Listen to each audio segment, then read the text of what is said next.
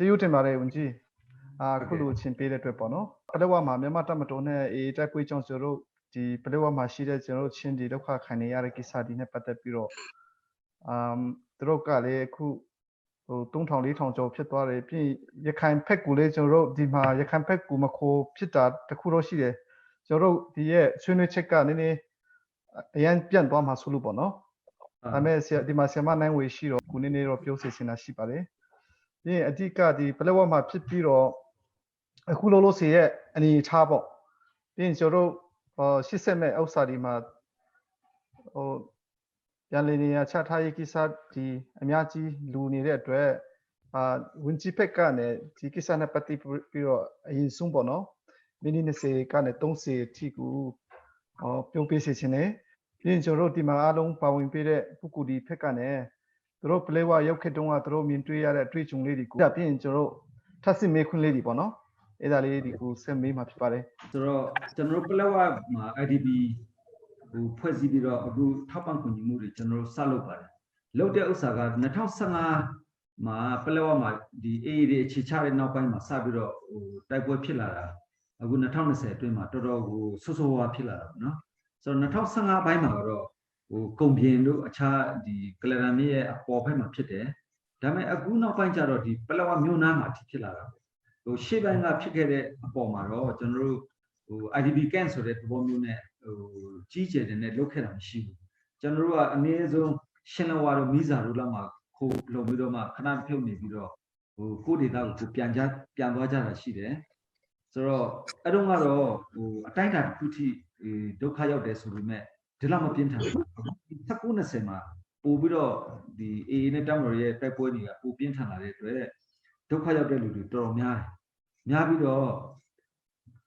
့အဲ့ဒီလောက်များတာတော့မှကျွန်တော်တို့က IDP camp ဆိုမဖွင့်ဘူးဒါပေမဲ့ပလက်ဝတို့ဘာလို့မှဒီလိုဖျားကျောင်းတို့စာသင်ကျောင်းတို့ဒီဖုန်ကြီးကျောင်းတို့နဲ့လိုအပ်တဲ့ဘာသာရေးအဆောက်အဦတွေမှာပဲတင်းလောက်ပတ်တဲ့အနေချင်းလေးပဲရှိတယ်ဒါပေမဲ့ဒီ IDP camp အနေနဲ့လုတ်တင်ပြီလို့စဉ်းစားတာဘယ်လိုဖြစ်သွားလဲဆိုတော့ဒီ March လ14-15 နှစ်ရက်မှာအဲ့ဒီမတိုင်ခင် March လအတွင်းမှာပြင်းထန်ပြီးတော့ဒီကျွန်တော်တို့မိဝဗျူဟာကုန်းကိုတိုက်တဲ့ချင်းအဲ့မှာရက်40လောက်ကြာရက်40လောက်ကြာတော့ရက်40အတွင်းမှာဒီနာမိဝဗျူဟာကုန်းတွိုင်းမှာရှိတဲ့အနည်းဆုံးဖြစ်တဲ့ကျွန်တော်မိတ်ဆာ14ရက်နေ့မှာမိတ်ဆာဝါတင်းနေတော့အဲ့မှာမိတ်ဆာဝါဘုံဟိုလက်နဲ့ကြီးလက်နဲ့ငယ်နဲ့ထပ်ပြီးတော့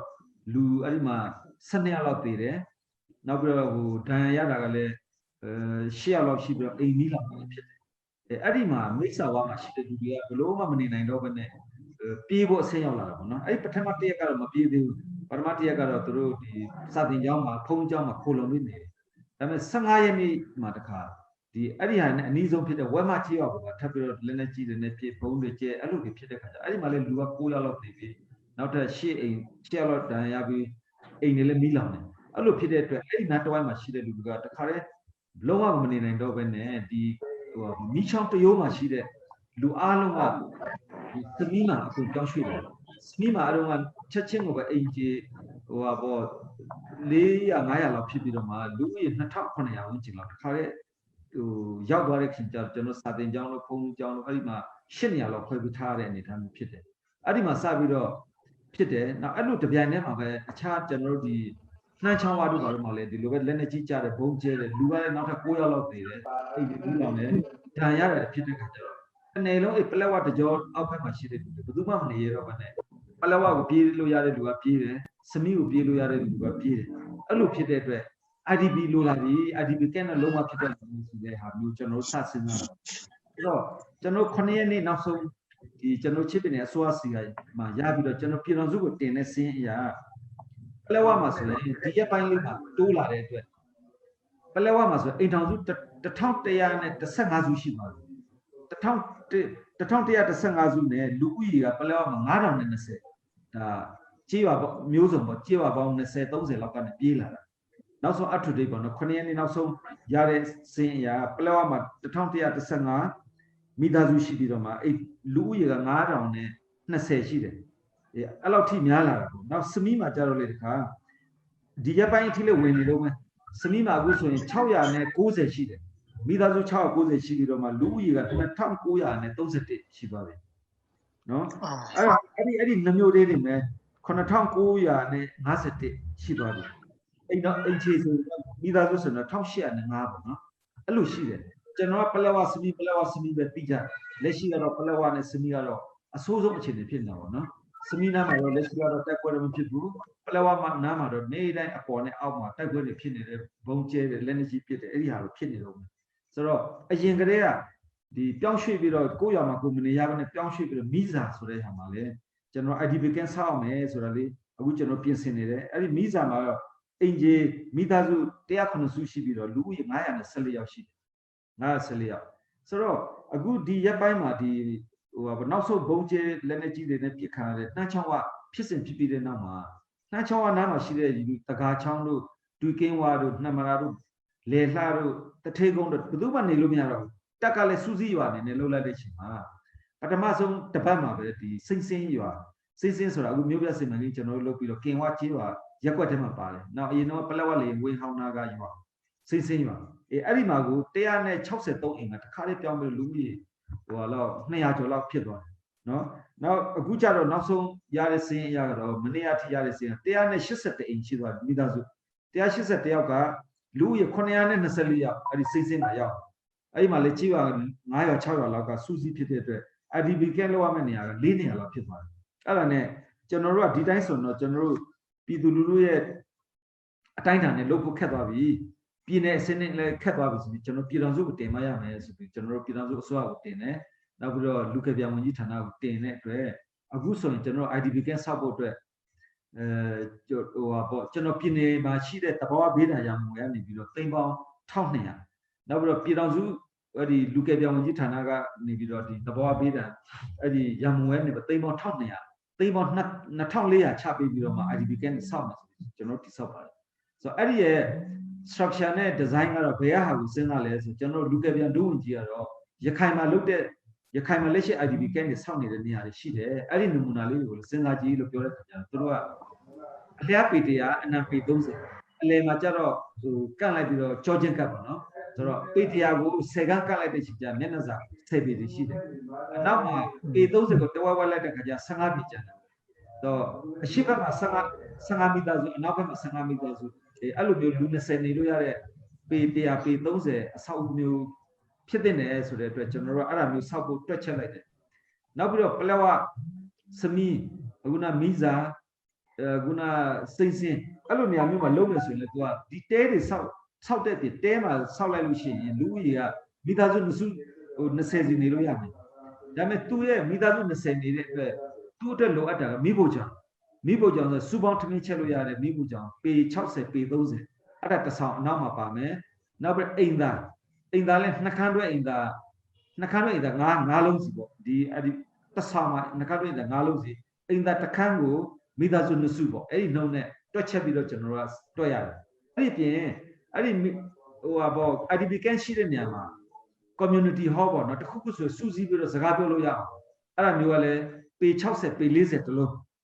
နော်နောက်ပြီးတော့တခါအုပ်ချုပ်မှုအဖွဲ့နောက်တစ်ခါဆေးကန်း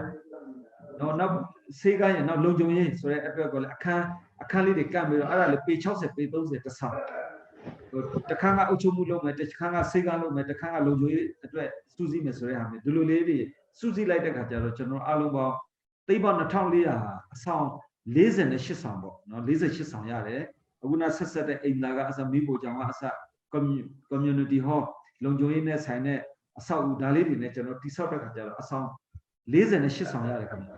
48ဆောင်ရရင်လူဦးရေဘယ်လောက်ရမလဲဆိုမိသားစု960ပဲကျွန်တော်ရတယ်မိသားစု960ဆိုတော့ကျွန်တော်တို့အခုနောက်ဆုံးစင်းအရဆိုတော့မိသားစုတွေကများလာတယ်မိသားစုတွေကများလာတယ်ဆိုလိုက်တော့တော့နောက်ဆုံးအစီအစဉ်အထိကျွန်တော်တို့တွက်လိုက်ရင်တော့မိသားစုက2000ကျော်သွားပြီပေါ့1800ကျော်2000နီးလောက်ရှိသွားပြီအဲ့လိုဖြစ်တဲ့အတွက်ကျွန်တော်တို့960ပဲအခုရတဲ့ခါကျတော့ကျွန်တော်တို့ကမလုံလောက်ဘူးဒါပေမဲ့အဲ့ဒီဆောက်တဲ့နေရာမှာဂျွန်လာဆိုစာသင်ကျောင်းဖွင့်တော့ဂျွန်လာဆိုစာသင်ကျောင်းဖွင့်မှာပြတဲ့အခုဒီတိုက်ပွဲရှောင်အားလုံးကိုကျွန်တော်စာသင်ကျောင်းမှာအများစုထားတယ်အထက်တန်းကျောင်းအလယ်တန်းကျောင်းမူလတန်းကျောင်းမှာထားတဲ့ခါကျတော့ဒီစာသင်ကျောင်းမှာရှိတဲ့လူတွေတော့ဒီအခုလာလေပေါ့ဂျွန်လာနောက်ဆုံးပတ်လောက်မှာတော့ရွှေ့မှဖြစ်မယ်ဆိုတော့အားချင်းကျွန်တော်တို့အခုဆောက်နေတယ်ဆိုတော့အခုစမီးမှာတော့9လုံးဆောက်နေတယ် တလုံးပြီးသွားတဲ့တလုံးမှာတော့စနေပြီနောက်ထပ်၄လုံးကလည်းလက်ဆက်တက်တော့ပလက်ဝမှာတော့တလုံးဆောက်နေတယ်ဒီပလက်ဝကကြတော့အခက်ခဲဝါဝယ်လို့မရဘူးပလက်ဝရဲ့မြို့ပြင်ထွက်လို့မရဘူးမြို့ပြင်ကလူကလည်းမြို့ထဲကိုဝင်လာလို့မရဝါလို့ဝယ်လို့မရတော့တဆောင်တော့ဆောက်ထားတယ်အဲ့ဒီအမိုးမိုးမဲ့တာလဘက်ကလည်းအခုပကုတ်ကူကဝယ်တာစမိရောက်နေတယ်ပလက်ဝပို့လို့မရစမိကြတော့အဆင်ပြေတယ်စမိကတော့ဟိုပကုတ်ကူကလာတဲ့ဟာကြီးအကုန်လုပ်လို့ရတယ်နော်ဝါလေးလွယ်တယ်ဝါအရွက်တွေလွယ်တဲ့အတွက်အဆောက်ကချက်ချင်းပြီးတော့အခုတလုံးမှာလူ20နေပြီအခုနပြောမိဖို့ကြောင့်တို့အိမ်သားတို့အစအကုန်ကျွန်တော်တို့ဆောက်ပေးထားတယ်ဒါပေမဲ့ကျွန်တော်လူမျိုးတွေကတိတက် privacy နဲ့ independent နေကြကြအခုလူ20စုတဲ့အဆောက်အဦမှာမနေကြကြဘူးအဲ့နဲ့ကျွန်တော်တို့ကဟိုဘောတောင်ရမှာနေတဲ့တောင်ရဒဲလေးလိုမျိုးပေါ့နော်ခြေတန်းခြေလေးနဲ့ဟိုဝါခင်းဝါကာလေးနဲ့ကျွန်တော်တို့ Facebook မှာလည်းတချို့တင်ထားပါတယ်တဲလေးဟို7ပေ12ပေအဲ့ဒါမျိုးခြေတန်းခြေလေးနဲ့အဲ့ဟိုဝါနဲ့ဝါရွက်နဲ့မိုးနေတာပေါ့နော်အဲ့ဒါမျိုးကကျွန်တော်အခုဆောက်ခိုင်းတာ3,600ကျော်လောက်ကျတယ်3,600ဆိုတော့ကျွန်တော်တို့ကဟိုအခုနပေ100ပေ30ကိုကျွန်တော်က33သိန်းနဲ့4,500ခွင့်ပြုတယ်ခင်ဗျ33သိန်းနဲ့4,500အဲ့ဒါဆိုရင်ဒီမိသားစုတစုချင်းနေတဲ့ဥစ္စာဘယ်လောက်ကျလဲဆိုတော့3,600လောက်ကျတာပေါ့နော်အဲ့ဒါနဲ့အဲ့ဒီမိသားစု20ကိုကျွန်တော်ရွေးလိုက်တယ်ရွေးပြီးတော့ခင်ဗျားတို့နေမဲ့အိမ်ကိုခင်ဗျားတို့ဆောက်ဝါကိုကိုသွားခုတ်ဆိုကျွန်တော်ကားစီစဉ်ပေးလိုက်တယ်နောက်ဝါအရွက်အမိုးမိုးမဲ့ဟာဒီပါလုပ်ပြီးတော့သူတို့ကိုတခါတည်းဒီ3,600ကိုထုတ်ပြလိုက်တဲ့သဘောပေါ့သူ့အိမ်ကိုသူဆောက်တော့ wine ဆောက်ပေးတာပဲကျန်နေမှာဆိုတော့ तू ကဘာလဲဆိုအခုနကိုယ်တိုင်လုပ်တဲ့အတွက် तू ကိုယ်တိုင်လည်းလောက်အခါရတယ် तू လည်းသုံးဖို့အတွက်ကိုအနည်းဆုံးသူ့အတွက်ပတ်စံ3-4 တောင်းလောက်ကျန်တယ်ပေါ့အဲ့ဒီအိမ်မှာလည်း तू နေလို့ရတဲ့အတွက် तू ကျင်တဲ့အဲ့ဒါကြောင့်ကျွန်တော်တို့ကအခုစဉ်းစားတာက3,600လောက်နဲ့ဥမာမိသားစု20မြောက်လိုက်အခုနတစ်ဆောင်စာ33သိန်း4,500ကုန်တာအတူတူပဲဒါပေမဲ့အခုကျတော့အဲ့ဒါတော့နည်းနည်းလေးနည်းမယ်အဲ့ဒါအဆောက်တစ်လုံး2သိန်းလောက်ကျွန်တော်ရာပြီးတော့အလှခံမယ်ဆိုပြီးတော့ကျွန်တော်အခုပြည်တွင်းပြည်ပအလှရှင်တွေကိုကျွန်တော်တို့ line ပေါ်မှာအခုတင်ပြီးအလှခံပေးပါတယ်ဒုသမရကြီးကလည်းအခုကျွန်တော်တို့ကိုဒီစိမ့်စင်းနဲ့ပလက်ဝအတွက်အိမ်ဟိုပါပေါ့290စာတဆောင်ကို2သိန်းလုံးနဲ့သူအလှခံပေးမယ်သူရှာပေးမယ်ဆိုပြီးတော့ဒုသမရကြီးလည်းကျွန်တော်တို့ကမ်းလှမ်းလာတယ်ကျွန်တော်မိတ်ဆွေတွေလည်းအဲ့ဒီလိုတန်ဖိုးနဲ့2သိန်းလေးနဲ့ဝါအိမ်လေးတွေလို့တယ်အခုလူဦးရေကဥမာ1,800ကျော်မှာအခုက960ပဲရပြီတယ်နောက်ထပ်ဟိုအိမ်က900လောက်ထပ်လူနေအဲ့ဒါကြောင့်ကျွန်တော်တို့ကတော့ဒီပြည်တွင်းပြည်ပအလှရှင်တွေရလို့ရှိရင်တော့လိုအပ်တဲ့နောက်ထပ်ကြံနေတဲ့မိသားစုတွေဆိုတော့အဲ့လိုလုံချင်းလေးတွေနဲ့ပြည်နေရာတွေချပြီးတော့ယာယီနေခိုင်းမှုစဉ်းစားပါတယ်နောက်ပြီးတော့တခါလာမယ့်2021ဘတ်ဂျက်အတွက်ဆိုကျွန်တော်တို့ပလက်ဝမြို့နယ်အထက်မှာတော့ကျွန်တော်တို့ဟိုပါပေါ့ဒီစမီးဖက်မှာကျွန်တော်တို့ဒီတန်ဖိုးနဲ့အရာ340နဲ့တန်ဖိုးနဲ့အရာလေးတွေကိုလည်းကျွန်တော်ဘတ်ဂျက်ထည့်ထားတယ်340နဲ့စမီးဖက်မှာကျွန်တော်တို့ဟိုထည့်ထားတယ်12လုံးထည့်ထားတယ်ပလက်ဝဖက်မှာ18လုံးထည့်ထားတယ်အဲ့ဒီပြင်နောက်ထပ်ကျေးလက်ဖက်ကိုလည်းကျွန်တော်နောက်ထပ်29လုံးအကူအညီတောင်းတဲ့အတွက်ပလက်ဝဖက်မှာတော့ဒီမြို့ပြစီမံကိန်းလုပ်တဲ့နားမှာတန်ဖိုးနဲ့အရာ340တာ45လုံးစောက်မယ်စမီးဖက်မှာတော့12လုံးစောက်မယ်အဲ့ဒါလည်းဒီထက်ကမှကြာဒီမျိုးမှာပဲနေမယ်လို့ဆုံးဖြတ်ထားတဲ့မျိုးကျွန်တော်တို့ချပေးမယ်လို့မှန်းထားတယ်ခင်ဗျအဲ့ဒါကြောင့်ပြည်တွင်းပြည်ပအလှရှင်များကဒီလိုမျိုးလှူနိုင်တာမျိုးပေါ်ခဲ့မယ်ဆိုရင်ကျွန်တော်တန်ဖိုးနဲ့အင်အားလေးတွေလုပ်ပြီးတော့အဲ့လိုလေး IDP camp ကိုတည်ဆောက်မယ်လို့စဉ်းစားထားပါတယ်ပထမပိုင်းမှာနော်နောက်ပြီးတော့ဟိုကျွန်တော်ကိုမေခွန်လေးပို့ထားတာတစ်ခုရှိတယ်နံပါတ်2အနေနဲ့ဆိုရင်တော့ကျွန်တော်ဟိုပါပေါ့အလှူငွေလက်ခံတဲ့ဥစ္စာအဖွဲ့အစည်းတွေများလာတာပေါ့မှန်တယ်အခုကတော့အခုနရန်ကုန်ဆိုရင် RCCI ကိုအိုက်ဇက်ခင်ဥက္ကဋ္ဌလုပ်ပြီးတော့ဒေါ်နန်းဝေတို့ကဒီတာဝန်ယူပြီးတော့ဟိုအလှခောက်ခံတာရှိပါတယ်တလောကလည်းကျွန်တော်တွေ့လိုက်တယ်သိန်းဟိုလောက်1000ကျော်လောက်ရနေပေါ့နော်သိန်း1000ကျော်လောက်ရနေတယ်အဲ့ဒီထက်ကမှသုံးနေတာပေါ့နော်အဲ့လိုလုပ်တယ်နောက်ကျွန်တော်တို့ဆိုလည်းကျွန်တော်တို့ချင်းပြည်နယ်အစိုးရအဖွဲ့အနေနဲ့ကဘာလုပ်ထားလဲဆိုတော့ကျွန်တော်ကပလက်ဝဒေသခံဖြစ်တဲ့အတွက်ကျွန်တော်ကိုတိုက်ပွဲရှောင်နဲ့ပတ်သက်တဲ့အလှူငွေကိုလက်ခံခိုင်းတာနော်နောက်ပြီးတော့ဟိုလူမှုရေးဝန်ကြီးဦးပေါင်လုံးမင်းထံကတော့ဟိုပါပေါ့ဒီကိုဗစ်နဲ့ဆိုင်တဲ့အလှူငွေတွေကိုသူလက်ခံခိုင်းတာကျွန်တော်အစိုးရအဖွဲ့မှာဆိုရင်ကိုပေါင်လုံးမင်းထံကကိုဗစ်နဲ့ဆိုင်တဲ့လက်ခံတယ်ကျွန်တော်တိုက်ပွဲရှောင်နဲ့ဆိုတာလက်ခံတယ်ဆိုတော့ကျွန်တော်ဒီမတ်လ10ရက်နေ့ကစပြီးတော့ဒီဟိုပါပေါ့အလှူခံတဲ့ဟာတွေနောက်ပြီးတော့အလှူရှင်တွေလှူတဲ့ဟာအားလုံး53ဖွဲ့ရှိတယ်ဗျ53ဖွဲ့ပေါ့နော်ဒီနေ့မနေ့အထိကိုကျွန်တော်စီကိုဝင်တဲ့ပတ်စံဆိုရင်659သိန်းနဲ့9550ရှိနော်659သိန်း9550ဒါပေမဲ့ကျွန်တော်ကအဲ့ဒီပတ်စံကကျွန်တော်စီမှာလက်ခံထားတယ်ဒါပေမဲ့အလှူရှင်တွေကဘာဖြစ်ရှင်တာလဲဆိုတော့ တိုက်ပွဲရှောင်တွေကိုစံပို့ကျင်တာတိုက်ပွဲရှောင်တွေကိုစားစီကျင်တာထိန်းထားဖို့မဟုတ်ဘူးနော်ထိန်းထားဖို့မဟုတ်ဘူးချက်ချင်းကို on the spot ဟိုကိုရောက်အောင်ပို့ပေးစီကျင်တာဖြစ်တဲ့အတွက်ကျွန်တော်ကအခုဟိုလွှတ်တော်ဥက္ကဋ္ဌကဥပမာလွှတ်တော်ကနေပြီးလွှတ်တော်ဥက္ကဋ္ဌဥသောပွဲဦးစီးပြီးတော့ကျွန်တော်တို့350ပြည်တယ်အဲ့ဒါဆိုကျွန်တော်တို့ကဟိုပခုတ်ကူမှာချက်ချင်းဆံဝယ်လိုက်တယ်ဆိုင်အဲ့တော့က2500ဖြစ်တဲ့အတွက်ဆိုင်222အိတ်ဝယ်လိုက်တယ်ပြန်စစ်ဝယ်တယ်အဲ့လောက်ကိုကျွန်တော်စမီးကိုရောက်အောင်ပို့လိုက်တယ်ဒါပေမဲ့တအိတ်ကိုပခုတ်ကူကနေပြီးစမီးပို့ရတယ်တိတ်6000ကျတယ်ဆိုတော့အိတ်200ကျော်ပို့တယ်ကျွန်တော်တို့15သိန်း16သိန်းလောက်ဒီအလှူရှင်တွေရဲ့ငွေထဲကနေပြန်သုံးလိုက်တာပေါ့နော်နောက်တစ်ခါဆိုင်400တခါကျွန်တော်ထပ်ပို့တယ်ဆိုင်400ထပ်ဝယ်ပြီးတော့ပို့တယ်ဟိုပေါ့ဧပြီလ23ရက်နေ့မှာစမီရောက်သွားပြီနောက်တစ်ခါဆိုင်300ထပ်ဝယ်တယ်22ရက်နေ့မှာထပ်ရောက်သွားပြီနောက်တစ်ခါဆိုင်185အိတ်ထပ်ဝယ်တယ်ကျွန်တော်ဟိုပို့လိုက်ပြီအဲ့လိုဖြစ်ပါတယ်ဆိုတော့ဟိုအလှူရှင်ဒီလှူဒန်းတဲ့အပေါ်မှာကျွန်တော်နိုင်ငံကြားရောက်နေတယ်ကျွန်တော်မိတ်ဆွေတွေလည်းပြောပါတယ်လှူခြင်းနဲ့သူတို့စုထားပြီးဘယ်ကိုလှူရမှမသိဘူးပြောတယ်ကျွန်တော်နဲ့အဆက်အသွယ်ရရင်တော့ကျွန်တော်အစိုးရအဖွဲ့လှူရင်လည်းရတယ်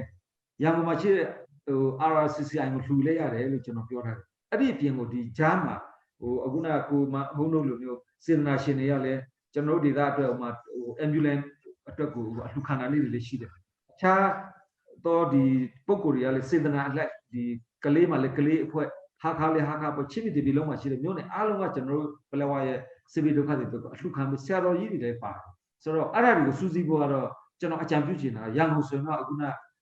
RCCI ကိုလှူလိုက်လို့ရှိရင်ဒါလည်းပလက်ဝအတွက်ပဲချင်းပြည်နယ်အစိုးရဘက်ကလှူမယ်ဆိုလည်းကျွန်တော်လက်ခံတယ်ဆိုရင်ဒါလည်းတိုက်ပွဲချောင်တွေကိုချက်ချင်းရအောင်ကျွန်တော်လုပ်တယ်ဆိုကျွန်တော်တို့ကအလှူပြီးဆိုရင်ဝန်ကြီးချုပ်ကိုယ်တိုင်လက်ခံပေးတယ်ဝန်ကြီးချုပ်နဲ့ကျွန်တော်တို့ cabinet member တွေအားလုံးကလက်ခံပေးတယ်ဒီနေ့မနေ့လည်းအလှူခံတဲ့ပွဲတွေလုပ်တယ်နောက်ပြီးတော့ဂုဏ်ပြုလွှာချက်ချင်းပေးတယ်သူလှူဒန်းတဲ့ဟာကိုဂုဏ်ပြုလွှာကျွန်တော်ချက်ချင်းပေးတယ်အဲ့ဒါကိုလည်းကျွန်တော်တို့ online ပေါ်မှာလည်းတချို့တင်ပြီးတော့ချက်ချင်းဟိုလောက်တာရှိပါတယ်ခင်ဗျအဲ့လိုလေးလုပ်တဲ့အတွက်ဒီဟိုပေါ့အလှခံတဲ့ဌာနတွေဟိုအဖွဲ့တွေများတဲ့ပုံမှာတော့ကျွန်တော်တိတလောက်ကတော့အဲ့လိုလေးပြောချင်ပါတယ်တကယ်တမ်းဟိုမြေပြင်မှာတော့အားလုံးကစေတနာထားပြီးလုပ်နေကြတာဖြစ်တယ်အဲ့ဒီပုံမှာတော့ဒီအလှခံတဲ့ဌာနတွေတိုးတဲ့ပုံမှာတော့ကျွန်တော်အဲ့လိုပြောချင်ပါတယ်နောက်တစ်ချက်ကရခိုင်မှာရှိတဲ့ဟိုချင်းတွေပေါ့နော်သူတို့ကိုလည်းပံ့ပိုးကူညီဖို့ဖြန့်ဝေတာရှိသလားဆိုတော့လေးမေးတာရှိတော့ကျွန်တော်တို့ဒီ RCCI အနေနဲ့တော့ဆက်သွယ်လာလို့ရှိရင်ဟိုကူညီတာရှိတယ်ခင်ဗျရန်ကုန်မှာရောက်နေတဲ့အမ်ဘက်ကလာတဲ့လူတွေကိုကူညီတာရှိတယ်လို့အခုဒီဘက်ကအမ်တို့ကြံတဲ့မျိုးတွေတွေ့ပေါ်လို့တော့တန်းဝေတို့သိပါတယ်ဟိုကိုအိုက်ဇက်ခင်တို့အနေနဲ့ငွေသားဒါမှမဟုတ်ဆန်ပေါ့နော်ဒီလိုလှူဖို့ရှိတယ်ဆိုတော့သူတို့ဆက်သွယ်လာရင်တော့ကျွန်တော်တို့ဟိုအဲ့ဒီထက်ကနေကူညီဖို့အဆင်သင့်ရှိတဲ့အကြောင်းလေးဒီမှာတစ်ခါလေးပြောချင်ပါတယ်ခင်ဗျနောက်တစ်ခုကIDP မှာကျွန်တော်တို့လောလောဆယ်ကဟိုပေါ့နော်ကျွေးမွေးတဲ့ဟာကိစ္စကိုကျွန်တော်လည်းရှင်းပြချင်တယ်ကျွန်တော်တို့ဟို IDP ၄ခုရှိတာမှာကျွန်တော်တို့ဒီရှင်းစမီကတော့ကျွန်တော်ပို့သမျှအားလုံးကိုစမီမှာပဲဂိတ်ဆုံးမှာစမီမှာပဲပုံနေတယ်စားစရာရိတ်ခါကအစားထောက်ပံ့တဲ့ဟာအားလုံးဆိုတော့စမီမှာရှိတဲ့ IDP camp မှာရှိတဲ့လူတွေကစားရရိတ်ခါမပြတ်ဘူးနေမှုထိုင်မှုကိုလည်းချက်ချင်းဖန်တီးနိုင်တယ်နောက်နေလည်းအေဂျင့်တဲ့အတွက်အဲ့ဒီမှာရှိတဲ့တာဝန်ရှိသူတွေအုပ်ချုပ်မှုအဖွဲ့တွေကချက်ချင်းကူညီနိုင်တယ်နောက်လာတဲ့လူအားလုံးကလည်းဒီစမီမှာပဲထိတွေ့ပြီးတော့ဒုက္ခတွေနဲ့ထိတွေ့ပြီးတော့ချက်ချင်းသူတို့ရဲ့အတန်တွေကိုနားထောင်ပေးလို့ရတယ်ဆိုတော့ပလက်ဝကြတော့စမီကနေပလက်ဝကြားမှာကိုသွားလို့မရဘူးအခုချိန်တည်းကိုဟိုတလောကကျွန်တော်တို့သွားပြီမယ်အခုသွားလို့မရတော့ပြန်အခုတိုက်ပွဲတွေဖြစ်ဆိုတော့ပလက်ဝကိုကြတော့ကျွန်တော်စမီကိုရောက်ပြီးတော့မှဒီဆန်ရောက်အောင်စူးစမ်းခဲ့ရတာပေါ့နော်ဆိုတော့ February January လောက်ကစပြီးတော့ဒီဟိုဖြတ်လေးဖြတ်သဘောမျိုးနဲ့ဒီကျွန်တော်ပလက်ဝနဲ့ဟိုကြောက်တော်လမ်းကိုရေချောင်းကုန်းချောင်းဖြတ်တာတွေရှိတယ် February မှာပူဆိုးလာတယ် March လဆိုတော့အဆိုးဆုံးအချိန်ရောက်သွားပြီဆိုတော့ကျွန်တော်မှစိုက်ရိတ်ခါတွေကမြို့လူတွေကတော်တော်ခက်ခဲသွားတဲ့အနေအထားဖြစ်တဲ့အချိန်မှာကျွန်တော်နောက်ဆုံးနေမြေကန်တက်ပေါ့ပလက်ဝမှာရှိတဲ့နေမြေကန်တက်ကနေဆန်အိတ်100ကိုဟိုအခမဲ့မြို့ကိုပေးပြီးမှကျွန်တော်ဒုက္ခတွေဒီတိုက်ပွဲရှောင်တွေကိုပေးရတယ်မြို့လူကိုပေးရတယ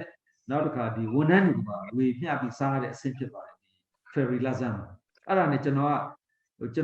်ဟိုဟာပေါ့14-15ရောက်မှာကျွန်တော်စမီရောက်ပါတယ်အဲ့ဒီမှာစမီမှာရှိတဲ့တိုက်ပွဲရှောင်ကိုကူညီနေတဲ့အဖွဲ့တွေနောက်အုပ်ချုပ်ရေးအဖွဲ့တွေနောက်တက်အဲ့ဒီမှာတာဝန်ကျတဲ့လုံခြုံရေးတပ်နဲ့ရဲနဲ့အကုန်ပေါင်းပြီးတော့ဒီဟိုဟာပေါ့ ရင်ပိုင်ရှင်တွေကိုခေါ်လိုက်ပြီးတော့အကူအညီတောင်းတယ်ခင်ဗျားတို့ဒီဟာကကားလေးရှိတယ်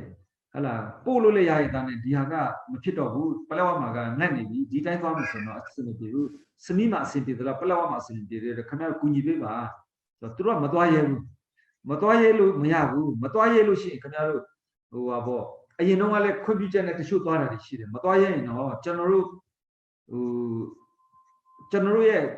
အစီအစဉ်နဲ့ကျွန်တော်ခင်ဗျားတို့ကားတို့အကူအညီတောင်းမယ်ပြီးတော့ကျွန်တော်တို့ driver တွေနဲ့ကျွန်တော်တို့မောင်းပြီးတော့ပလက်ဝတီရောက်ပို့မယ်ဆိုပြီးကျွန်တော်တို့ဆွေးနွေးတယ်သူတို့ကလည်းပြပြထန်ဆွေးနွေးတယ်ကျွန်တော်တို့လည်းပြပြထန်ဆွေးနွေးရတယ်ဆိုတော့ခင်ဗျားတို့ကားတော့တွေလာအပ်ပါကားကိုကျွန်တော်ရုံးနောက်လာထိုးပါကျွန်တော်တို့ပြောရရင်တော့တက်ကစစ်တီတွေနဲ့ကျွန်တော်မောင်းမယ်ဒီကားတွေကိုမောင်းပြီးတော့ကျွန်တော်တို့ရောက်ပို့မယ်ဆန်းဆိုတော့အဲ့လောက်ထိလုပ်ရတယ်ဆိုတော့နောက်ဆုံးကျတော့သူတို့တယောက်တည်းနှစ်ယောက်တည်းဆိုတော့မသွားရဘူးတဲ့ဒီစမီမျိုးပေါ်မှာရှိတဲ့ကားအကုန်သွားမယ်ဆိုရင်ကျွန်တော်စုပြီးတော့သွားမယ်တဲ့အဲ့ဒါကျွန်တော်ကရေမောင်းတွေမသွားရဘူးလို့ပြောပြန်တယ်အဲ့ဒါနဲ့လုံခြုံရေးလောလောဆယ်မှာအတိုင်းအတာတစ်ခုသိရှိတယ်အဲ့ဒါကြောင့်ဒီဟိုပါပေါ့ရေမောင်းတယောက်ကိုကျွန်တော်အနေနဲ့ကျွန်တော်တို့ကော်မတီမှာအလှခံရတဲ့ပတ်စံရေမောင်းတယောက်ကို9000ဆိုကျွန်တော်တို့ချင်းမြင့်ပေးမယ်နောက်ပြီးတော့ဒီဆန်အိတ်ကလည်းအလကားတင်မှာမဟုတ်ဘူးခင်ဗျားဆန်အိတ်တအိတ်ကိုဒီစမီးကနေပြီးတော့ကျွန်တော်ကင်ချောင်းဝဆိုတာပြောရတော့မိုင်ကဘာလို့ပဲရှိမှာ35မိုင်ပဲရှိတယ်အဲ့တော့ဆန်အိတ်တအိတ်ကို4000နှုန်းနဲ့နော်ကျွန်တော်တို့ရောက်အောင်ပို့ပေးပါအကူကြီးတောင်းရတယ်နောက်ဆုံးကျတော့အဲ့ဒါအဆင်ပြေသွားတဲ့အတွက်ကျွန်တော်တို့ April 19 ရက်နေ့မှာဆိုင်130နဲ့ဆန်စီစာအချိုးကျရောက်သွားတယ်အဲ့ဒီမှာကိုတော်တော်အဆင်ပြေသွားတဲ့အနေအထားတစ်ခုဖြစ်တာပေါ့လေဒါပေမဲ့ကျွန်တော်တို့ကမြို့ပေါ်မှာဒီနယ်မှာရက်ွက်တွေမှာစားစရာမရှိတဲ့အခါကျတော့သူကနှစ်ပတ်စာလောက်ပဲရတယ်အဲ့ဒါနဲ့နောက်ပိုင်းဒီတပ်မတော်ရဲ့အကူအညီနဲ့ကျွန်တော်20နဲ့29ရက်လောက်မှာတော့ဆိုင်နောက်ထပ်2000နဲ့စားစရာအချို့ကိုဒီတပ်မတော်ရင်နှန်းနဲ့တပ်မတော်ရဲ့လုံခြုံရေးနဲ့ကျွန်တော်သွားပြီးပို့တဲ့အတွက်ပလောမှာဆိုင်2000ရောက်ပြီအဲ့ဒီကနေတစ်ပတ်စာချင်းထုတ်ပြီးတော့ဟိုကျွန်တော်တို့ဆောင်ရွက်ပေးနိုင်ခဲ့ပါတယ်နောက် WFP ကလည်းဆိုင်အိတ်နောက်ထပ်1000ကိုအဲ့ဒီပလောကိုပို့တဲ့အချိန်မှာအခုကျွန်တော်တို့4ရက်5ရက်နေ့6ရက်နေ့လောက်ကဖြန့်တာအခုဟိုမိသားစုသူတို့600ကျော်လောက်ကိုဖြန့်ပြီးတော့မှငွေရလဲမိသားစုတစုကို1000နှုန်းနဲ့အဲ့လိုလေးထောက်ပံ့တာတွေရှိပါတယ်ရှိတော့အခုနေကတော့ကျွန်တော်တို့ငကိုရထားတာပဲဒီမေလ14ရက်နေ့အထိကိုပဲဒီရိတ်ခါတွေကလုံလောက်တယ်အဲ့ဒါကြောင့်အခုကျွန်တော်တို့ကနောက်ထပ်ဆိုင်အိတ်စမီးမှာလက်ရှိရှိပြီးသားကဆိုင်အိတ်2000ကျော်ရှိတယ်နောက်ပြီးတော့ပြည်ထောင်စုကနေပြီးလူကပြန်ဝန်ကြီးဌာနကထောက်ပံ့တဲ့ပတ်စံ3300လောက်ရှိတယ်အဲ့ဒါကျွန်တော်အခုပခုတ်ကူမှာဆိုင်အိတ်3200ဝယ်ထားတယ်3200ဝယ်ထားတယ်နောက်ပြီးတော့ဒုသမရကတော့ဒုဦးစီးတဲ့ဒင်းဒီဖောင်ဒေးရှင်းကလည်းဆိုင်300လူတယ်အဲ့မှာဆိုင်3500ကိုအခုကျွန်တော်ကားပေါ်တင်ပြီးတော့အခုစမီးဘက်ကနောက်5စီးလွှတ်လိုက်ပြီနောက်2စီးကတော့ကျွန်တော်လိုက်လင်းပြည်ကိုလွှတ်လိုက်တယ်ဆိုင်400အဲ့ဒါလည်းရှင်းလဝပို့ပြီးတော့မှကျွန်တော်ရှင်းလဝနဲ့မီးစာအဲ့ဒီအနာကလ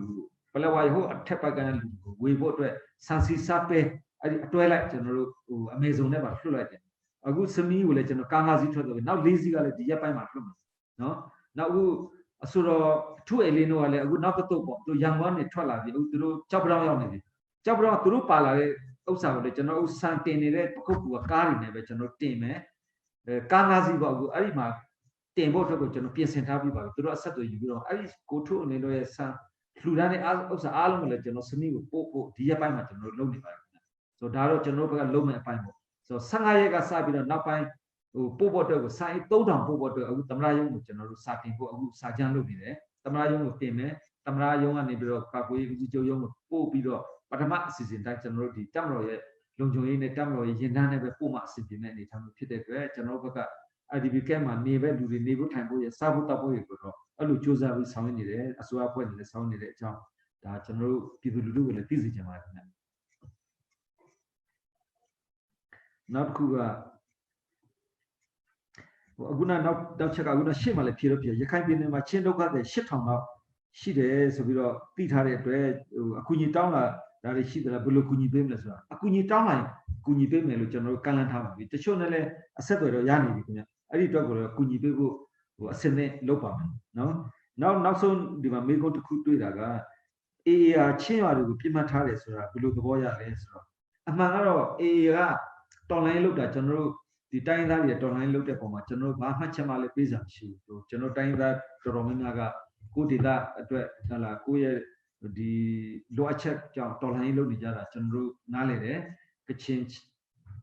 Kachimao, Shamao, Kayamao, Momao, Allah, Chano Yakaimao, I would chema, Lubetolani Lodijara, deep on Manale Pinay. Dame di area, Yago Chikamima, Myogo Chikamima, Dilu Lulu, Akago, Yubima, the Sissin Lotaro, Toto would learn a good dokayota, Ariha, a good dokayota. Upalawa Mu Papalemo, she did it. I'm a Palawa Mu Papalema, Tapori Pite, Luriam, Yorima Pite, Yorima, una Lenechi di Chari Pide, Palawa Mubo, Mara, Lenechi di Chapel, Panama, Mitazu, Hala, Toya Lupe, Neoda, Yare, Alubu Pite. So, Dihaga, Beta, Lenaka, Posima, Alumu, Michendom, Mugo Chimakambu, Yago Chimakamu, no, Nezama, Toma, Ala, Duluetola in looked. So, Agua. You can't be no by Mali, the time to look at General Chip, the Palawa Mali, the time look at Taga, the Loemani, Lucian Georgian, the New York chicken and Seneca Loy, General Turu, Bama Pacha Pizza, the New York chicken looked at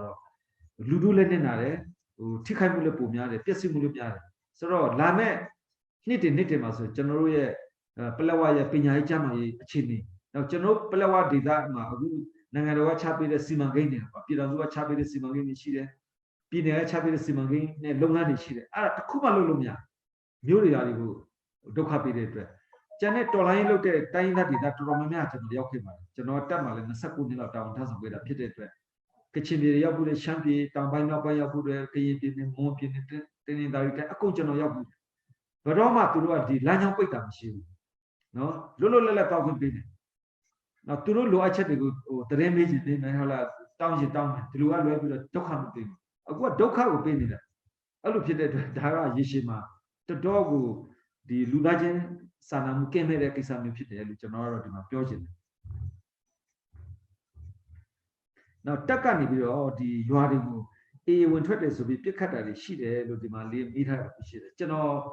General, that time I negate a pit, 30 at the Bawagu, and then Shindash, Takaro,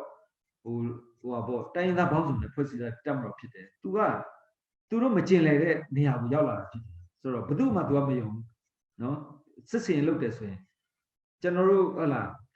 Baduma Mayum to lie. To a Baduma Mayum, pitted to a Tayos again, to a the CAC and the Patayan, to a Loma, do or I look. No, I any time you see it. So Yanduga, you are a pian, you are able to up Pima. Murega Pian, Murega Pian, to repeat it. A good less shield at time pin. Arajam General, or Aguna Shima Pioga, you are able to chicken as Sissin or the Posiamal Maloting, Budumale, Veloting, who become machine a blind pit or a machine. That's Raga, who assistant cook and Mushiba, or Makago Uzi to Ama. Casada Murishide, Piroma Time Murishide, the Tama Murishide, the Time Murishide, Taimu Ama, Takwe Murishide, the Tasumu, Tasaimu, a season cocamus in the ship. So, the Kugus and Toro, General Pioluya, taking Pioluya, the Lujula Pioluya, so the Kesamaro, Aguna Loemare had the Shinamare, Sissin did it early, Sissin did the Loemamu, the Shinan, Tikamu, la Wushide, General Sone, Koya Sumudajin, Mashla. Salina Paima, a Gucci, Tevara, 1,000 Toyoshi, Diana, listen at the Yoshi. A Milan Vara, a low dose of Yoshi. Torosim, Tame, a Sipin in a pit, General Lulobne. So, General Patamazo, Saisha, don't they poke the Ibrila Saku and Pobido. Alan, Nasayane Jaro, the attending a statement token, not attending a statement token, General and the Italcupoma. Piora Shide, so the Lutica Diana Pomale, General Pidanzuka Piemataben, the Shimaro, General Piasitoire Chinese, Go Jashide, Piasitoire Jama Conajam, Piasitoire say Segan Nakusa, Go Gulashi, Piasina. Ara will appear Pisabodo, General Gudapo Matane, Pidanzuka Temple Lonivare. Now, the Luriet Canina Mupo Mali General Pidanzue, Lucaviani, they so net of Chin, Pidanzu and the Tony no Tapan. General Chipping as well, don't they know Tapan? No, now the RCC and they zone the table, don't they know Tapan? So a little Tima, people, now they zone a pin Diana has with General Chipping as well.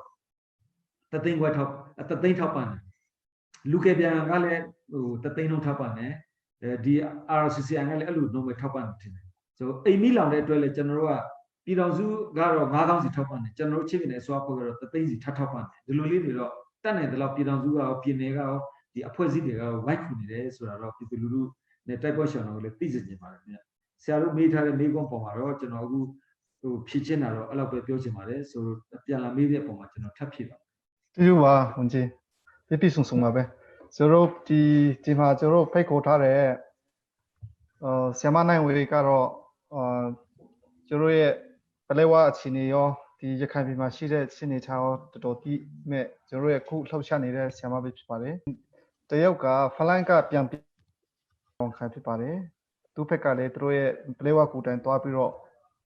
လူတိုင်းလှုပ်ရှားနေတဲ့ပုံမှာစစ်စစ်ပြီးတော့ဗာဒီလောက်ကြအောင်မလဲဆိုတဲ့ဟာလေးဒီပေါ့ပြီးရင်မင်းတက်ကစလိုက်မန်အောင်မင်းတက်မှာရှိတဲ့ပလဲဝကူကြီးရဲ့အဖွဲ့ကော်မတီမှာသူကလေးတောင်းခံဖြစ်ပါတယ်ပြီးရင် slide long တေးဆိုပြီးတော့ဟာခါ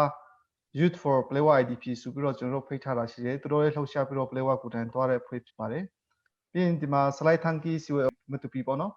သူတို့စီဝဲမတူပီကလည်းကျွန်တော်တို့တော်လာတိုင်းမှာသူတို့အမေးတစီပေါ့နော်ကူညီပေးတဲ့အဖွဲ့လေးဖြစ်ပါတယ်သူကူတန်းနဲ့ထထဝင်ပါဝင်ပြီးတော့လုပ်နေတဲ့လူဖြစ်ပါတယ်ဆိုတော့အတိကကတော့ခုနဝန်ကြီးပြောတဲ့ထဲမှာလေမပါသေးတဲ့ဟာပြင်ကူအဖွဲ့စီမှာရောဘလဲဝါသွားတော့ကဘာဒီမြင်တွေ့ခဲ့ရတယ်ပြင်အလှခိုင်ပြီးတော့သွားလှတဲ့ခါမှာရောဒီနောက်ပိုင်းမှာရောဆက်ပြီးတော့ဘာဒီလောက်ဦးမလေးဆိုတဲ့ဟာလေးဒီပေါ့ကူအဖွဲ့စီတိုင်းမှာရှိနေတဲ့စီမံကိန်းလေးဒီလေးရှိနေအဲ့ဒါလေးကို9မိနစ်ကနေ10မိနစ်အထိပေါ့နော်ဆက်ပြီးတော့မေးခွန်းဒီမေးရမှာဆိုတော့အဲ့ဒါလေးကိုဆရာမနိုင်ဝေကိုအရင်ပြီးတော့ဟုတ်ကဲ့RCCI အနေနဲ့ကတော့ကျမတို့ဟာပေါ့နော်အရင်ဆုံး RCCI အချင်းချုပ်လေးပေါ့ပြောပြမှာပေါ့ဒီ March 29အဲ့မတိုင်ခင်ကျမကတော့ကိုထားပေါ့နော်ကိုစီစဉ်နဲ့ကိုလူငွေကောက်ခံတယ်အဲ့ဒီပေါ့ငွေပမာဏနည်းနည်းများလာတဲ့ခါကျတော့အဆင်မပြေဘူးကော်မတီဖွဲ့မယ်ဆိုတော့ကျမတို့လူကြီးနဲ့တိုင်ပင်ခါ March 29ရက်နေ့မှာ RCCI ကျမတို့ဖွဲ့စည်းတဲ့အချိန်ကစပြီးတော့ဒီနေ့အထိကတော့ကျမတို့ငွေပေါ့1100ပြည့်တော့မှာပေါ့1100နဲ့မနေ့အထိဆိုတော့25အထိရှိပြီအဲ့ဒီမှာကျမတို့3800ကျော်ကျမတို့လှူပြီးပြီဖြစ်တယ်အခုကျမတို့လက်ထက်မှာ180ကျော်ရှိသေးတယ်အဲ့တော့ RCCI ကဝန်ကြီးလည်းပြောသွားတယ်ကျမတို့ကနေအိမ်ဆုံးရှုံးပျက်စီးဆိုရင်3သိန်းထောက်ပံ့လှူတဲ့နေပေါ့နော်နောက်တေဆုံးဆိုရင်ကျမတို့3သိန်းထိခိုက်ဒဏ်ရာဆိုလို့ရှိရင်3သိန်းအဲ့ဒီအပြင်မှာမှတော့ပလက်ဝမတူ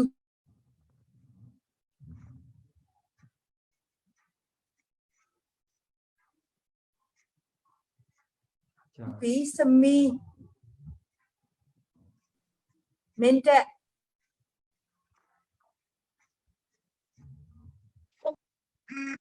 ဟယ်လိုတလား sorry ဖုန်းဝင်သွား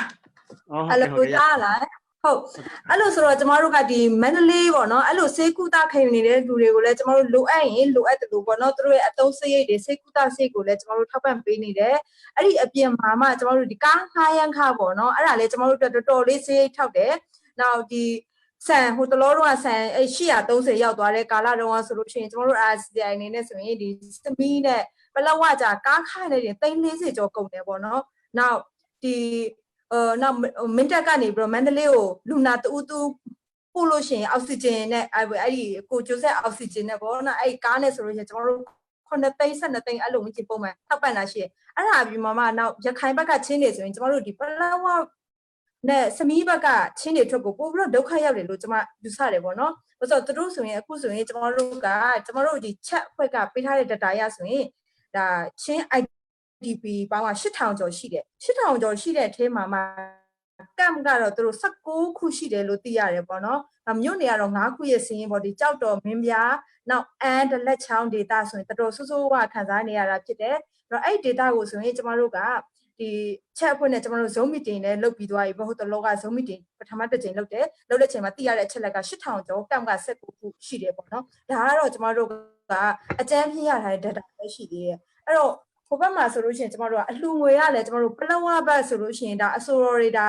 ဒေဗစ်လိုင်တို့ဆိုလို့ရှိရင်လာတဲ့ကိုချင်းဆိုတော်တွေအပြင်တော့ကိုထွေးလင်းတို့ဆိုတော့ကျမတို့ကိုကူညီပေးတာတွေရှိတယ်ဒါပြည်တွင်းပြပအထူးရှင်ဒါပေမဲ့လို့ရခိုင်ဘက်ကချင်းတွေကိုကြတော့ကူညီပေးမဲ့လူကတော်တော်အင်အားနေတယ်ဆိုတာတွေ့ရတဲ့အတွက်ကျမတို့ RCCI အနေနဲ့ကတော့ဒါချင်းဒီရခိုင်ဘက်ကချင်းနဲ့ကျွန်တော်တို့တွဲခေါ်တဲ့အနေထားပေါ့နော်အဲ့တော့တူတူဘက်ကိုလည်းကျွန်တော်တို့ဒီလထဲမှာဆိုရင်ပို့ပြီးတော့ထောက်ပံ့ပေးဖို့ကိုရရှိလာတဲ့အလူငွေတွေပို့ပြီးထောက်ပံ့ပေးဖို့စီစဉ်ထားတာရှိတယ်အဲ့တော့လက်ရှိရလည်းအမ်ဘက်ကကိုကျွန်တော်တို့ဟိုတစ်နေ့ကပဲကျွန်တော်တို့ဒီဆက်အိတ်100ကျွန်တော်တို့ပို့ပေးထားတယ်ပေါ့နော်အဲ့တော့အခုအဲ့ဒါကိုကြတော့ချက်အဖွက်ကတောင်းယူပြီးတော့သူတို့ပို့ပေးသွားမှာပေါ့နော်နောက်တစ်ခုကကြတော့ကျွန်တော်တို့ကဒီနောက်ရှစ်လုပ်ငန်းစဉ်ဆိုလို့ရှိရင်လောလောဆယ်ကျွန်တော်တို့အာယုံစိုက်တာကဒါမိုးရင်းကာလရောက်တော့မယ်ဝင်ကြီးလည်းခုနပြောတယ်နေအိမ်ကိစ္စပေါ့နော်အဲ့တော့ကျွန်တော်တို့ကဒီ COVID-19 မနက်ကလည်းကျွန်တော်တို့ MNTV နဲ့ကျွန်တော်တို့ live show တစ်ခုလုပ်ရတယ်ပေါ့နော်အဲ့မှာဆိုလို့ရှိရင်လည်းကျွန်တော်တို့က COVID-19 ထက်ကိုကျွန်တော်တို့ကဒီစစ်ဘေးကိုပိုကြောက်နေရတဲ့အနေထားဟိုပလောဝမှာဆိုရင်ဘေးချိန်ပဲဖုန်းဆက်တစ်ချိန်လုံးကြားနေရတာကျွန်တော်တို့ကတနက်တန်နေနဲ့ဒါဘုံကြတဲ့ဒီ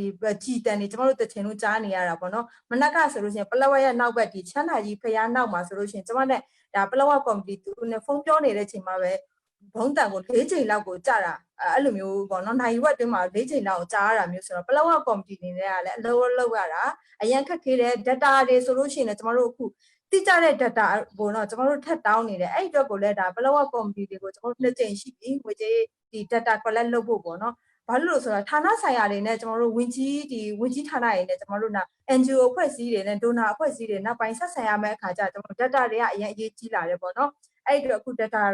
ဒီ collect ကိုလည်းကျွန်တော်တို့လုပ်နေတယ်အဲ့အတွက်ကို RCCI ကဒီပလောဝကော်မတီတစ်ဖွဲ့ပေါ့နော်အဲ့ committee လို့အဖွဲ့ကိုကျွန်တော်တို့နေပြီးတော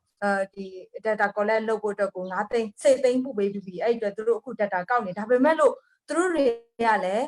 ဟို data ကောက်ဖို့ကိုကန့်မျိုးကိုတောင်းဖို့ကိုမြို့ထဲမှာလည်းပြစ်ခတ်မှုတွေတခါတည်းရှိနေတဲ့အခါကျတော့သူတို့မသွားရဲဘူးပေါ့နော်အဲ့လိုအနေထားမျိုးတွေရှိရဲဆိုနောက်နေအိမ်ကိစ္စမိုးရင်းကာလရောက်တော့မှဖြစ်တော့အခုဝင်ကြီးပြောတဲ့အတိုင်းပဲကျွန်တော်တို့ဒီလူမျိုးတွေကသူများနဲ့စုပုံပြီးတော့စုပြုံနေတဲ့အကျင့်တွေကမရှိတဲ့အခါကျတော့သူတို့ရဲ့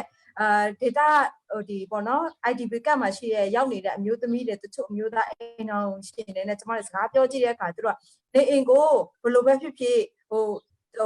အရန်ဟိုဖြစ်လို့ရှိရင်မကောင်းရင်လည်းနေပါစေကိုယ့်အိမ်နေနဲ့ကိုယ်ပဲနေခြင်းနဲ့အဲ့လိုမျိုးလူတွေရှိတဲ့အခါကျတော့ကျွန်မအနေနဲ့ကတော့အခု3ရက်ရှိပြီပေါ့နော်ဒ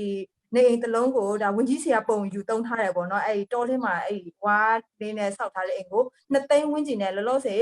်ကျွန်တော်တို့စီကိုလှူဖို့လို့ပြောထားတဲ့လူကတော့3ဦးရှိပြီပေါ့အိမ်3လုံးနောက်ဒီလကုန်လို့ရှိရင်မေလကုန်ရင်တို့လောက်စာထုတ်တဲ့အခါတချို့ NGO ဘက်ကတငယ်ချင်းတွေကတော့ဒါလှူမဲဆိုမှပြောထားရတယ်လည်းရှိရပေါ့နော်အဲ့တော့နေအိမ်တစ်လုံးကိုကျွန်တော်2သိန်းနှုန်းနဲ့ကျွန်တော်တို့ကဒါတက်ကောက်ခိုင်နောက်တစ်ခုကကားကိစ္စပေါ့နော်ကျွန်တော်တို့ကခုနကလည်းပြောတယ်ကားတစ်ခါကငှားခါနေတယ်အခုကျွန်တော်တို့ကလေဒီမတ်လ29ကနေပြီးတော့ဒီနေ့အထိကိုကျွန်တော်တို့ကRCCI ဒါဒုတိယအကြိမ်အခုထပ်ပို့ထားတယ်စမီးဘက်ကိုပေါ့နော်ဒီအလှငွေတွေကရရှိတဲ့ဒါလူတန်းထားတဲ့လူတွေစီကကုန်ပစ္စည်းတွေနဲ့နောက်စာဒီဆန်စီစားပေးတွေပေါ့နော်အဲ့လိုမျိုးတွေနဲ့ကျွန်တော်တို့ငရုတ်ချက်တော်နေကျွန်တော်တို့အခုစမီးကိုရောက်နေတယ် RCCI ကဒီ2ယောက်ကိုကျွန်တော်လှုပ်ထားတယ်ပေါ့နော်လှုပ်ထားရင်မှာကားခါကလေ12သိန်းလောက်ဖြစ်သွား18သိန်းလောက်ကိုမှဟိုမတူပီထီကို17သိန်းနဲ့ငှားတယ်မတူပီထီပဲရောက်တယ်စမီးကိုမသွားရဘူးဆိုတော့ပလောဝဆိုအဝေးဖြစ်သွားရင်စမီးထီကိုသူတို့မသွားရတော့ကားကပြန်လှုပ်လိုက်တော့ကျွန်မအဲ့မှာတအားကြီးကိုပေါ့နော်ဟိုညှိရတာတွေအများများတယ်ဆိုကားငှားခါနေတယ်ခု18သိန်းဖြစ်သွားတယ်အဲ့တော့မဖြစ်တော့ဘူးဆိုတော့အခုကျွန်တော်တို့ကတော့ကားတစ်စီးစုံစမ်းနေတယ်ပေါ့နော်license နဲ့ပထမကျွန်တော်တို့ဝေတောက်ဝေမလားလို့စဉ်းစားတယ်ဒါပေမဲ့ဝေတောက်ဝေလို့ရှိရင်ရန်ကုန်ဘက်ကနေထွက်လာတဲ့အခါကျရင်လည်းတုံးဖို့ပြီးဖို့ approve လုပ်ဖို့ဌာနဆိုင်ရာကိုတချင်လို့ကျွန်တော်တို့ report လုပ်ဖို့ဆိုတာတွေကဟိုအမြဲတမ်းအဆင်ပြေဖို့မမျှော်လင့်ဘူးပေါ့နော်အဲဒါကြောင့်မလို့ကျွန်တော်တို့ဒီ6ဘိန်းကားကိုကျွန်တော်တို့စုံစမ်းထားတယ်ဈေးနှုန်းကတော့230လို့ကျွန်တော်တို့သိရတယ်ပေါ့230မှာအလျှော့တင်ရှိမှာအဲ့တော့လောလောဆယ် RCCI ကတော့အဲ့အတွက်ကိုလည်းကျွန်တော်တို့အလူငွေထပ်ကောက်တယ်လက်ရှိကျန်နေတဲ့ငွေကြေးထည့်ရလဲ180လောက်ကျန်တယ်အဲ့တော့မနေ့ဖြန်ကိုကျွန်မစီကိုထပ်ပြီးတော့လူမယ်ဆိုပြီးတော့အော်စတြေးလျအဖွဲ့တွေကလည်းကျွန်တော်တို့ဒီအသင်းတော်အဖွဲ့တွေကလည်း contact လုပ်ထားတာရှိရပေါ့နော်လူဖို့အတွက်အဲ့တော့အဲ့ရရတယ်ဒီတစ်ပတ်တွင်းမှာကျွန်တော်တို့ကဒီကားကိုတော့ကျွန်တော်တို့ရအောင်ဝယ်လိုက်ပြီးတော့ဒီပစ္စည်းကိုအချိန်မီပို့ပေးနိုင်ဖို့နောက်တစ်ခုကကျွန်တော်တို့ကဟိုဒီဝင်ကြီးကိုပေါ့နော်တခါလေးပြောပြချင်တာပေါ့နော်ဒီပလောဝနဲ့စမီးဆိုရင်ကုန်ပစ္စည်းတွေအမြင်နဲ့ရောက်တယ်အခုနအရှိရပြောတဲ့ဒီဟွာပေါ့ဒိုနာတွေနဲ့ပတ်သက်ပြီးတော့တချို့အလူရှင်တွေကကြတော့ဘယ်အဖွဲ့ကိုမှလှူပါဘယ်မြို့နယ်ကိုရအောင်လှူပါဆိုတာမျိုးတွေထိုင်နေပြောတာတွေရှိတယ်ဒါပေမဲ့ကျွန်တော်တို့ဒီအလူငွေကောက်တဲ့လူတွေအနေနဲ့ပြန်မြင်တာကတော့တချို့နေရာတွေမှာဟိုစာဝတ်နေကပေါ့နော်အခုစမီးဆိုရင်စာဖို့တောက်ဖို့မပူရတော့သူတို့တက်ကဟိုမှာပစ္စည်းကအနည်းဆုံးတော့ရောက်တယ်ဘယ်လောက်ဆိုလုံးဝမရောက်နိုင်ဘူးနောက် ရခိုင်ဘက်ကချင်းနေစီကိုတွားလူကျင်တော့တွားလို့မရဘူးကျမတို့ပလောက်ကတွားကျင်တယ်မီးစာတွားကျင်တယ်ကျမတို့လုံးဝတွားလို့စိမ့်စင်းကိုတွားကျင်တယ်တွားလို့မရတဲ့အနေထားမှာကျမတို့ကဒီတခါလေကြာရင် donor တွေ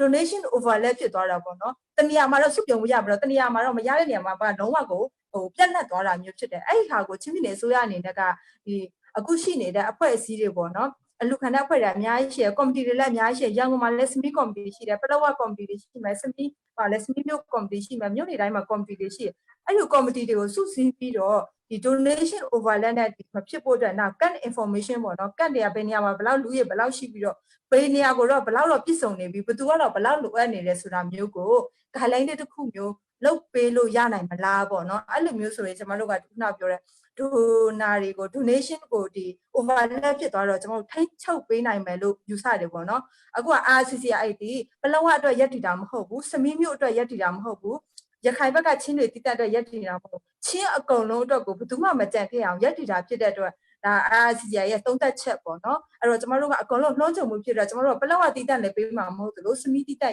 ရခိုင်တိတက်ကိုရခိုင်ဘက်ကချင်းတိတက်ကိုပေးမှာအကုန်လုံးကိုကျွန်တော်တို့ကနှုံးချုံမှုပေးမှာဖြစ်တဲ့အတွက်ဒါမြင်တဲ့အမြင်လေးပေါ့နော်အဲ့ဒီဟာလေးကိုချင်းပြည်နယ်အစိုးရကိုဒီနောက်တစ်ခုကဘယ်သူမှဘလောက်ဝင်နေဆိုတာမျိုးကိုလည်းဒီဘယ်ဘက်ကတော့ဘလောက်ဝင်နေဆိုတာမျိုးကိုလည်းကျွန်တော်တို့ကစင်းစရာအတိအကျမျိုးနဲ့ဒီ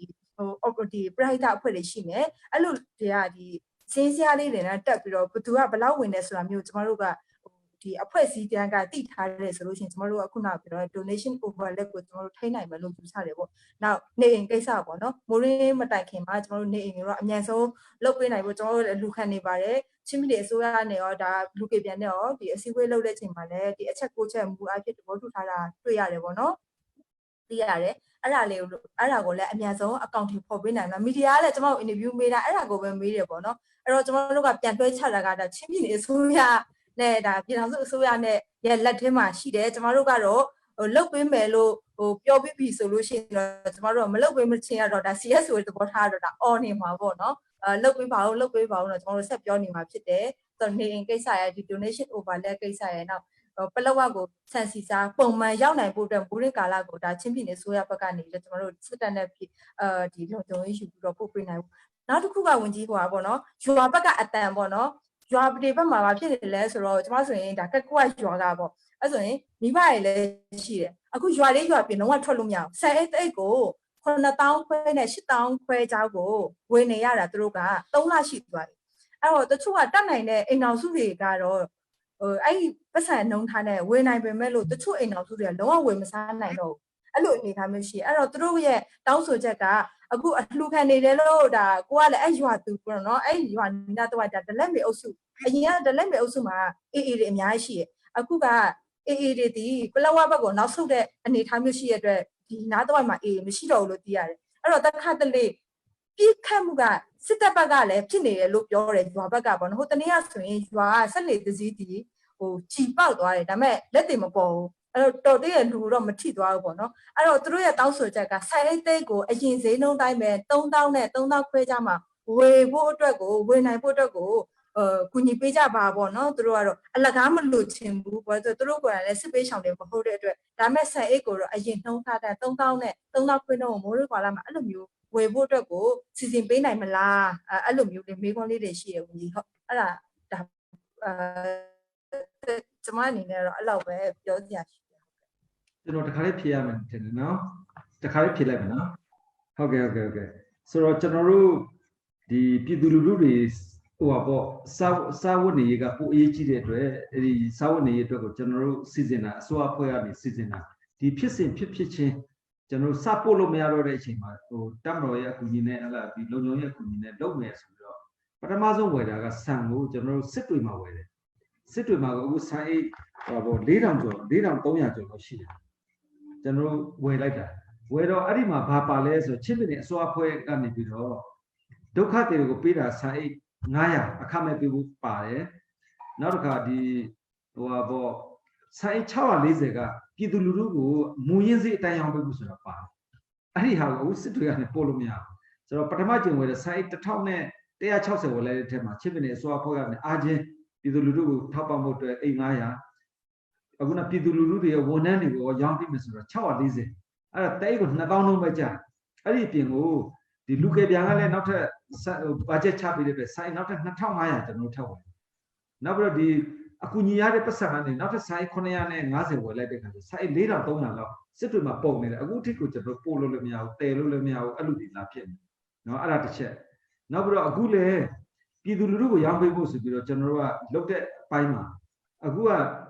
ဒီပြည်သူတွေကလှူတဲ့အလကားပေးရမယ့်ဟာကိုရအောင်ပို့နိုင်တယ်တစ်ချက်နောက်ပြီးတော့လူကေပြန်ကဟိုဘောဒီဒုက္ခတွေကိုအခမဲ့ပေးမဲ့ဆန်စီစားပဲဆိုတဲ့အပိုင်းကိုလည်းရအောင်မပို့နိုင်သေးဘူ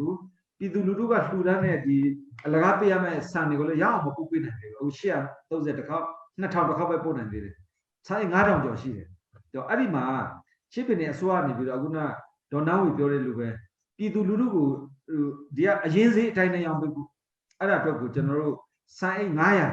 အခုကျွန်တော်အခုမြို့နယ်9မြို့နယ်ကိုအခုနပြောတဲ့ဟိုကိုဗစ်အတွက်ကိုအရန်အနေနဲ့ဆိုင်မြို့နယ်တစ်ခုချင်းကို900စီပုံမယ်လို့ပြောတဲ့ခါကျကျွန်တော်ကပြောတယ်ပလက်ဝအတွက်ကိုပို့မဲ့ဆန်ကိုကိုဗစ်အတွက်ဆိုပြီးကျွန်တော်အရန်မထားဘူးအဲ့ဒီဆန်ကိုကျွန်တော်ကရောင်းမယ်ပြီးတော့ပြန်ဝယ်မယ်ပြန်ရောင်းပေးမယ်ပြန်ဝယ်မယ်အဲ့ဆိုင်900ကျွန်တော်အဲ့လိုလုပ်ရှင်တယ်ဆိုတော့အစိုးရဖွဲ့လည်းသဘောတူတယ်အဲ့ဒီဆိုင်ကစမီမှာရှိတယ်ပို့လို့မရဘူးဖြစ်ဆိုတော့ဒါလေးရောင်းပေးမယ်အခုကတော့ဆိုင်830ရောအခုပို့လိုက်တဲ့2000ရော WFP ကပို့တာအားလုံးကဟို IDP ကမှာရောက်တဲ့တပ်ဖွဲ့ရှောင်းရောပြည်သူလူထုရက်ွက်၄ခုမှာရှိတဲ့လူရောဝန်ထမ်းတွေရောအခက်အခဲဖြစ်တာမှကျွန်တော်အခမဲ့ကိုပေးလိုက်တာလို့ဆယ်ကနောက်ဆိုရင်တော့ IDP ကမှာရောက်တဲ့တပ်ဖွဲ့ရှောင်းတွေကိုထောက်ပံ့တဲ့ဟာတက်တက်ပေးမယ်ပြည်သူလူထုကြတော့အခုနတက်တာလေးဈေးနေပေါ့နော်တက်တာလေးဈေးဆိုတော့မှစစ်တွေမှာဝယ်ရင်ဟိုဟာပေါ့တိတ်ကို2000လောက်ကျတယ်ကြောက်တော်မှာဝယ်ရင်16000လောက်18000လောက်ပဲကျအဲ့ဒါတွေကိုတက်တာလေးဟာဝယ်ပြီးပို့လို့မရတဲ့ဒုက္ခတွေကျွန်တော်မှဖြစ်နေဆိုတော့အခုကပခုတ်ကူမှာဝယ်တဲ့ခါကျတော့2000ကျွဲ26500 28500အဲ့လိုတွေကျွန်တော်ဝယ်ပို့ရတယ်ဆိုတော့ဝယ်တဲ့အပြင်စံတိတ်ကို2000ဝယ်နဲ့အခုကျွန်တော်အခုနောက်ဆုံးဝယ်တဲ့ဆိုင်3200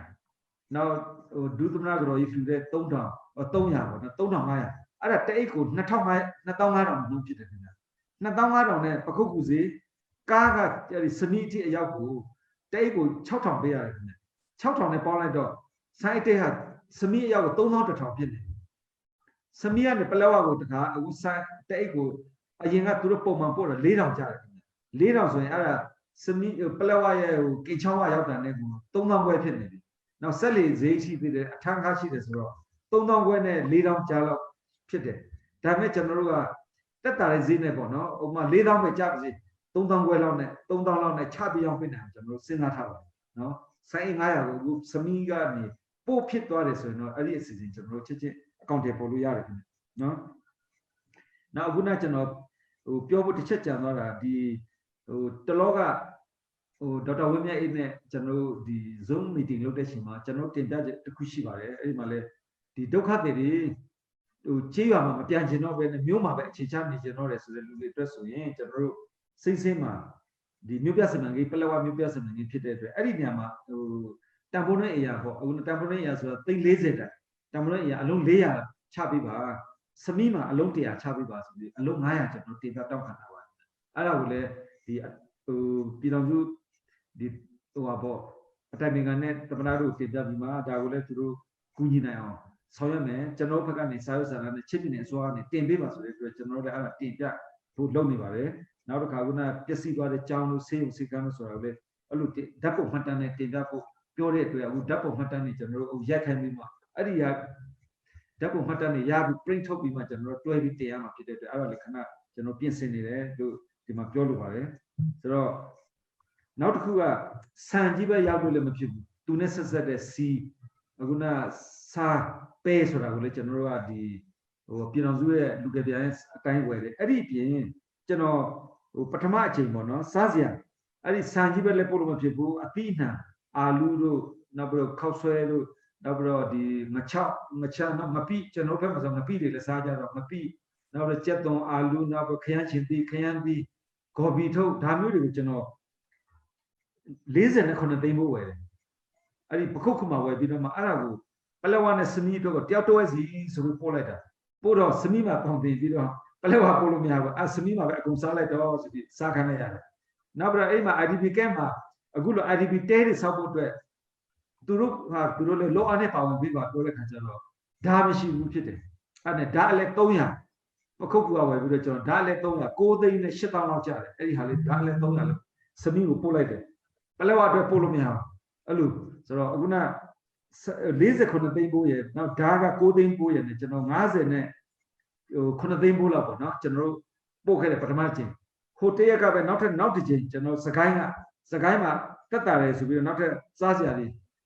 စကိုင်းမှာ340ပို့ဝယ်လိုက်တယ်နောက်မတူပီမှာ10သိန်းပို့ဝယ်ပြီး350ပို့ကိုထပ်ပို့လိုက်တယ်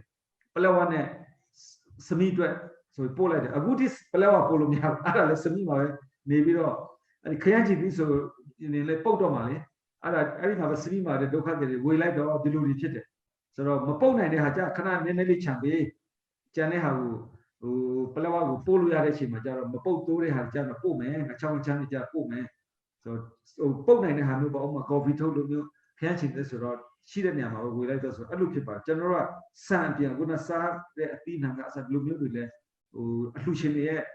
ဟိုလှူဒါန်းတဲ့ပုံမှာအလှရှင်တွေလဲဟိုဒုက္ခတွေပုံမှာဝေမျှတဲ့ပုံမှာဒါနရအောင်ပေါ့နော်ကျွန်တော်ချက်ချင်းအဲ့လိုလေးအကောင့်တွေပို့ပြီးလုပ်နေပါတယ်ဆိုကျွန်တော်ခုနပြောတဲ့အထဲမှာကျွန်တော်စီမှာလက်ခံရရှိတဲ့ပတ်စံအလုံးအခုနပြောလို့သိန်း650 9သိန်း9550ခင်ဗျအဲ့ဒီမှာကျွန်တော်ဆံဝယ်တာနဲ့အခုနအသီးနှံဝယ်လိုက်တဲ့3တဲ့ဥစ္စာက944သိန်း9800ရှိသွားပြီဟိုကျွန်တော်လက်ထက်မှာသိန်း112သိန်း9250ကျန်တယ်เนาะပြန်ပြောမယ်သိန်း112သိန်း9250ကျန်တယ်ခင်ဗျเนาะအဲ့ဒါကိုလည်းကျွန်တော်ဒီမှာချင်းပြည်နယ်အစိုးရအဖွဲ့နဲ့ COVID-19 အစည်းအဝေးလုပ်တဲ့ကျွန်တော်ဒီတိုက်ပွဲရှောင်တဲ့အစည်းအဝေးလုပ်တဲ့အချိန်မှာကျွန်တော်အများနဲ့တင်ပြတယ်ဝင်ငွေဘယ်လောက်ရှိတယ်သုံးတာဘယ်လောက်ရှိပြီလက်ကျန်ဘယ်လောက်ဆိုကျွန်တော်ဒီမှာပွင့်လင်းမြင်သာစွာနဲ့လုပ်နေတဲ့အကြောင်းလေးဒီမှာပြည်သူလူထုကိုလည်းသိစေချင်တယ်အလူရှင်တွေကိုလည်းသိစေချင်ပါတယ်ခင်ဗျဟုတ်ကဲ့မင်္ဂလာပါဝန်ကြီးဝန်ကြီးဒီလိုပြည်ပြည်စုံဆွေးနွေးပေးသွားတာတွေအရန်ကောင်းတယ်ကျေးဇူးလည်းအများကြီးတင်တယ်ပေါ့ကျွန်တော်တို့ကလည်းအလိုပဲမျှော်လင့်တာပါဆိုတော့ဝန်ကြီးပြောသွားတဲ့အထဲမှာကျွန်တော်သတိထားမိတဲ့အချက်ကျွန်တော်စဉ်းစားကြည့်တဲ့အချက်ပေါ့လေအဲ့ဒီထဲမှာဝန်ကြီးတို့ပြင်ဆင်ထားတယ်ဆိုတဲ့အချက်လက်မှာမပါလာတဲ့ဟာလေးနှစ်ခုပေါ့နော်ကျွန်တော်တို့သိကြတဲ့ဒီတိုက်ပွဲဟာစစ်ပွဲလိုပဲပြောတိုက်ပွဲလိုပဲပြောပေါ့လေဘယ်ချိန်မှာရပ်တန့်မယ်ဘယ်ချိန်မှာပြီးသွားမယ်ဆိုတဲ့ဟာကျွန်တော်တို့မသိရဘူးမသိရတဲ့အတွက်သေချာတာကတော့တိုက်ပွဲဟာရုတ်တရက်ရပ်တက်လိုက်တယ်ဆိုရင်တော့မပြန်နိုင်မဲ့ရွာတွေရှိနေတယ်ဆိုတော့မပြန်နိုင်မဲ့ရွာတွေအတွက်ကိုကျွန်တော်တို့ဒီမှာနေဖို့တိုင်ဖို့ကျွန်တော်တို့ယာယီတဲကျွန်တော်တို့လောက်ကြမယ်ဆိုရင်တော့ကျွန်တော်တို့ဒီ people to people ဆိုပြီးတော့ကျွန်တော်တို့ထူကြတန်းကြတဲ့ကိစ္စတွေကကျွန်တော်တို့လုံနိုင်မှာမဟုတ်ဂျာရှစ်တောင်းခံဖို့ရန်မလွယ်ဘူးလို့ကျွန်တော်ကတော့စဉ်းစားတယ်ပေါ့စဉ်းစားတော့ကျွန်တော်ဖြစ်စီချင်တာကတော့ပြည်내အစိုးရကနေတာဝန်ယူပေးပြီးတော့ဘလဲဝါတော့ထားပါတော့ဒီဘယ်သူမှသွားလို့မရတဲ့အနေအထားမျိုးမို့လို့ဘလဲဝါတော့ခဏကျွန်တော်တို့ဖယ်ထားတယ်လို့ပြောချင်တာတော့မဟုတ်ဘူးဒါမသွားလို့မရတဲ့အနေအထားမျိုးမို့လို့ကျွန်တော်တို့မစင်းစားနိုင်သေးဘူးဆိုရင်တော့စမီးကိုတော့ကျွန်တော်တို့သွားလို့ရတယ်ဆိုလို့ရှိရင်အဲ့ဒီမှာ IDP camp မှာနေတဲ့လူတွေကိုယ်တိုင်ကသူတို့ site ပြိုးပြီးတော့သူတို့ဟာနဲ့သူတို့ရပ်တည်နိုင်အောင်နေရာလေးတွေစီမံပေးစီချင်တာမျိုးသူတို့ရဲ့ site ကင်းလေးတွေသူတို့ကိုယ်တိုင်လုံနိုင်အောင်ပေါ့လေတိန်ထောင်စုကိုတေကလောက်ပဲဖြစ်ပေါ့သူတို့ site ကင်းလေးတွေလုံနိုင်အောင်အဲ့လိုမြေကွက်လေးတွေဖန်တီးပေးတာမျိုးလုပ်ပေးစီချင်တယ်ပေါ့ဒါလေးတစ်ချက်ရယ်နောက်တစ်ခုကကျွန်တော်တို့စမီးကိုရောက်တဲ့အချိန်မှာကျွန်တော်တို့သတိထားမိတလားရေကမတန်ဘူးဆိုပြီးတော့ကျွန်တော်ကတော့မြင်တာပေါ့လေကျွန်တော် pH level တွေတိုင်းထွာပြီးတော့ကျွန်တော်ပြောတာတော့မဟုတ်ပါဘူးကျွန်တော်ရဲ့အမြင်အရရေတွေကတောက်သုံးလို့အရန်တင့်တော်တဲ့ရေတွေမဟုတ်ဘူးလို့ကျွန်တော်တို့တွေးခဲ့ရတယ်ဆိုတော့ပြည်내အစိုးရဘက်ကနေရောဒီရေနဲ့ပတ်သက်လို့ရေတန်းဆက်လို့ဟာမျိုးအထူးခံနဲ့ဘိုင်းမဲ့ဖြစ်ဒါမှမဟုတ်အစိုးရဘက်ကနေပံ့ပိုးပေးဖို့အစီအစဉ်ဒီ camp နေအတွက်ကိုရေတန်းဆက်နေတာတွေလုပ်ပေးဖို့ရအစီအစဉ်ရှိမရှိဆိုတဲ့ဟာလေးကျွန်တော်ရှင်းတာပေါ့လေကျွန်တော်ပြန်မိတ်ဆက်ပေးဖို့ရကျွန်တော်မိသွားတဲ့ဟာကကျွန်တော်တို့မင်းတက်ကဒီ15ရက်နေ့မှာ15-16မှာကျွန်တော်တို့လူနာတွေစစ်ရှောင်ရောက်လာတဲ့အချိန်မှာ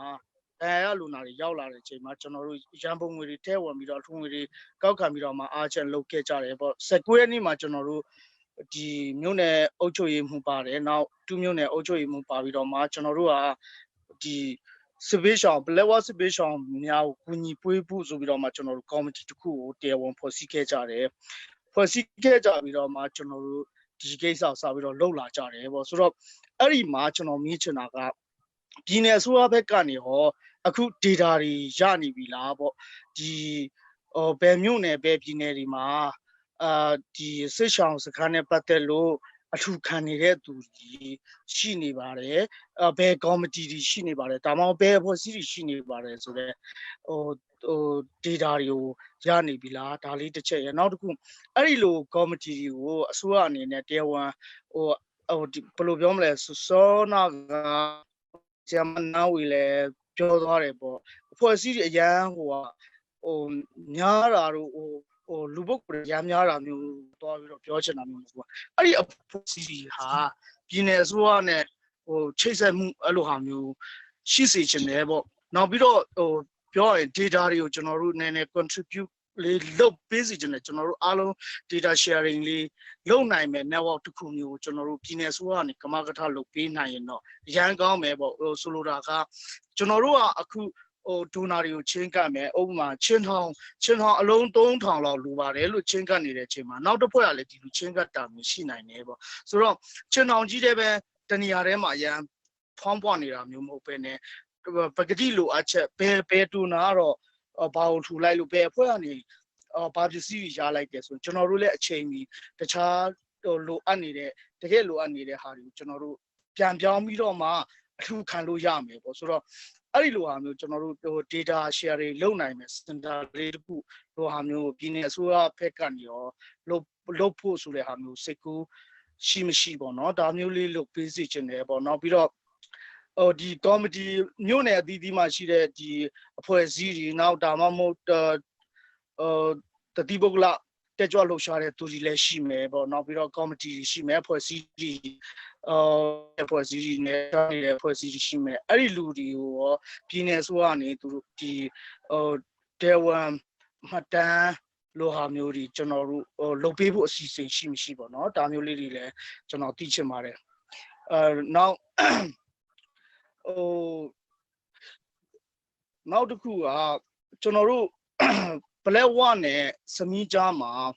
ကျွန်တော်တို့ဒီသွားလို့မရတဲ့ကိစ္စဘယ်လိုပြောမလဲကျွန်တော်ကတော့ဒီအရက်ဖက်ဖွဲ့စီရှူတောက်ကနေပဲကြည်တယ်ပေါ့ဆိုတော့အစိုးရဖြစ်လို့ရှိရင်ဒီ A ဘက်ကနေ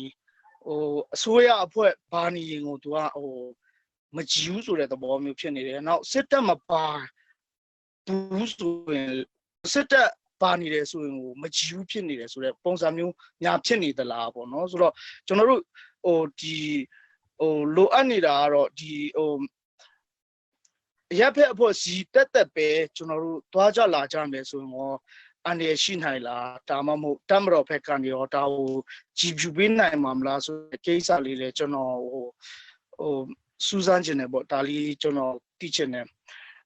နောက်တစ်ခုကကျွန်တော်တို့အရန်ကြာရှင်းနေမယ်ဆိုလို့ရှိရင်တော့ကျွန်တော်တို့အဲ့ဒီ game တွေကိုဒီဘက်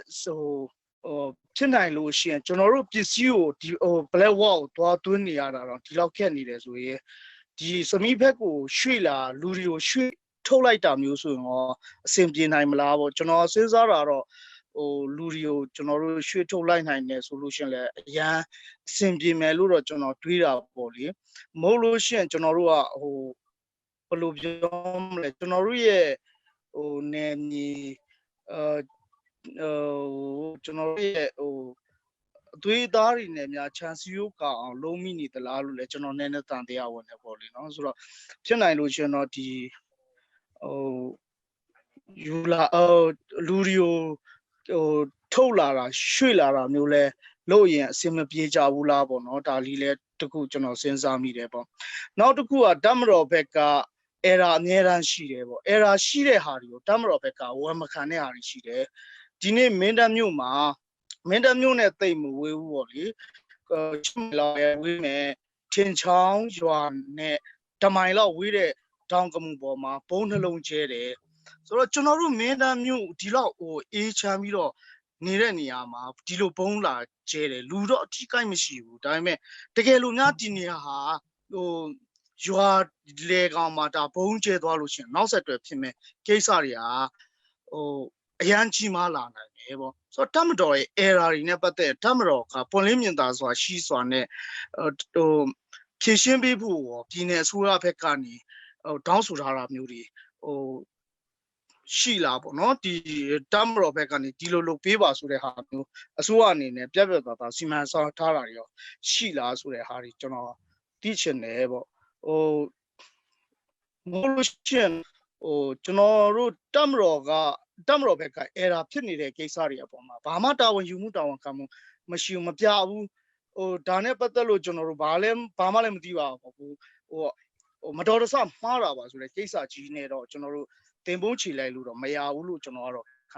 ခံယူတယ်ပေါ့နော်ဆိုတော့ဒီဟာတွေနဲ့ပတ်သက်လို့ဟိုပြည်နယ်ဆိုကနေကောင်းကောင်းမွန်မွန်ကင်တွယ်ပြီးစီချင်တယ်ပေါ့နော်ဆိုတော့ကျွန်တော်ကတော့ဒီလောက်ပဲကျွန်တော်ဆွေးနွေးချင်ပါတယ်ကျွန်တော်ဟိုသိချင်တဲ့မိခွန်းလေးနောက်တစ်ခုကဟိုဝန်ကြီးတို့ဒီဟိုဒဲတလုံးကို2သိန်းဆိုတဲ့ဟာမျိုးဟိုကျွန်တော်တို့ဒီဖြစ်နိုင်လို့ရှင်တော့ကျွန်တော်တို့ဒဲဟိုဒီဇိုင်းလိုဟာမျိုးတွေဝန်ကြီးတို့မှာရှိမယ်လို့ကျွန်တော်ယုံနေပေါ့နော်ဆိုတော့အဲ့ဒီဒီဇိုင်းနေနဲ့ပတ်သက်လို့လဲကျွန်တော်တို့တခြားဒီတက်ကြွလှုပ်ရှားပေးတဲ့ဒီကော်မတီတွေပဲဖြစ်ဖြစ်တူတယောက်ချင်းစီပဲဖြစ်ဖြစ်ဒီမိခင်ဖွဲ့စည်းတစ်ခုခုနဲ့ဟိုလှုပ်ရှားနေတဲ့သူတွေကိုပဲဖြစ်ဒီဒီဇိုင်းနေနဲ့ပတ်သက်လို့လဲ share တွေလုပ်ပေးစီချင်တယ်ပေါ့နော်ဆိုတော့နောက်ဒီဟိုငွေသားအားဖြင့်နဲ့ဟိုအထူးမထဲနိုင်တဲ့သူတွေရှိရအောင်မှာတကယ်လို့အရင်အမြင့်ပေါ့ကျွန်တော်ဆိုလိုတာကဥမာတန်ပဲဖြစ်ဒါမှမဟုတ်ဒီဟိုတစ်လိုဟာမျိုးနဲ့ပဲဖြစ်အရင်မြင့်အားဖြင့်နဲ့ထဲဝင်ပြီးလာမဲ့သူတွေရှိလို့ရှိရင်ဝန်ကြီးတို့ဘက်ကဘလို့စီမံဆောင်ထားတယ်ဘလို့စဉ်းစားထားတယ်ဆိုတဲ့ဟာလေးလဲဖြည့်ချပေးစီချင်ပါတယ်ကျေးဇူးတင်ပါတယ်ဝန်ကြီးဟုတ်ကဲ့ဟိုအခုလိုမင်းများတဲ့အတွက်အများကြီးကျေးဇူးတင်ပါတယ်ခင်ဗျဟိုကျွန်တော်အနေနဲ့အခုမအောင်မေးတဲ့ဥစ္စာကိုဟိုဖြေရရင်တော့ကျွန်တော်တို့အခုနပြောတဲ့ပလက်ဝမှာတော့မြို့ပေါ်မှာဖြစ်တဲ့အတွက်လက်ရှိမှာတော့သူတို့ရဲ့အနေထားအရဟိုစိုက်ခင်းပြုတ်ခင်းလို့တော့နည်းနည်းလေးကန့်သတ်ချက်ရှိပါတယ်ဟိုစမီးမှာတော့ဖြစ်နိုင်ပါတယ်စမီးမှာတော့ဖြစ်နိုင်တယ်စမီးမှာအခုစမီးကိုရောက်တဲ့အဖွဲ့တွေလည်းဒီမီးချောင်းပေါ့မီးချောင်းရှောက်မှာရှိတဲ့ဒီလိုကျွန်တော်တို့တောင်ရစိုက်ခင်းလောက်ကန်စားတော့တဲ့မိသားစုတွေဖြစ်တဲ့အတွက်အခုလိုကျွန်တော် IDP camp လို့မျိုးပေ100ပေ30မှာနေတဲ့တပတ်အဖွဲ့လည်းတစ်ပိုင်းပေါ့နောက်ပြီးတော့အခုလုံချင်းလေးတွေနဲ့နေပြီးတော့မှသူ့ရဲ့ပတ်ဝန်းကျင်လေးမှာစိုက်ရေးပြိုးရေးလုပ်လို့ရအောင်လေကျွန်တော်တို့အဲ့လိုစဉ်းစားထားပါတယ်ခင်ဗျစဉ်းစားထားတယ်ဟိုသူတို့စိုက်ရေးပြိုးရေးရဖို့အတွက်ကိုလေကျွန်တော်တို့အခုနအချံကောင်းညာကောင်းပေးတဲ့အတွက်ကျေးဇူးတင်တယ်သူတို့စိုက်ခင်းအတွက်လိုအပ်တဲ့အသီးနှံတွေစိုက်ဖို့တွေလေကျွန်တော်တို့ဒီဘက်ကပြည်မဘက်ကပေါ့ဒီနေပြည်တော်လိုမျိုးရန်ကုန်မန္တလေးမျိုးစည်းတွေပေါ့မျိုးစည်းတွေဝယ်ပြီးကျွန်တော်ပို့ပေးရမယ်ဆိုတဲ့ idea တစ်ခုရတယ်ခင်ဗျနော်အဲ့ဒါတကယ်ကိုကျေးဇူးတင်ပါတယ်ကျွန်တော်မစဉ်းစားမိဘူးအဲ့ဒါကျွန်တော်ဘယ်လိုပဲဖြစ်ဖြစ်ဟိုစိုက်ရေးအတွက်ကိုဟိုအသီးနှံမျိုးစည်းဒါလေးတွေပို့ပေးနိုင်ဖို့လေကျွန်တော်တို့စူးစမ်းမယ်သူတို့အတွက်စိုက်ခင်းပြိုခင်းကိုလည်းတယောက်ချင်းမဟုတ်တော့မှစုပေါင်းစိုက်ခင်းပေါ့ဒီလိုလေးတွေဖြစ်အောင်ပေါ့နော်ကျွန်တော်အဲ့လိုလေးတော့စဉ်းစားပါမယ်နောက်ရေတပ်နဲ့ပတ်သက်ပြီးတော့ဟိုကျွန်တော်ကစမီးကိုရေက2018-19ဘတ်ဂျက်ကလေးရဟိုအဝေးရဆက်ဟိုလောက်18မိုင်19မိုင်လောက်ရှိတယ်အဲ့ဒီကနေရေတွဲတာအဲ့ဒါအခုထိမအောင်မြင်ဘူးတလောကလည်းလုပ်တယ်မအောင်မြင်ဘူးအဲ့ဒါနဲ့အခုဟိုကုမ္ပဏီကလည်းဟိုစူးစမ်းပြီးလုပ်ပြန်မှာမဖြစ်နိုင်တော့တဲ့အတွက်အဲ့ဒီရေကိုစောင့်မဲ့စားဒီစမီးထောင်တွေကရေပေါ့နော်အဲ့ဒီရေကိုအမြင့်တင်စနစ်နဲ့လုပ်ဖို့တင့်တယ်ဆိုပြီးကျွန်တော်က2021ဘတ်ဂျက်မှာဟိုဘက်ကရက်ကွက်1အတွက်ကိုကျွန်တော်ဘတ်ဂျက်350ထည့်ထားတယ်နောက်ပြီးတော့ခုနမအောင်မြင်တဲ့ရေပေါ့အဲ့ဒီအတွက်ကိုကျွန်တော်တို့ကနောက်ထပ်ကူညီဖို့ဆိုပြီးတော့330လောက်ထည့်ထားတယ်ဆိုတော့အဲ့ဒါကြောင့်ဒီဘက်ကရက်ကွက်တွေအခု IDP လောက်ထားတဲ့ရက်ကွက်တွေအတွက်ရေရအောင်ဆိုပြီးတော့အမြင့်တင်တက်စနစ်ပေါ့နော်ရေရဖို့အတွက်ကအမြင့်တင်စနစ်ကိုပဲကျွန်တော်အဲ့330လုံးကိုလည်းထည့်လိုက်ပြီးတော့မှဟိုဘက်က150ထည့်ထားတာကိုလည်းကြိုလုပ်လိုက်ဟိုဒီ2021ဘတ်ဂျက်ဆိုတာကကျွန်တော်ကလောက်တာကအောက်တိုဘာမှာတင်တာခေါ်အောက်တိုဘာနိုဝင်ဘာဒီဇင်ဘာဇန်နဝါရီလောက်မှအလုပ်ကစမှာအဲ့ဒါကြောင့်ကြိုလုပ်လိုက်အဲ့ဒီဘက်ကရက်ကွက်150ဒီဘက်ကအတွက်ကလည်း330အဲ့ဒါကိုတခါတည်းကြိုတင်လုပ်လိုက်ပါဆိုပြီးကျွန်တော်တို့ဒီစီပင်အမှုဆောင်ရရှိကိုကျွန်တော်ပြောပြီးပြီခင်ဗျသူတို့လည်းတွက်ချက်ပြီးတော့ လုပ်မယ်လို့ပြောပါတယ်နောက်အခုလောလောဆယ်မှာတော့မိုးရွာတွေအတွက်မိုးရီတွေပါတယ်နည်းနည်းလေးအဆင်ပြေတယ်ပေါ့အဲ့ဒါကြောင့်ဟိုအချိန်နည်းနည်းရတယ်ဆိုပြီးလောက်တာတော့ဆက်လုပ်နေတယ်ဒါပေမဲ့တတ်မဲ့စနစ်ကြတော့အဲ့ဒီကအမြင့်တင်လိုက်တဲ့အချိန်မှာရေကန်မှာလှမယ်ရေကန်ကနေပြန်ဆင်းတဲ့ချိန်ကျတော့ကျွန်တော်အခုနရေတတ်တဲ့စနစ်လုပ်ပေးနိုင်တော့လေကောင်းတာပေါ့ခင်ဗျဒါလေးကျွန်တော်တို့စူးစမ်းကြည့်ပါမယ်နောက်ပြောရင်တော့ဤပညာပိုင်းလိုတယ်နောက်ပြီးတော့ဒီလှူဒါန်းတဲ့ဥစ္စာနဲ့ဝိုင်းဝန်းလုပ်ရင်တော့လေဒီတောက်ရည်တန်းအထိတောက်လို့ရတဲ့ဟာမျိုးလေးဖြစ်နိုင်ပါတယ်ခင်ဗျဒါလေးကျွန်တော်စူးစမ်းပါမယ်အဲ့ဒီတောက်ရည်တန်းလုပ်တဲ့ကုမ္ပဏီထဲမှာလည်းမိတ်ဆွေတွေရှိပါတယ်ခင်ဗျသူတို့နဲ့လည်းဆက်သွယ်ကြည့်ပါမယ်ဒါလည်း idea တစ်ခုရပါတယ်နော်နောက်တစ်ခုကဒီကျွန်တော်တို့တယောက်နဲ့တယောက်အဆက်အသွယ်ရဖို့အခုနပြောတာကောင်းပါတယ်စေဘေးချာအလှခံကော်မတီကများနေဘသူကလှူလို့ဘသူကလှူလို့မသိဘူးအခုနပြောလေတချို့ဟာတွေ overlap ဖြစ်နေတာပေါ့နော်အခုကတော့ဟိုတချို့အခုနချင်းအောင်လှူမယ်နောက်အိုးခွက်ပကံနဲ့လှူမယ်ဟလာသူလူအသုံးဆောင်အဝတ်ထည်တွေလှူမယ်ဆိုတာမျိုးတွေလည်းအမျိုးမျိုးရှိနိုင်တာပေါ့ခင်ဗျရှိတော့ကျွန်တော်တို့ဖြစ်နိုင်ရင်တော့ဒီတယောက်နဲ့တယောက်တို့လို့ပေါ့ contact person တွေအနေနဲ့ကတော့ဟိုကျွန်တော်တို့အခုဘယ်နေရာမှာဘယ် committee တွေရှိမှမသိဘူးဒါမျိုးတိုင်းကတော့ပလက်ဝအတွက်ကိုစေတနာထားပြီးတော့မှ committee တွေဖွဲ့ပြီးလုပ်နေကြတာတွေ့တယ်ဆိုတော့ကလေးဘက်ကဟောလုပ်တယ်နောက်ဒီမှာတခုပေါ့ကျွန်တော်ဟိုတခုပြောချင်တာတလောကဝန်ကြီးချုပ်ကကျွန်တော်မေးတယ်ပလက်ဝကိုလှူတာတွေများနေပြီကလေးကလည်းဟို300လောက်ပေါ့300လောက်သူတို့အလှူခံပြီး300လောက်ရတယ်အဲ့ဒါတွေလည်းဘယ်မှာလှူလိုက်လဲမသိဘူးဆိုတော့ RCCI ဘက်ကိုလည်းအဲ့ဒီအလှူငွေမရောက်ဘူးကျွန်တော်စီကိုလည်းမရောက်ဘူးအဲ့ဒီအလှူငွေဒါပေမဲ့300လှူပြီးပြီလို့ကျွန်တော်သိလိုက်တော့သူတို့ကဟို IDP ကန်ကို direct သွားပြီးတော့များဆန်စီစဝယ်ပြီးလှူလိုက်သလားပတ်စံကိုတခါလေးလှူလိုက်လားကျွန်တော်မသိဘူးဝင်းကျုပ်ကိုကျွန်တော်ပြောတယ်ဝင်းကျုပ်ကျွန်တော်လည်းဆက်သွယ်တယ်အဲ့ဒီသူတို့မှကောက်ထားတာ300ရပြီ350ရပြီ300ရပြီဆိုတဲ့အထိကျွန်တော်သိတယ်ဒါပေမဲ့အဲ့လူငွေကျွန်တော်ဘယ်လိုလှူသွားလဲဆိုကျွန်တော်လည်းပြန်မပြောဘူးကျွန်တော်စီလည်းမရောက်ဘူးရန်ကုန်မေးကြည့်တော့လေရန်ကုန် RCCI ကိုလည်းအဲ့ဒီကလေးရပတ်စံ300တော့မရောက်ဘူးလို့ကျွန်တော်ပြောလိုက်တယ်ဆိုတော့ကျွန်တော်ထင်တယ်တချို့ကိစ္စတွေမှာကကျွန်တော်အစိုးရကလုပ်ပြီးတော့ drive လှူတာရှိတယ်ဒီအလှူရှင်တွေကတစ်ဆင့်လှူတာတွေရှိသလိုတချို့ဘာသာရေးအဖွဲ့တွေတချို့အသင်းအဖွဲ့တွေကဒီ IDP camp မှာရှိတဲ့လူတွေနဲ့ direct ထိတွေ့ပြီးတော့လှူရှင်တာဖြစ်တဲ့အတွက်သူတို့လှူလိုက်တာတွေရှိတယ်ပလက်ဝဘက်မှာအရင်တော့ဒီဆက်လီနဲ့တွားလို့ရတဲ့အချိန်ပလက်ဝရောမီးစာကိုတွားလို့ရတဲ့အချိန်ကျမီးစာတိတက်လှူကြတာရှိတယ်ကျွန်တော်တို့ကဒီပြည်တော်စုကလှူတာဘယ်လောက်ရှိပြီလဲနောက်ပြည်တွင်းပြည်ပကလှူတာဘယ်လောက်ရှိပြီလဲဆိုစင်းလေးရချင်တယ်ပလက်ဝမှာရှိတဲ့ဒီဒုက္ခတကယ်စေရေးပေါ့အဲ့ဒီအဖွဲ့ကတော့တရင်ပို့ပြီးပါအဲ့ဒီဒုက္ခတကယ်စေရေးကိုထိန်းချုပ်တာကစီခန်းမြို့နယ်စီခန်းကဟို AD တို့ကဟိုတာဝန်ယူထားတယ်ခင်ဗျအဲ့ဒီအောက်မှာလှုပ်ရှားတာပေါ့ဆိုတော့စင်းရလို့ရှိရင်ကျွန်တော်တို့ကပြည်တော်စုကလှူတာဘယ်လောက်ရပြီနိုင်ငံတကာလှူတာဘယ်လောက်ချစ်ပြီးတဲ့အစိုးရအဖွဲ့ကလှူတာဘယ်လောက်ဒီလို data လေးတွေခွဲပြီးတော့ဒီပွင့်လင်းမြင်သာဆိုတော့ကျွန်တော်လည်းရှင်းပြချင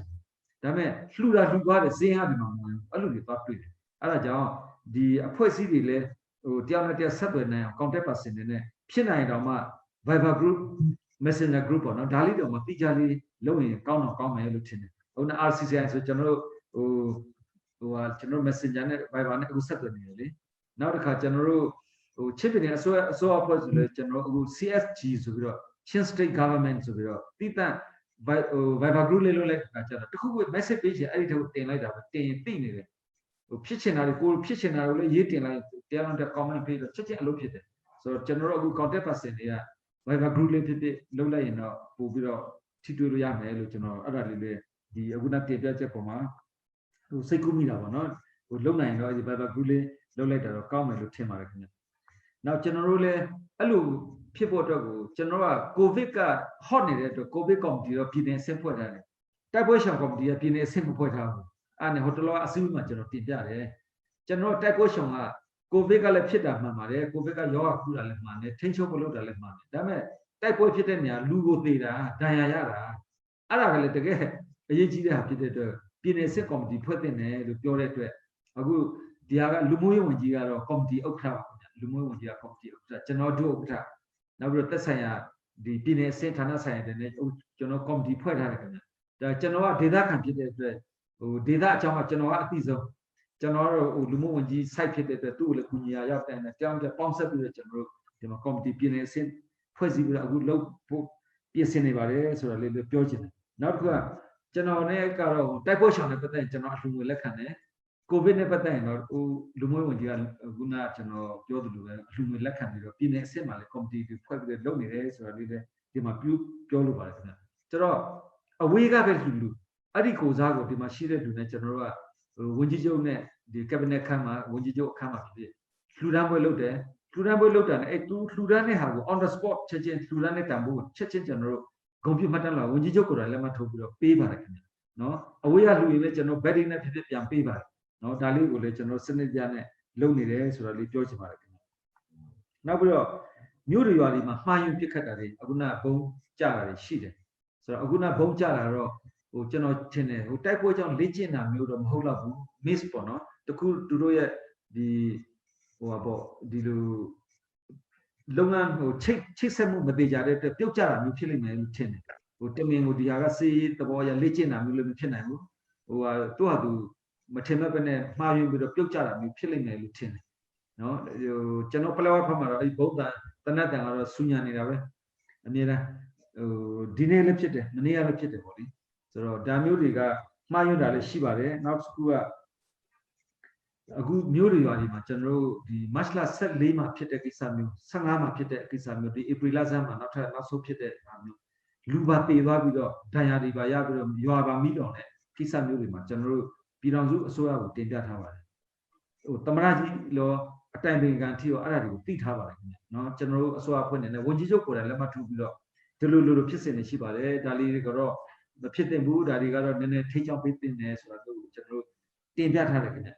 ဟိုတင်ပြမှု2ကြိမ်ရှိတယ်နော်2ကြိမ်ရှိပြီဒါလေးကိုလည်းဟိုသိစေချင်တယ်နော်ဒါကဒီစီးဆိုတာကတော်တော်ကိုပြောရခက်တဲ့ကိစ္စနော်နောက်ပြီးတော့အခုနကျွန်တော်ပြောသလိုပဲဘယ်ချိန်မှာဘာဖြစ်မလဲဘယ်ချိန်မှာဘယ်လိုတွေထိတွေ့မှုဖြစ်မလဲဘယ်ချိန်မှာပောက်ကွဲမှုဖြစ်မလဲစဉ်းစားလို့မရတဲ့အနေအထားမျိုးဖြစ်တယ်ဆိုတော့မှားယွင်းပြစ်ခတ်တာလည်းရှိပါတယ်မှားယွင်းဖန်ဆီးတာလည်းရှိတယ်အဲ့ဒါကနှစ်ဖက်လုံးကဒီတိုင်းပဲအေဘက်ကလည်းမှားယွင်းဖန်တာလည်းရှိတယ်တပ်ဘက်ကလည်းမှားယွင်းဖန်တာလည်းရှိတတ်တယ်ဆိုတော့စစ်ဖြစ်တဲ့နေရာမှာတယောက်နဲ့တယောက်ကဟိုယုံကြည်မှုမရှိတော့တဲ့အတွက်ဒေသကလူတွေကိုလည်းစစ်ဆေးတာမြင်းမြန်းတာလေးတွေတော့ရှိတယ်ရခိုင်ပြည်ဘက်မှာလည်းဟလာအခုနတင်မောပေါ်မှာဖမ်းတာရှိတယ်ကားပေါ်မှာဖမ်းတာတွေရှိတယ်ဒီဘက်မှာလည်းဆက်လီပေါ်မှာဖမ်းတာတွေရှိတယ်ရွာထဲမှာခေါ်ပြီးဖမ်းတာရှိတလောကပဲပလက်ဝမျိုးပေါ်မှာပဲကျွန်တော်စီဗီဝန်ထမ်းဦးမြင့်မောင်ဆိုဖမ်းတော့တာအခုဒီဘယ်ခေါ်သွားပြီးတော့ဘယ်မှာရောက်နေလဲကျွန်တော်မသိနိုင်မျိုးထဲမှာကိုအဖမ်းခံရတဲ့ဟာမျိုးနောက်လမ်းကြောင်းပေါ်မှာအဖမ်းခံလိုက်တယ်ဆိုအခုထိလက်တယ်မပေါ်ပြန်မလာတာအနည်းဆုံး15ရက်လောက်ရှိတယ်ကျွန်တော်ဒီဟိုလေးမျိုးချောင်းဘက်မှာလည်းရှိတယ်ကျွန်တော်ကလလမျိုးမှာလည်းရှိတယ်အဲ့လိုတွေတော့ဖြစ်တယ်ဆိုတော့မှားရင်ဖြစ်စဉ်ပေါ်မှာတော့ကျွန်တော်တို့အပြန်လာပေါ့အဲ့လိုလေးတွေဟိုပြောဆိုရတာလေးတွေရှိပါတယ်ဒါတော့ပြောရရင်တော့ဒီကျွန်တော်တို့အစိုးရနဲ့တပ်မတော်နဲ့အချားမှာလည်းပြလေးလေးဖြစ်အောင်ကျွန်တော်တို့ကပြောရရင်တော့ဟိုထင်းထင်းသေးသေးနဲ့တင်ပြတာရှိတယ်နော်ဟိုဖြစ်စဉ်အလုံးကိုဝုံတိုင်းနဲ့လုပ်လို့ရတဲ့ကိစ္စတွေမဟုတ်တဲ့အတွက်တစ်ဖက်နှစ်ဖက်ဟိုပြဿနာမရှိအောင်ပြလေးလေးနဲ့ဒီမျိုးကိုထိန်းချုပ်နိုင်အောင်ကျွန်တော်တို့စူးစမ်းပြီးလုပ်နေတယ်ဆိုတာတော့သိစေချင်တယ်ပလက်ဝရဲ့လက်ရှိအခက်အခဲမှာတော့တပ်မတော်ကလည်းပြီးပဲအဖွဲ့အစည်းမှကူညီဖို့ခက်တယ်နောက်ပြီးတော့အရက်ဖက်အဖွဲ့အစည်းနဲ့တီးတန့်လုပ်ဖို့ကလည်းအန်ဒရတာကြီးတယ်အခုဟိုပါပေါ့ WHO ကကားတော်မှာဟလာဒီလူနာတဲတဲ့ကားတော်မှာအပြစ်ခံရတယ်သေသွားတယ်လေနော်ဆိုတော့ဟိုဘက်ကလည်းသူတို့မဟုတ်ဘူးလို့ညင်းတယ်ဒီဘက်ကလည်းသူတို့မဟုတ်ဘူးလို့ညင်းတယ်ဆိုတော့ဘသူလက်သက်ဖွားမှာမသိဘူးတလောက WFP စံတဲတဲ့ကားကျွန်တော်တက်မတော်ရင်တန်းနဲ့သွားတယ်ကားငါးစီးပါတယ်မှာအလဲက3စီးအပြစ်ခံရတယ်ဟိုနိုင်ရန်တွေပေါက်သွားတယ်နောက်ပြီးတော့တိုင်တွေဟိုထုတ်တန်းတွေကျိုးသွားတယ်အရှိမှန်ကနေဝင်တယ်အနောက်မှပေါက်သွားတယ်နောက်တာယာပေါက်ပြီးတော့ဘိန်းပေါက်သွားတယ်နောက်တစ်ခါဟိုစီတိုင်ကြီးတွေပေါက်သွားတယ်အဲ့လောက်ထိဖြစ်တယ်ဆိုတော့အရက်ဖက်ဆိုလည်းဟောနောက်ပြီးတော့ဒီ WFP ကားကသူ့ရဲ့ကားရဲ့ရှေ့မှာဘေးမှာပါ WFP ရဲ့သူဆိုင်ဘုတ်ကိုဗီနိုင်းနဲ့ထုတ်ပြီးတော့လှုပ်သွားတယ်အလံလေးတွေကထောင်သွားတယ်အဲ့ဒါကိုအပြစ်ခံရတယ်ဆိုတော့ဒီဖက်မှာဖြစ်နေတဲ့ဥစ္စာက international ဟိုဟာ rule မျိုးနဲ့เนาะကျွန်တော်တို့စဉ်းစားလို့မရတဲ့ကိစ္စမျိုးလာဖြစ်နေเนาะ WHO လည်းဟိုမရှိဘူး ICRC လည်းပြစ်ခံမှာလေအရင်တော့เนาะအခု WFP လည်းပြစ်ခံတယ်ဒီလိုတော့ဖြစ်နေတယ်เนาะဆိုတော့ဒီဟာကဒီချိန်မှာတော့ပြောဖို့တော်တော်ခက်တယ်လွတ်လွတ်လပ်လပ်နဲ့အဲ့ဒီအရက်ဖက်ဖွဲ့စည်းဆိုတွားလို့ရမယ်ဆိုရင်မသိကြဘူးခင်ဗျအဲ့ဒါတွေမသိကြဘူးเนาะနောက်တစ်ခုကအခုနပြောတဲ့2သိန်းနဲ့ဟ ဆိုင်တဲ့အဆောက်အဦမျိုးဆောက်တဲ့ဥစ္စာတော့လှူရှင်တွေကလည်းလှူနိုင်တယ်ဟိုမှာ2ယောက်ပေါင်းပြီးတစ်လုံးလေးလှူနိုင်တယ်4ယောက်ပေါင်းပြီးတစ်လုံးလေးလှူနိုင်တယ်ဟိုမှာ1ယောက်1000ဆိုတော့မှလူ20ဆိုအိမ်လေးတစ်လုံးလှူနိုင်တယ်ဒီလိုမျိုးဖြစ်တဲ့အတွက်နည်းနည်းအဆင်ပြေချောမွေ့တဲ့လှူဒန်းမှုတစ်ခုလုပ်နိုင်တယ်လို့ထင်ပါတယ်နောက်တစ်ခုကခုနငွေကြီးပဲမဟုတ်ပါဘူးခင်ဗျလှူဒန်းလို့ဆိုတစ်လှူလဲရတယ်ဝါလှူလဲရတယ်တက်ကဲလှူလဲရတယ်နောက်ပြီးတော့ဟိုပါပေါ့ကျွန်တော်တို့ရန်ကုန်ကဆိုရင်ကျွန်တော်တို့ကိုတုတ်ပြအချက်1000လှူပေးတယ်အဲ့ဒီဝိသခါဖောင်ဒေးရှင်းကတုတ်ပြအချက်1000လှူတဲ့အတွက်အခုစမီးမှာကျွန်တော်တို့ဟိုပါပေါ့မိဖို့ကြောင့်မှာကျွန်တော်တို့သုံးတယ်နောက်ပြီးတော့တာပေါ်လင်းတွေသူတို့လှူပေးတယ်တာပေါ်လင်းတွေအိမ်ဟိုပါပေါ့48အိမ်စာလောက်တာပေါ်လင်းတွေလှူပေးတယ်အဲ့ဒါကိုလည်းကျွန်တော်စမီးမှာသုံးတယ်အခုလဲပလက်ဝ IDP ရောဒီစမီ IDP ရောဒီအမိုးတွေမိုးဖို့အတွက်ကိုကျွန်တော်တို့ဝယ်ပြီးတော့တာပေါ်လင်းတွေကိုလုပ်တယ်စမီမှာတော့မိုးလို့ရတယ်ပလက်ဝကိုပို့လို့မရဘူးပလက်ဝကအခု IDP camp တစ်လုံးမဆောက်သေးတယ်အဲ့ဒီဝါကိုဝယ်လို့မရတယ်မှားလို့လည်းမရဘူးထွက်ခုတ်လို့လည်းမရဘူးဖြစ်တော့နောက်အဲ့ဒီမိုးမဲ့အမိုးတော်မှာအခုမှားပြီးတော့မှစမီမှာတောင်းတင်နေတယ်ပလက်ဝပို့လို့မရဘူးအဲ့လိုဖြစ်ပါလေခင်ဗျနော်အခုနကိုမအောင်ဟိုဆွေးနွေးတဲ့ပုံမှာတော့ကျွန်တော်အဲ့လိုပဲဖြစ်ချင်းချင်ပါတယ်ဖြစ်တယ်အခုချိန်မှာ flank ကနေ slide ဆရာပြန်ဟုတ်ကဲ့ပါကျွန်တော်တို့ flank နေပါကျွန်တော်ကြောင့် volunteer ပါကျွန်တော်ရဲ့တာဝန်ခံဒီနေ့ဟိုခီးတစ်ခုသွားနေလို့ကျွန်တော်ကသူ့ကိုစားလာတက်ပေးတာပါအားလုံးကြည့်တဲ့အခါတော်လေးကိုဆင်ပြေလာပြီကျွန်တော်သွားတော့ကျွန်တော်ဒီ flank RC RDF ကျွန်တော်ဖွဲ့ကြတော့ April 10ရက်နေ့ကျွန်တော်အမှရောက်သွားတာပါနော်စမီကျွန်တော်သွားဖို့ကတော့ကျွန်တော် Black Water သွားချင်တာလေဟုတ်ကဲ့အဲ့ဒီတော့ကတော့နည်းနည်းအဆင်ပြေရနဲ့အဲ့နေခါနဲ့ကျွန်တော်တားတာလေတားတယ်ကျွန်တော်အဲ့ Black Water ဖြစ်တော့မရောက်ဖြစ်သေးဘူးမရောက်ဖြစ်သွားလိုက်ဘူးအဓိကတော့ကျွန်တော်မှသွားတဲ့ခါဗာမြင်လဲဆိုတော့ဟိုမေးဖို့တော့ခုနဆရာမမနန်းဝင်ပြောတော့အားလုံးစုံသွားတော့ကျွန်တော်မေးဖို့တော့မရှိတော့ပါဘူးတော်တော်လေးကိုကောင်းလာပြီဝင်ကြီးဖြည့်သွားလဲတော်တော်လေးကိုအားရခြင်းနဲ့လာတယ်ကျွန်တော်သွားတော့ဆိုတော့ခြေနေလေးကဟိုအစဖြစ်ကာစဆိုတော့လေတော်တော်လေးကိုစိတ်မကောင်းရောတာသူတို့ကြည့်ရတဲ့အခါအခုတော့အားလုံးကလည်း stable လေးဖြစ်လာပြီအဓိကတော့ခုနအလှူရှင်တွေပေါ့နော်အလှူရှင်တွေသွားတဲ့အခါကျွန်တော်အမြင်လေးပေါ့အဲ့တော့ကျွန်တော်တော်တော်သတိထားရတယ်အဲ့ဒီကိုဗစ်ကလည်းရှိနေတော့သူတို့ကကိုဗစ်ဆိုတော့သူတို့နားမလဲဘူးလေမသိဘူးလေအဲ့စစ်ဘေးမှာရှိတဲ့လူတွေကသူတို့သိတာသူတို့ငါ့ဘလို့စားဒါလောက်သိတဲ့ခါကျကိုကလည်း care ရန်ကြောက်ပါလေအားကြောင့်အခုကျွန်တော်အမြင်လေးပေါ့နော်အခုနောက်ပိုင်းလာထူတဲ့ positive ဖက်ကလာမယ်ဆိုတော့ကိုယ်ကကောင်းအောင်လုပ်ပြီးတော့သူတို့တွေ့လို့ထူကောင်းမယ်ထင်တယ်။ဘာလို့သူတို့တခုဖြစ်သွားပြီဆိုတော့ကျွန်တော်အရန်ကြောက်ပါလဲတာလေ။သူတို့ဦးကပ်ပြီးသူတို့နေကြတာလေ။ပြီးတော့တခုရှိတာအဲ့သူတို့နေခံပေါ့နော်။ခုနဝင်ကြီးလေးရှင်းပြသွားပါတယ်။သူတို့တော့နေခံကျွန်တော်တဲရင်ကကျွန်တော်ပြောတော့ပေါ့ငါတို့တော့အရန်ဒုက္ခရောက်တယ်တဲ့။သူတို့ကြဆင်ပြေတယ်ပေါ့နော်။ဟိုစစ်ပေးကြတော့ငါ့မှာစားတယ်လည်းမရှိဘူးငါတို့ကြတော့လာမကြည့်ကြ။ဟုတ်ကဲ့ပါဒါပေမဲ့ခုနဝင်ကြီးပြောတာဒါနေခံတော့အားလုံးပါပြီးသွားဆိုတော့ဒါတော့ perfect ဖြစ်သွားပါပြီပြီးတော့အဓိကတော့နောက်ဆုံးနေ့ကျွန်တော်ပြောချင်တာတော့ဒီစစ်ဆိုတာဘယ်သူမှမလို့လားတဲ့ຢာလေကျွန်တော်အဓိကချင်းပြည်နယ်ကျွန်တော်အခုတော်လေးကျွန်တော်စိတ်ကောင်းရတယ်အဲဒါကြောင့်စဉ်းစားတော့ကျွန်တော်အခုပြည်သူနဲ့တာဝန်ရှိရောနော်ဝန်ကြီးတို့ဖွဲ့တွေပြီးတော့ကျွန်တော်ပူပေါင်းပြီးတော့ရေရှည်မဖြစ်သွားအောင်ဘယ်လိုကျွန်တော်လုပ်ကြမှာလဲကျွန်တော်ရေရှည်ဖြစ်သွားရင်ကျွန်တော်အားလုံးကတိုက်ပွဲကြောက်ကုန်လိမ့်မယ်လေပြီးတော့ခုကကျွန်တော်ကိုဗစ်ထက်စစ်နဲ့ပတ်သက်ပြီးဆုံးတဲ့လူအများများနေပြီလေအားကြောင့်အဲ့ဒီခုလေးကိုကျွန်တော်တို့ ਨੇ ဘယ်လိုဝိုင်းဝန်းကူညီဆောင်ရမလဲကျွန်တော်ပြည်သူရဲ့ဘယ်လိုပူပေါင်းဆောင်ရကြမလဲအဲ့ဒီခုလေးကိုကျွန်တော်ပြောချင်ပါတယ်ကျေးဇူးတင်ပါတယ်ခင်ဗျာ picnic သူတို့ရဲ့ကျမ်းမာရေးကိစ္စနဲ့ပတ်သက်ပြီးတော့အစိုးရဘာလုပ်နေတယ်ဆိုတဲ့ဟာလေးပေါ့နော်ကျွန်တော်တို့ကစေးဖြစ်နေတဲ့အတွက်စေးနဲ့အခုနစာဝတ်နေရေးပေါ့နော်နေထိုင်ရေးစာဝတ်နေရေးကိုပဲအဓိကပူပင်ဖြစ်ရှင်းနေရတဲ့အတွက်ကိုဗစ်နဲ့ပတ်သက်တဲ့ knowledge ကဘယ်သူမှမရှိတော့ဘူးအသက်ဘေးနဲ့ပြေးလာတဲ့လူတွေဖြစ်တယ်နောက်ပြီးတော့ကဲမှာလည်းစာဝတ်နေရေးပြေးလေအောင်နောက်ကဲမှာမရောက်တဲ့လူတွေလည်းကိုယ့်ဟာကိုယ်စာဝတ်နေရေးပြေးလေအောင်ဆိုတဲ့ဟာနဲ့စိုးရင်ကြောက်ကြတဲ့စိတ်နဲ့ဖြစ်တဲ့ခါကျတော့ဒီယောဂဆိုတာကိုမသိတော့အခုဒီနေ့ဆိုရင်မနေ့ကဆိုရင်ပလက်ဝမှာရှိတဲ့ TV တိုင်ကြီးကအခုတိုက်ပွဲကြောင့်ဟိုလဲသွားတယ်ဟို TV တော့ကြည့်လို့မရတော့အဲ့လိုမျိုးလာဖြစ်တယ်ဆိုတော့ knowledge ကဟိုဟာပေါ့နိုင်ငံတော်ကပေးတဲ့ message လည်းယူလို့မရဘူးအဲ့လိုလိုဖြစ်ကုန်တာဆိုတော့စီးရေးကိုပဲအဓိကကြောက်နေတဲ့ဒီဟာကိုတော့ဟိုဟာနည်းနည်းလေး ပူပင်မှုသိမရှိဘူးစိတ်ထဲမှာဒါပေမဲ့တကယ်ဖြစ်လာရင်ဒီကဲ့နေမှာတကယ်ဖြစ်လိုက်ပြီဆိုတယောက်သာဖြစ်လိုက်ပြီဆိုအကုန်ကူးမှာအဲ့ဒါကိုလို့အရန်ကြောက်ကြကောင်းတယ်ဆိုတော့ကျွန်တော်တို့ကရှစ်ပင်နယ်ဆိုတာဘာလို့လဲဆိုတော့ပြည်ထောင်စုကguideline နဲ့ကျွန်တော်တို့တော့ပြည်နယ်တွေအားလုံးမှာမြို့နယ်အားလုံးမှာလုပ်တယ်ဒါပေမဲ့ပလက်ဝအတွက်ကြတော့ကျွန်တော်တို့အခုလုပ်လို့မရဘူးပလက်ဝမှာလည်းquarantine တွေလုပ်တယ် quarantine လုပ်တယ်လည်းကိုယ့်အကူပြောရတော့အဲ့ဒီမှာရှိတဲ့ကျွန်တော်ဆရာဝန်တွေရဲ့ဒီသူတို့ရဲ့ရှိတဲ့လုံနိုင်တဲ့စွမ်းအားရှိတဲ့လောက်ပဲနော်သူများဒေတာကလို့ပဲswat တွေယူပြီးပို့ဖို့ဆိုလဲအဆင်မပြေဘူး swat ယူပြီးတော့ပို့ရင်လည်း24နာရီအတွင်းမှာသူကရန်ကုန်ရောက်ပို့ရမှာလေကျွန်တော်ဒေတာမှာအဲ့လိုပို့လို့လည်းမရအဲ့ဒါကြောင့်အခု COVID နဲ့ပတ်သက်တာတော့ knowledge ကပညာပေးတဲ့ဟာလေးပဲကျွန်တော်တို့လုံနိုင်တာရှိတယ်ပညာပေးတဲ့အထက်မှာခုနလူကပြန်ကဝန်ထမ်းကျန်းမာရေးဝန်ထမ်းတွေတူနာပြုတွေကနေကဲ့နေမှာသွားပြီးဆွေးနွေးတာပလက်ဝမှာ2ကြိမ်စမီးမှာ2ကြိမ်ပေါ့အခု data အရတော့အဲ့လိုပဲရှိတယ်နောက်လူကပြန်ကနေပြီးတော့ဒီလက်ဆေးဖို့ပေါ့ဆက်ပြတွေကိုယူပါဆိုတဲ့အတွက်ကျွန်တော်ပခုတ်ကူကနေပြီးတော့ကားတွေနဲ့တင်ပေးလိုက်တဲ့အတွက်သမီးအတွက်ကောပလက်ဝတော့ဆက်ပြပေါ့ဆယ်ဖာစီပေါ့အဲ့ဒါလေးတွေကျွန်တော်ဝေးနိုင်တယ်အဲ့ဒီဟာလေးကန့်ကိုပေးပြီးတော့မှဆက်ပြတွေပေးနိုင်တယ်နောက်ဒီဘက်ကမြို့နယ်အားလုံးမှာတော့ကျွန်တော်တို့လက်ဆေးကနေပေါ့ရုံနောက်အိမ်တွေမှာလူတွေလမ်းဆောင်လမ်းကွာမှာအဲ့ဒီနောက်ဆေးရုံမှာအားလုံးကျွန်တော်တို့ဈေးတွေရှိမှာပြည်စင်တွေကိုချက်ချင်းလုပ်ပြီးတော့မှကျွန်တော်တို့ကလက်ဆေးတွေကိုရေသွယ်ပေးတယ်လက်ဆေးတယ်နောက်ပြီးတော့ဆက်ပြတွေထားပေးတယ်နောက်ပြီးတော့ဒီ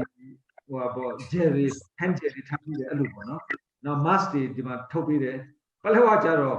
ကျွန်တော်အဲ့ဒီပစ္စည်းတွေဝယ်ပို့လို့မရအနေထားပလက်ဝကျွန်တော်လည်းအဲ့ဒါကိုစီပင်ကပဲလုပ်တယ်ကျွန်တော်ကစီပင်ဝင်ကြီးလေးဖြစ်တဲ့ပလက်ဝကိုလေကျွန်တော်ခိုင်းတယ်ခိုင်းပေမဲ့သူတို့လုံနိုင်တယ်ဆိုတော့ပစ္စည်းမရှိဘူးလေဒီမှာကြတော့basin street basin တွေရှိတယ်နော် street basin နဲ့ချက်နေရာတိုင်းမှာကျွန်တော်ချက်ချင်းလုပ်လိုက်တယ်ပြီးတော့အဲ့ဒီမှာခုနလိုအပ်တဲ့ထောက်ပစ္စည်းတွေချက်ချင်းထားလို့ရတယ် mask တွေဆိုတော့အခုတော့မှပလက်ဝကိုကျွန်တော် PPE ဝတ်စုံနဲ့ mask တွေကိုတစ်ချိန်ပဲပို့နိုင်တယ်အဲ့ဒီကျွန်တော်တို့ထင်တယ်ပေါ့830ဆိုင်ပို့တဲ့မတိုင်ခင်လေးမှာပဲကားတစ်စီးပြီးတော့မှအဲ့ဒါနဲ့ကျွန်တော်ပို့တယ် sorry 830ဆိုင်ပို့ပြီးတဲ့နောက်ဆိုင်2000နဲ့ကြားမှာကားတစ်စီးပလက်ဝကိုသွားတာရှိတယ်အဲ့ဒီဟာနဲ့ဒါလည်းလူနာပို့ဖို့အတွက်အရေးပေါ်လုပ်တဲ့အချိန်မှာအလံလေးထောင်ပြီးတော့မှသွားလို့ပြစ်ခတ်မှုမခံရဘဲနဲ့အဲ့လိုသွားတဲ့အချိန်မှာ PPE ဝတ်စုံလှူဒါန်းတဲ့ဥစ္စာနဲ့ mask တွေကိုနောက်ပိုင်းဘာမှကိုပို့လို့မရတော့အခုကျွန်တော်တို့ပြီးခဲ့တဲ့အပတ်ကမှာဒီအဆိုတော့ထိုးအိမ်လေးလို့လာတဲ့အချိန်မှာကျွန်တော် hotel key ပေါ့ကျွန်တော်အောက်က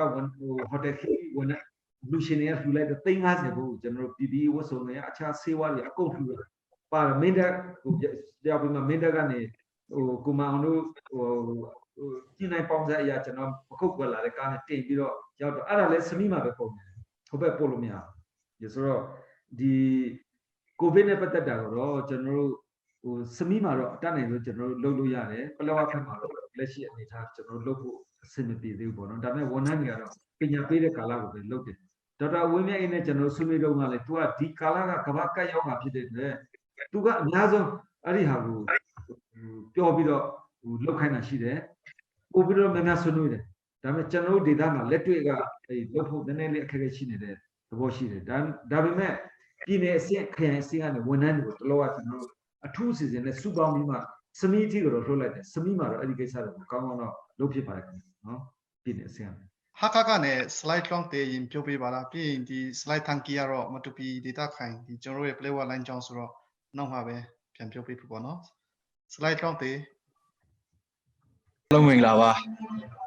ကျွန်တော်ကတော့ဒီမေးဆရာတွေတော့သိပြီးတော့မရှိတော့ဘူးဒီစီကဆရာဆရာမတွေပြောထားတဲ့အထဲမှာစုံစုံလို့ဖြစ်နေလို့ကျွန်တော်ထင်တယ်ကျွန်တော်တို့ဒီကျွန်တော်ပြောချင်တာကတော့ဒီကျွန်တော်စစ်ဆောင်စကားမှာရောက်တော့အခြေအနေတွေ့ကြုံနေရတဲ့အခြေအနေနဲ့နောက်မှာစီလာမဲ့အနာဂတ်မှာကျွန်တော်တို့ဘာတွေလှုပ်ရှားရမှာလဲဆိုတော့အခုကျွန်တော်ပြောပြချင်တာပါဟုတ်ကဲ့ဒီကျွန်တော်ဟာခါ Youth for Palawa IDPS ကနေကျွန်တော်ခေါင်းဆောင်တယောက်ပါ2019တုန်းမှာကျွန်တော်တို့ Palawa မှာသွားပြီးမှဟာခါလူငယ်အနေနဲ့3206အဲ့ဒါမြေစာခက်မှာကျွန်တော်တို့သွားလူခဲ့တယ်ပြီးတော့ဒီကျွန်တော်တို့ဒီနှစ်အတွင်းမှာဒီရခိုင်ဘက်မှာ300လူထားတယ် CUSR တဲမှာ300လူထားတယ်ပြီးတော့ Palawa မှာ38ကြုံကျွန်တော်လူထားတယ် ပြီးတော့ဆမီးမှာကသူတို့လူအပ်နေတဲ့ဖြာအချက်350ပြီးတော့အိမ်တာကတစ်လုံးစီ9000နဲ့အလုံး100ကျွန်တော်တို့စောက်ပေးဖို့ပိုက်ဆံပေးထားပါတယ်ပြီးတော့ဒီကျွန်တော်တစ်ခုလောက်မေးချင်တာကဒီဆမီးဘက်မှာဆိုရင်တော့သူတို့စစ်ဆောင်တွေဒုက္ခတာမဟုတ်ဘဲနဲ့ဒီရွာသူရွာသားတွေဒေသခံတွေလည်းသူတို့တော်တော်လေးဒုက္ခအခက်ကြုံနေတာဖြစ်တယ်အဲ့ဒါကဒီအစိုးရဘက်ကနေဘယ်လိုဖြည့်ဆည်းပေးဖို့ရောအစီအစဉ်ရှိလားဒါမှမဟုတ်ဒီတိုင်းပဲထားမှာလားဆိုတော့ကိုကျွန်တော်မေးချင်ပါတယ်ခင်ဗျပြီးတော့ကျွန်တော်တို့ဒီစစ်ဆောင်အရင်နဲ့ရှေ့ဆက်လုပ်ဖို့ကဒီ CBC USA နဲ့တွဲပြီးမှကျွန်တော်တို့ကော်မတီဖွဲ့ဖို့ရှိပါတယ်အဲ့ဒီဖွဲ့တဲ့ချိန်မှာအစိုးရဘက်ကနေလည်းကျွန်တော်တို့ကိုရက်တည်ပေးပါလို့ကျွန်တော်တောင်းဆိုချင်တာဖြစ်ပါတယ်ခင်ဗျဟုတ်ကျေးဇူးပဲဆိုတော့ကျွန်တော်တို့ဟိုပလောဝဖက်ကိုစုံစုံစမ်းစားတယ်ပေါ့လေအချိန်ပေါင်းများစွာသွားပြီးလှူဒန်းတာကြားတယ်ဟိုကျွန်တော်အနေနဲ့ဂုဏ်ပြုပါတယ်ကျေးဇူးလေးတင်ပါတယ်နောက်ကျွန်တော်တို့ဖက်ကို2015ရေကစပြီးတော့ဟိုအခက်အခဲပေါင်းများစွာတဖြည်းဖြည်းစစ်ချိန်မြင့်လာတဲ့အချိန်ကျတော့ဒီပလောဝနာမျိုးပေါ်ထိဖြစ်လာတာပေါ့လေပလောဝမျိုးဆိုရင်အခုလက်ရှိ state area ဖြစ်တဲ့အတွက်တွားလို့လာလို့ကန့်သက်ချက်တွေအများကြီးဖြစ်တယ်တက်ဖက်ကရောဘက်ကရောနှစ်ခုလုံးလည်းထိန်းချုပ်ထားတဲ့နေမှာလောရတာမလွယ်ပါဘူးခင်ဗျနော်အဲ့ဒီကြားမှာစုံစမ်းရမယ်လှူဒန်းပေးကြတာလို့ဝန်တာပါတယ်ဆိုတော့ဒီစမီးကလူဒုပေါ့နော်အဲ့ဒီဟာကိုကျွန်တော်တို့ကဘယ်လိုကူညီထားလဲဆိုတော့စမီးကတွားရလိုက်လမ်းကြောင်းလွယ်ကူတဲ့အတွက်နော်ကျွန်တော်တို့ကဟိုဆိုင်း400ဟိုအခုကျွန်တော်တို့စမီးကိုဆိုင်း900ကိုချင်းပြင်းနဲ့အစွာဖွင့်နေတယ်ပို့ထားတယ်အဲ့ဒီထဲကမှဟိုအိတ်200ကိုဟိုပါပေါ့ပြည်သူလူထုကိုရောင်းပေးလိုက်ပါကျွန်တော်ဝယ်ရင်းဈေးကအခုနပြောတဲ့ဟိုရှိတယ်အဲ့ဒီဝယ်ပြီးပို့လိုက်တဲ့ဥစ္စာ28,500ဆန်ကတော့ဟိုပါပေါ့ဈေးအမျိုးမျိုးပေါ့နော်ဈေးမြင့်တာတွေရှိတယ်ဆန်ကောင်းလို့ဈေးမြင့်တာရှိတယ်နောက်ပြီးတော့တလောကတော့ဒီမြို့တိုင်းရွာတိုင်းမှာသွားလို့လာလို့မရဘဲနဲ့ဟိုကန်တက်ချက်တွေရှိတယ်အဲ့ဒီအချိန်မှာဆန်တွေကလည်းတလောကဆေးနှုန်းပါးတွေတွဲဆိုပြီးတော့လှူဒန်းတာတွေကိုနိုင်ငံတော်အဆင့်ကနေပြီးတော့အိမ်ကိုဟိုရှစ်ပြီးပေးပြီးတော့ဆန်စီစားပေးကြက်တုံပါပေးခိုင်းလိုက်တဲ့တပြိုင်တည်းဝယ်တဲ့အချိန်မှာဆန်စည်းတွေအကုန်တက်သွားတာအဲ့ဒီမှာကျွန်တော်တို့28,500နဲ့ဝယ်လိုက်ရတယ်ဆိုတော့အဲ့ဒီပကုတ်ကနေပြီးတော့စမီတီရောက်တဲ့ဥစ္စာနောက်ထပ်6,000ပေါင်းလိုက်လို့ရှိရင်ဆန်တအိတ်က3,000နဲ့4,500သွားကြတယ်ခင်ဗျအဲ့ဒါကိုကျွန်တော်တို့ကသမီးမှာရှိတဲ့ဒီဒုက္ခတွေကေဇေးအဖွဲ့တွေနဲ့ရောမျိုးမျိုးပါနဲ့ရောကျွန်တော်စမီရောက်တဲ့အချိန်မှာအခုလာပြီးခဲ့တဲ့လာဟိုပါပေါ့14-15မှာကျွန်တော်ရောက်တဲ့အချိန်မှာဆွေးနွေးပါတယ်ခင်ဗျဆွေးနွေးတဲ့အခါကျတော့သူတို့ကဈေးကြီးတယ်တဲ့တရားကျွန်တော်တို့ဟာဟိုကဝယ်တယ်ဒီ3,000 4,000လောက်အရင်ဈေးနဲ့ရောင်းပေးမယ်ဆိုတာကိုသူတို့ကဈေးကြီးတယ်တဲ့မဟုတ်ဘူးဒါပေမဲ့သူတို့ဒီကုန်တယ်တွေကဝယ်တဲ့လမ်းကြောင်းနဲ့ကုန်တယ်တွေလည်းဝယ်ပြီးတော့မှဒီမျိုးကိုရောင်းပြီးတော့သူကလေပတ်နေတဲ့ဟာမျိုးဖြစ်တယ်ပလက်ဝမှာဆိုရင်စံတိတ်က9,000လောက်ရှိတာ9,000လောက်တောင်မှဝယ်လို့မရတဲ့ခါကျတော့ကျွန်တော်တို့ပလက်ဝမှာဒါ3,000 4,000လောက်3,000ခွဲလောက်ရောင်းမယ်ဆိုရင်လူတိုင်းဝယ်ပြီးတော့စားကြမှာပျော်ပျော်ရွှင်နဲ့ဝယ်စားကြမှာဒါပေမဲ့စမီးရလူတွေကျတော့ဈေးကြီးတယ်လို့သူကအဲ့လိုပြောတယ်ဒါပေမဲ့ဆန်မတူတာဖြစ်မှာပေါ့နော်ဆန်ကောင်းတယ်ဈေးမြင့်တယ်ဆိုတော့ဟိုစမီးရလူတွေအတွက်ကတော့ကျွန်တော်ကခုနစားရိတ်ခါတွေကျန်တဲ့လူသုံးပုံပစ္စည်းပဲဖြစ်ဖြစ်လိုအပ်ချက်တွေအားလုံးပုံပြီးအဲ့ဒီထဲကနေ IDP ကန့်အတွက်ကောနောက်ပြီးလူထုအတွက်ကောကျွန်တော်တို့အဲ့လိုဖြန့်ဝေဖို့တော့အစီအစဉ်ရှိပါတယ်ရောင်းပေးဖို့လည်းအစီအစဉ်ရှိတယ်ချစ်ပင်နေအစိုးရအဖွဲ့ကမြို့နယ်တစ်မြို့နယ်ကိုဆိုင်း950စီအဲ့လိုအရန်အနေနဲ့ပုံခိုင်းတာကျွန်တော်တို့ကခုနပလက်ဝမြို့နယ်ဆိုတာပလက်ဝရောစမီရောကျန်တဲ့နေရာအားလုံးလေးဆိုင်တဲ့အတွက်ကျွန်တော်ကပုံထားတဲ့အစားအရန်လုပ်ထားတဲ့အစားလေပတ်နေအောင်ကျွန်တော်လုပ်မယ်ဆိုတာ idea နဲ့အခုစလုပ်နေပြီဆိုတာပြောချင်ပါတယ်ခင်ဗျနော်နောက်အခုနဖွဲ့စည်းမဲ့အဖွဲ့အတွက်လိုအပ်ချက်ရှိနေကျွန်တော်ပြည်နယ်အစိုးရအနေနဲ့လိုအပ်တာကူညီပေးပါမယ်ကူညီပေးမှာ slide ထောက်ပြီးမိတဲ့ပုံမှာတော့ကျွန်တော်ပြချင်ပါတယ်ခင်ဗျကျေးဇူးတင်ပါတယ် slide တန်ကီဆက်ပြီးဟုတ်လား ဟုတ်ကဲ့ဝန်ကြီးကုသိုလ်တဲ့အခုလိုပြန်ပြရတာဝမ်းသာတယ်အခုကျွန်တော်ဒီဆွေးနွေးချင်တာတော့ကျွန်တော်တို့ဒီမတပီလူငယ်အနေနဲ့ရှင်းလူငယ်များအနေနဲ့ကျွန်တော်တို့ပလက်ဝကိုသွားစီနေတာကျွန်တော်တို့ဆက်ကျင်ရှိပြီးတော့ အဲ့ထဲမှာကျွန်တော်တို့ဒီပထမသွားကူညီတော့ကတော့ဒီမတပီမြို့တူမြို့သားနဲ့မတပီမြို့နယ်မှာရှိတဲ့ဒီရွာတွေမှာကျွန်တော်တို့ပြီးတော့မှဒီရွာ9ရွာကိုကျွန်တော်တို့စီတန်းပါတယ်ဒီရွာလိုက်ဆိုလို့ရှိရင်တဲချောင်းဝကျေးရွာနဲ့တဲမချောင်းကျေးရွာညောင်ကျေးရွာဆိုဒီဆန်းခတ်မြိုင်ဆိုကျေးရွာလိုက်တိုးကျေးရွာသနွန်းတောင်ကျေးရွာပြီးရင်တော့ဒီကဲဆေးအဖွဲ့ပေါ့နော်စတဲ့အဲ့လိုမျိုးကျွန်တော်တို့ပဲပြီးတော့မှကျွန်တော်တို့သွားထူတန်းပါတယ်အမှကျွန်တော်တို့ဒီသွားထူတန်းတဲ့အခါမှာအားနဲ့ချက်နဲ့ဒီအားသာချက်လေးတွေကိုကျွန်တော်သုံးသပ်ရပါဟယ်လိုကြားလားမသိ ဟုတ်တယ်ကြားတယ် ဟုတ်ကဲ့အဲ့ဒီမှာဒီအစိုးရတရက်ကဒီအလုပ်လုပ်တဲ့အခါမှာအစိုးရဆိုတာတော့အစိုးရရဲ့ policy ပေါ့ဒီကအခြေခံပြီးတော့အလုပ်လုပ်တာဖြစ်တဲ့အခါကျတော့ဒီဘယ်လိုကစစ်ပေးဒုက္ခတွေနဲ့ပတ်သက်ပြီးတော့ကျွန်တော် personal ပေါ့နော်သုံးသပ်ချက်အရာဆိုလို့ကျွန်တော်ဒီအရေးပေါ်ဆိုင်ရာဒီ public policy ပြည်သူ့ရေးရမူဝါဒနည်းနည်းအားနည်းချက်ရှိသေးတယ်လို့ကျွန်တော်သုံးသပ်ရပါတယ်နောက်တစ်ခုကကျွန်တော်တို့ဒီအရေးပေါ်ကာလပြည်သူ့ရေးရမူဝါဒတွေကိုရေးဆွဲတဲ့အခါမှာလည်းဒီဝန်ကြီးကို၌ကလည်းဒီကျွန်တော်တို့သင်ပြည်နယ်ရဲ့စီပင်ဝန်ကြီးဖြစ်ပြီးအားလို့ဆိုတာဒီစီပင်ဌာနကဒီလောလောဆယ်ဒီ2008စေကဥပဒေအရကျွန်တော်ပြန်ကြည့်တဲ့အခါမှာဒီချာတူကဒီ federal system ပေါ့နော်အခြေခံပြီးတော့မှဒီချာဒီ authority state authority ပေးထားတဲ့ဌာနတစ်ခုလို့ကျွန်တော်တို့မြင်ရပါတယ်အဲ့ခါကျတော့ဒီလိုမျိုးအရေးပေါ်ဆိုင်ရာဒီမူဝါဒဒီ public policy ဒီဒီရမူဝါဒတွေနဲ့ပတ်သက်ပြီးတော့မှဝန်ကြီးကိုတိုင်ဦးဆောင်ပြီးတော့မှကျွန်တော်တို့ဒီစစ်လာမဲ့ဒီစစ်ပေးတစ်ခုတည်းမဟုတ်ဘဲနဲ့နောက်အနာဂတ်မှာစစ်လာမဲ့ဒီအရေးပေါ်ဆိုင်ရာကိစ္စရပ်တွေကြိုတင်ကာကွယ်နိုင်မဲ့ဒီ public policy တွေကျွန်တော်တို့ဒီအသည့်ပညာရှင်တွေနဲ့ပို့ပြီးထိရောက်အောင်ကျွန်တော်ရေးဆွဲနိုင်မယ်ဆိုလို့ရှိရင်တော့ဒီပို့ပြီးတော့မှကောင်းမယ်လို့ကျွန်တော်ယူဆတယ်ပေါ့နော်အဲ့ဒါဒီပထမကျွန်တော်တို့ပြည်စင်မှာကျွန်တော်ပြီးတဲ့အခါပေါ့ပြန်ဒုတိယကျွန်တော်တို့ဒီအဲ့ဒီ2010ထဲမှာပဲဒီပထမသွားတော့ကတော့ဒီ2019ဇူလိုင်လ24ရက်မှာကျွန်တော်တို့ရောက်တယ်ဒုတိယကျတော့ဒီ2020ရောက်လာတော့ဒီအမှအရေးပေါ်ဒီဖြစ်လာတော့ဒီအမျိုးသားဆက်တော်ကိုကျွန်တော်ကိုမျိုးထိုက်ကကျွန်တော်နဲ့တကယ်လူကြီးနေဖြစ်တဲ့အခါကျတော့တန်းအကူတောင်းတော့ကျွန်တော်ဒီမတူပီကဒီ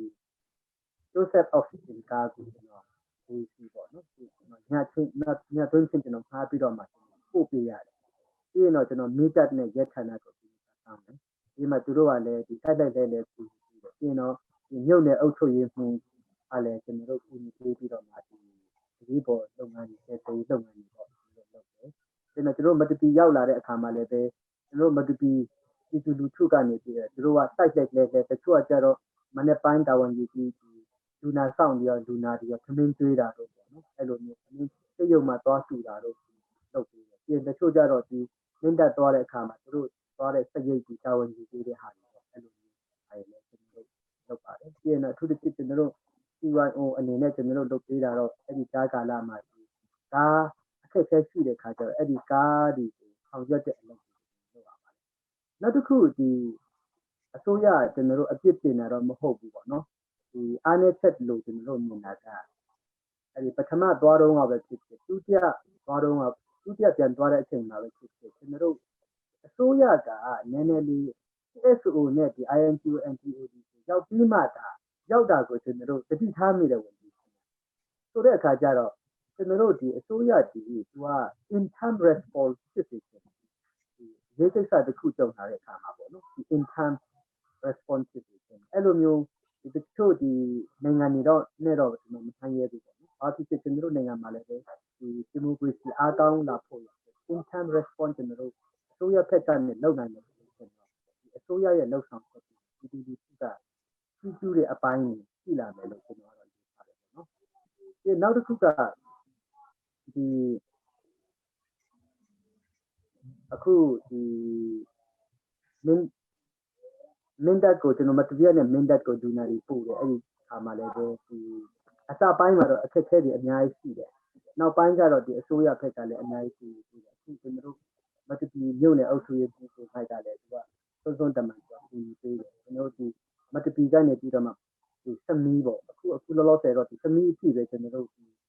ပစ္စည်းတွေပို့လို့ရတာပေါ့အဲ့ခါကျတော့စမီးသွားတဲ့အချိန်ကျွန်တော်စီဝန်ကနေပြီးတော့မှဒီထောက်ခံချက်မယူနိုင်တဲ့လူတွေထောက်ခံချက်ယူပြီးပြီးရင်တော့ဒီသားသူတို့ဒီအခက်အခဲတွေရှိတဲ့အခါမှာကျွန်တော်သားငှားပေးတဲ့ခိုင်းတာတွေကျွန်တော်လုပ်ပြီးတချို့ကြတော့အဲ့ဒါတွေကိုဒီဖက်ကလမ်းကြောင်းကိုသိသိချာချာမသိတဲ့အခါကျတော့လမ်းကြောင်းဖက်ခဲတယ်ဆိုတဲ့ပုံစံနဲ့ပေါ့နော်တချို့မြင်တဲ့ဟာတွေလည်းရှိတယ်အမှန်ဆိုလို့ချင်းဒီမတူကနေပြီးတော့သမီးအထီကတော့ကျွန်တော်တို့ဒီရက်တပ်ဖွဲ့နဲ့ကျွန်တော်မိသားနဲ့ကျွန်တော် CYO နဲ့အုပ်ချုပ်ရေးနဲ့ပူးပေါင်းပြီးတော့မှလုပ်တဲ့အခါကျတော့လမ်းကြောင်းနဲ့ပတ်သက်ရင်တော့တစ်ခဲမှုတော့သိမရှိဘူးပေါ့နော်အဲ့ဒါတစ်ချက်ပေါ့ဒီနောက်တစ်ခုကကျွန်တော်တို့ဒီ CYO အနေနဲ့အခုဒီ CHRO နဲ့အခုဒီ CCER နဲ့ကျွန်တော်တို့ partnership လုပ်ပြီးတော့မှဒီခေဝါဒီပံ့ပိုးတဲ့အပိုင်းဒီတော့ဒီအဲ့ဒါမှာကျွန်တော်တို့ဒီ CCER ရဲ့ဝန်ထမ်းတွေလည်းအဲ့မှာ3-4 ယောက်လောက်ရှိတယ်ကျွန်တော် CHRO ကလည်းဟိုတနေ့ကမကြသေးဘူးတစ်ပတ်လောက်ပဲရှိတယ်သွားပြီးတော့မှဒီခေဝါနဲ့ပတ်သက်တဲ့ဟာတွေပြီးရင်တော့အခု COVID-19 အသိပညာပေးတဲ့ဟာတွေ pamphlet တွေဒီတိုင်းစာ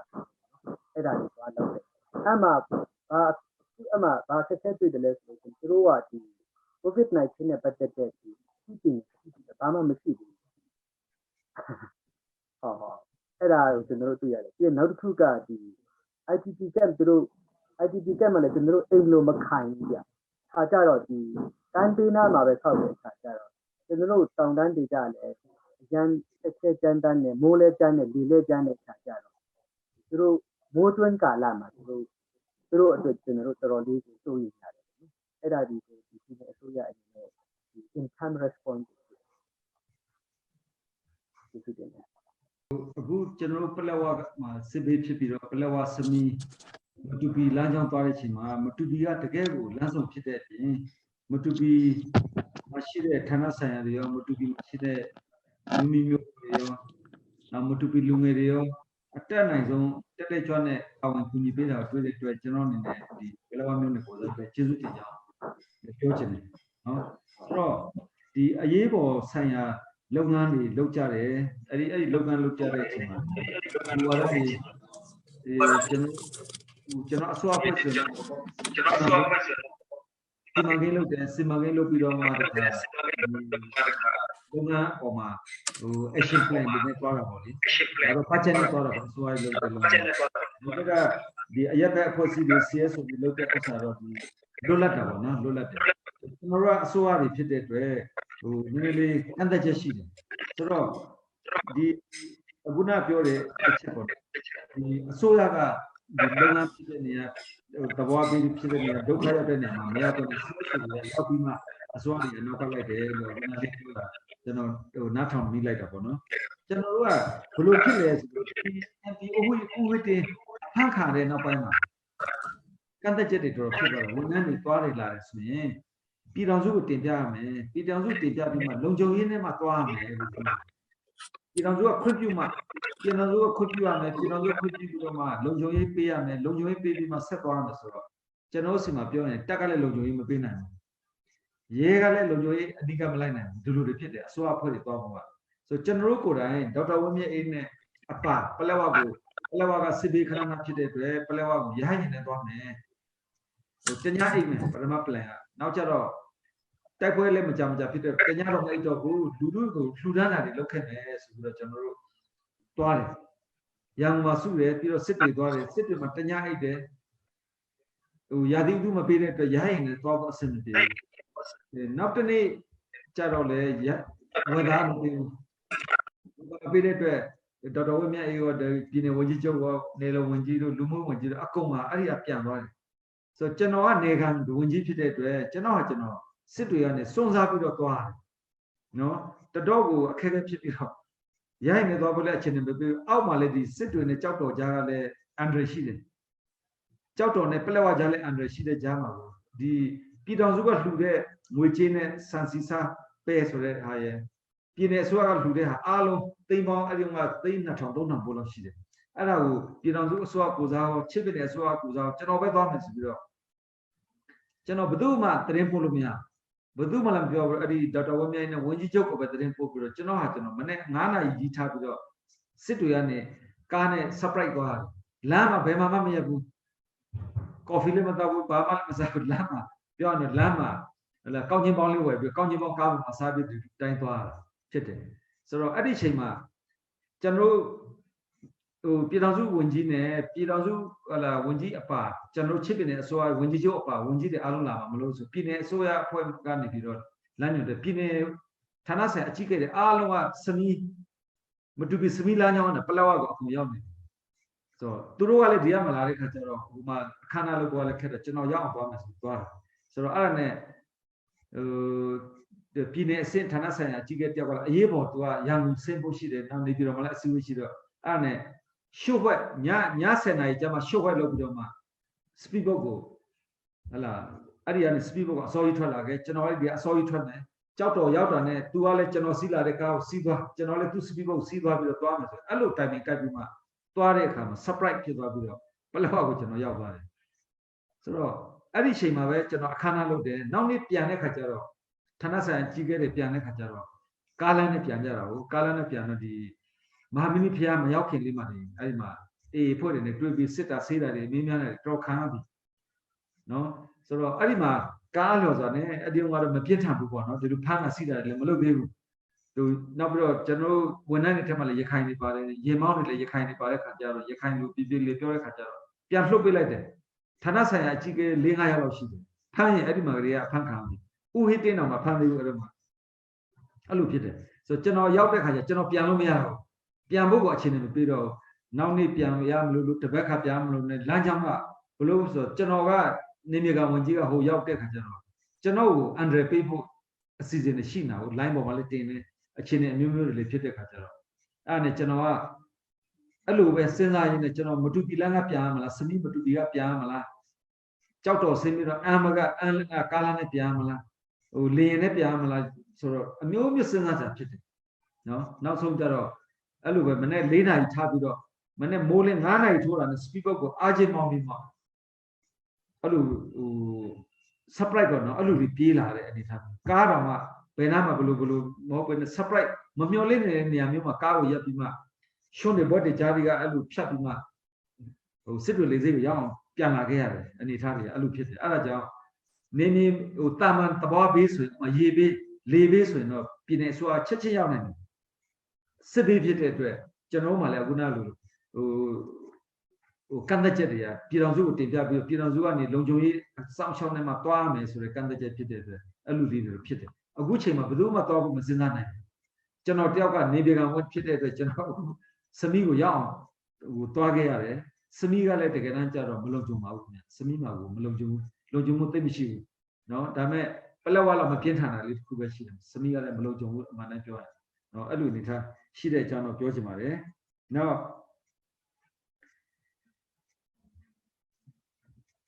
ဟိုပေါ့ကျွန်တော်တို့အခုန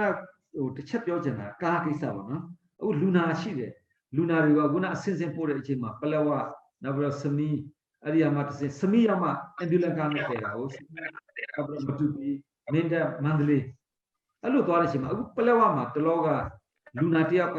ဟိုပလက်ဝမြို့ပေါ်မှာဘန်မှာလက်နဲ့ကြီးကြပြီးတော့